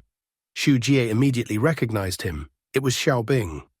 Xiaobing happily admitted that it was only because of Xu Jie that they were able to save themselves from being killed. Xiaobing thought the guy was amazing. However, Xiaobing believed that Xu Jie had another plan. Xiaobing stated that the monster was still here and then asked what they should do next. Many people swam up to them, thinking that Xu Jie would give them an answer on what to do next. Xu Jie was surprised by this turn of events. After all, he had just planned to just run away in the commotion. However, Ling Bo said that the kid should solve his own problems and that they had enough to do. Xu Ji and Leia looked at each other. They didn't know what to do at this moment. Being behind their backs, the guy admitted to himself that he knew very well that something like this would happen. However, he was not at all interested in saving the world. Suddenly, at this moment, Lord Huodu said that this was a great opportunity. Jiang Weng was surprised that Lord Huodu suddenly decided to speak. Lord Huodu explained that his strength was largely sealed for a long time, so by absorbing monster cores, he could gradually recover his strength. However, a light snack was no longer enough. Therefore, he decided that even though Ju Ming was a disgusting stink worm at most, absorbing such a monster could be called a feast. So Lord Huodu commanded the guy to eat the Ju Ming. Sitting on the rooftop, the guy began to ponder on the truth of the matter. Whether you live in the world of immortals or have escaped from there is no absolutely safe place in this world. Only by becoming strong can you truly free yourself. Finally, he said out loud that it was all right. He stated that even though it was a bit troublesome, it was time to eat a solid meal. Jiang Weng proudly stated that he misspoke, and he certainly meant to say that it was time to save the world. Xu Jie and Leia were incredibly happy about this decision by Jiang Weng. However, Ling Bo was extremely unhappy about their decision to save the world. He did not understand how such words could come out of the mouth of someone like Jiang Weng. Clutching his hands on his head, Ling Bo advised them to forget about it. Ju Ming was in the air, looking at the result of the tsunami hitting Xiangyu. Jiang Weng held out a remote control to Xu Jie, requesting that Xu Jie should remove the collars from all the infected people and bring all the collars to him.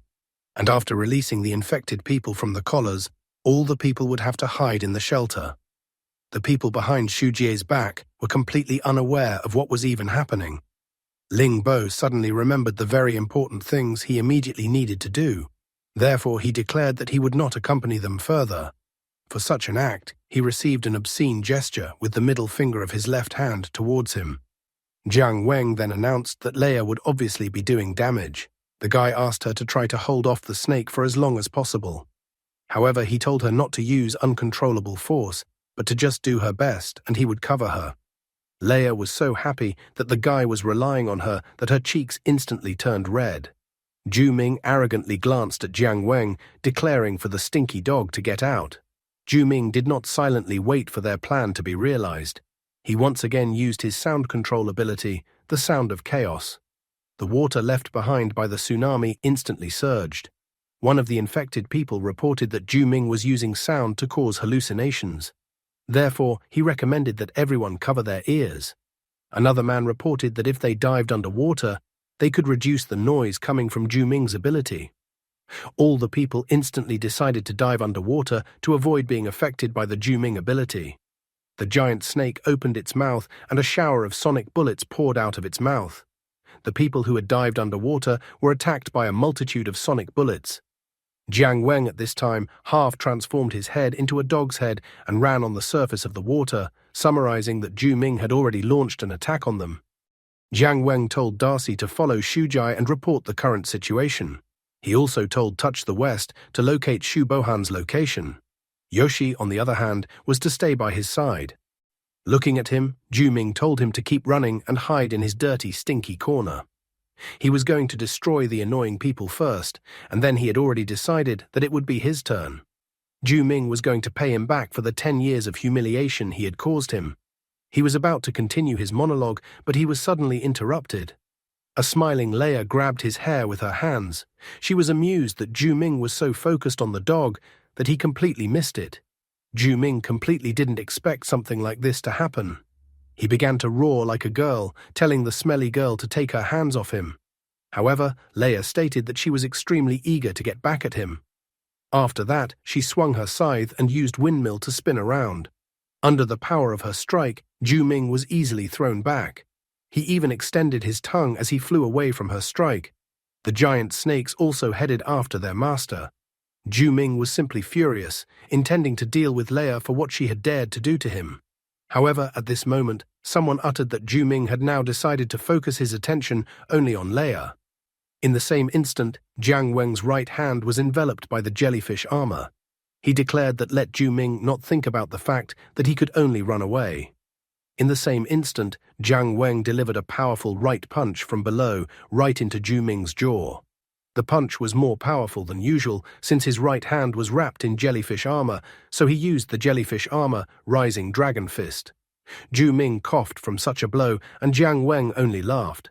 Jiang Weng then jumped back into the water, starting to run away. He noted that having provoked aggression in an opponent, one should immediately run away. The guy shouted for Ju Ming to chase after him. He himself used the Michael Phelps swimming style, the dog crawl. Ming was in an incredible rage, starting to chase the stinky dog. However, at that moment, Leia appeared behind him and quickly caught up with him. Ming looked at her to see what she was up to as she suddenly stopped, blocking the snake's path. Leia admitted that the dog told her to bring discord to the opposing forces by dividing them. So she claimed that the 4 snakes were her rivals.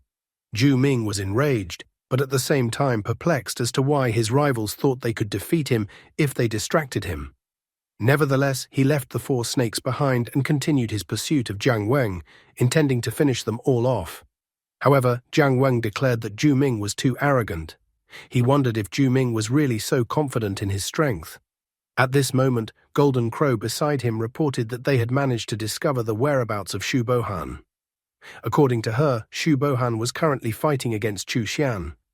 After listening to her, Jiang Weng ordered her to return to the inner world so that she wouldn't get hurt in the battle. Yoshi returned to the inner world at the same second. Using the jellyfish armor to allow himself to breathe underwater, he used the Michael Phelps swimming style, dog crawl, and then submerged himself underwater. The guy was about to implement the next detail of his plan. The story was slowly approaching its denouement. What was Jiang Weng going to surprise the angry Ming with? Meanwhile, Leia had taken an offensive-defensive stance against the 4 giant snakes. She was on the roof of one of the flooded buildings. The snakes opened their mouths wide and tried to attack Leia with a sound wave. Leia was extremely unhappy with this turn of events. The sound wave from the snakes began to literally blow the girl away, creating a powerful gust of wind. She was extremely displeased with how disgusting the odor from the snakes' mouths was. In addition, she realized that because of the resulting wind, she couldn't get close to the snakes. One snake slowly began to circle around the girl from behind, climbing up the building. But at that moment, a man descended on the snake's head with a powerful impact and speed. Such a sudden appearance of another opponent forced Ming to turn her attention to him and unhappily, tisk tisk. The girl was surprised that the man had dealt with one of the snakes so quickly. The giant snake's head was covered in ice, and there was a blade sticking out of the snake's head. On top of the snake's head was Gu Ling Cheng. He could barely stand on his feet and announced that the score was now 1.1 and that he would not lose to the crazy girl. At the same time, another battle was taking place in another part of Xiangyu. Chu Xian managed to jump aside. Following him, the monster smashed a part of the building. Shu Bohan, who had finally turned into a monster earlier, kept shouting to everyone about how hungry he was. Each of the monster's heads informed everyone that they were hungry. Chu Xian was having great difficulty dodging the monster's attacks that were directed towards him. It was getting harder and harder for him to restrain the monster. When the monster attacked him once again, he only used Chapel of Rest for half a second. The price for using Chapel of Rest like this was the loss of 20 hairs. The all-injured Chu Xian was still trying to bring his friend back to consciousness. On his right hand, Chu Xian wore gloves with red crosses on each finger. These were the gloves of atonement. In the old abandoned church, there had been frightening sounds for many years, clearly coming from a monster. Although the words were incomprehensible, there was a deep remorse in the intonation. When the sounds finally stopped, people dared to go inside. There they found the monster's body frozen in a kneeling prayer pose. The gloves made from the creature's skin not only deliver devastating blows, but also, according to legend, make the enemy feel sincere remorse. Chu Xian swung his gloved right hand and struck the monster while telling Shu Bohan to wake up. With his last strength, he tried to bring his friend back, even reminding Shu Bohan not to forget the oath he had made. Chu Xian threw several punches with his right hand, wearing a glove of atonement at the monster. However, the monster still continued to say how hungry it was, and there was no hint that Shu Bohan would regain consciousness. Chu Xian was greatly surprised by this turn of events. After all, he had hoped for the gloves of redemption. Instead of regaining consciousness, the monster started to bite Chu Xian. The monster first bit his right arm, then his left arm. The incredibly hungry monster pulled Chu Xian towards itself, intending to completely devour him. Being in front of the monster's mouth, Chu Xian was saddened by what had become of his friend. However, he was awakened from his stupor by a voice that shouted for the monster to keep its mouth shut. Running up to them, Jiang Weng asked that Lieutenant Colonel Shu Bohan not be so impulsive and listen to him. Seeing him, Chu Xian called him by the number of the infected and told him not to be a hero. He knew very well that the guy wouldn't be able to defeat the monster. However, the monster also turned his attention to the guy who had run up. Raising his hands as if he was going to surrender, Jiang Weng said that he didn't come here to fight. He admitted that he had something to discuss with Lieutenant Colonel Xu Bohan. The guy assumed that Lieutenant Colonel Xu Bohan had stolen all those monster organs to eat them. Then, by his logic, his idea made good sense since Lieutenant Colonel Xu Bohan likes to eat so much. After that, he ducked down slightly, so snakes appeared behind him. He smirked and asked if Xu Bohan liked spicy sticks, better known as latiao. Chu Xian and the monster looked towards the guy with bewilderment. The snake behind him also didn't understand what was even going on. Upon seeing the snake, the monster threw Lieutenant Colonel Xu Xian away like an unpalatable meal. The guy barely had time to dodge the monster running towards the snake. The monster began to devour the snake with all its insatiability. Jiang Weng, meanwhile, ran past contentedly. He was glad that his Latiao plan had succeeded. Running up to Chu Xian, he picked up his body, informing him that he would lead him out of here. Jiang Weng examined Chu Xian's body and concluded that Chu Xian would no longer be able to fight. He believed that using his abnormal weapon, Chu Xian should have killed the voracious monster. Therefore, he wondered why Chu Xian had shown mercy. However, Chu Xian still stood his ground, stating that his friend was not a monster. Jiang Weng was a little surprised by this kind of response from Chu Xian. The voracious monster had been happily devouring the giant snake the entire time. When they descended from the roof inside the building, Chu Xian asked the guy about the difference between humans and monsters. Without waiting for the guy to answer, he confessed that he knew that many people in Shangyu did not consider infected people as humans due to the fear of abnormal abilities, but personally, he certainly continued to believe that infected people were still humans. He had officially participated in combat for about 20 years now and had seen countless infected humans and monsters. Some of the infected humans had their appearance unrecognizably distorted, and some monsters could take human form. He believed that they were indistinguishable in appearance, and the difference between them was the human will. Chu Xian sadly admitted that he had long had suspicions about Xu Bohan. After he faked his death, his greatest fear was that without him siding with him, Xu Bohan would start killing infected people without any restraint. However, Xu Bohan did not do so. Chu Xian felt that Xu Bohan, having his status, would be able to stage a larger-scale destruction. In his opinion, even though his friend was infected, and because of his distorted needs, he needed to eat, but he could also feel Xu Bohan trying to restrain himself. Therefore, Chu Xian believed that Xu Bohan still had a human will. The monster, meanwhile, was shoving a giant snake into its giant mouth.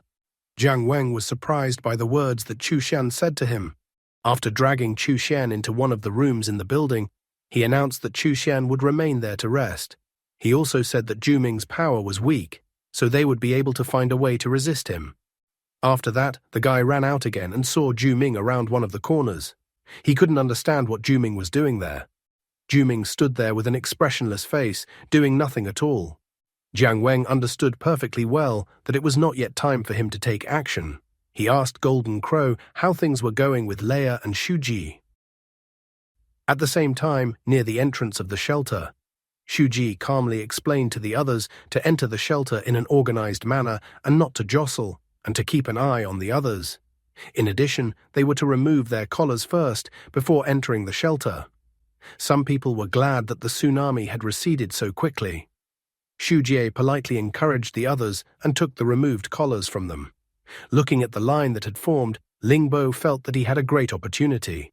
A rumbling sound came from inside the shelter. Xu Jie kept reminding them to take their time and quietly stand in line. At this moment, as if sensing something, the girl turned around to look at the battlefield. At this moment, Leia and Gu Lingcheng were thrown back by the powerful force into the building.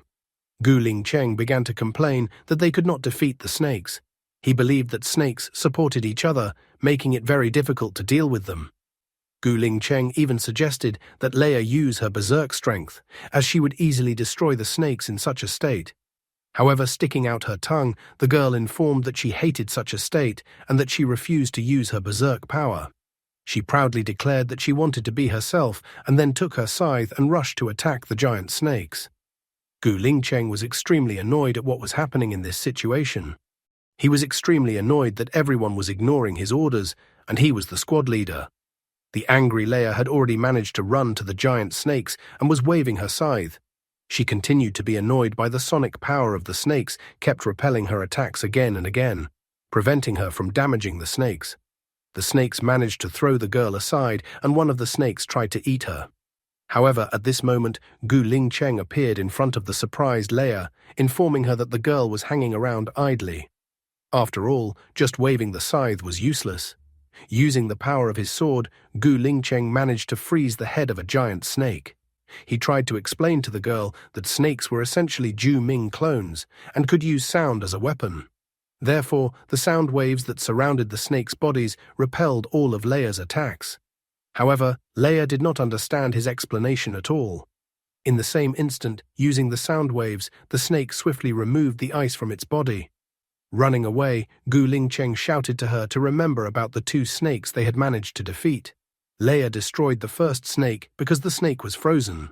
He destroyed the second snake as it was a surprise attack. Neither of these two snakes had a peculiar sound barrier on them. Therefore, he believed that their attack would only be effective if the snakes were able to distract themselves for even a moment. As a result, Gu Lingcheng informed her that he would be the bait, and she would have to take advantage of the occasion and destroy the snakes. Using his sword, he once again lunged at the snakes and froze the head of one of them. After that, he shouted at the top of his voice that Leia should take the opportunity and attack the snake. Jumping with her scythe in hand, Leia managed to slice the frozen snake. Ju Ming was not very happy when he saw his next snake being killed. But Leia was incredibly happy that she was able to damage the snake this time.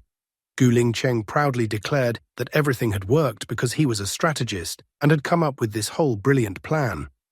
However, he wasn't having much fun at this moment, considering that the other two snakes had already opened their mouths right next to him. He sadly noted that the role of a decoy always involved risk. Gu Lingcheng wanted to make up for at least some of the damage that his master Shu Bohan had caused. Therefore, using almost all of his strength, he froze the head of one of the snakes once again. Leia, however, was left to give the snake one last strike to finish the snake off. Ju Ming was extremely annoyed that another one of his snakes had been destroyed. Jiang Weng, watching him, realized that it was still too early to take action. However, from the mouth of the last surviving snake, a leg flew off as Gu Lingcheng was swallowed by the snake. Leia was stunned, believing that Gu Lingcheng had died. At this moment, Ju Ming laughed. He realized what the guy's intention was. Ju Ming thought that the guy wanted to divide his strength and smash one by one.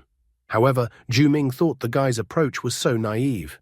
Suddenly, the snake roared as if it was extremely displeased with something. From inside the giant snake, someone's scream was heard. In the same instant, the giant snake became icy in one place, and then the ice began to spread through the snake's body, reaching the snake's head until the snake's head was frozen and shattered into shards. Leia watched his victory, standing next to the last defeated snake. What trump card is hidden up Ju Ming's sleeve that he was so calm about his snakes being destroyed, or is he just so arrogant that he can't even think of losing? And that's all for today. Thank you very much for watching the video. If you would like to see a sequel, please like, subscribe to the channel, and leave your wishes in the comments. You can also subscribe to Telegram to know about new videos. Bye everybody.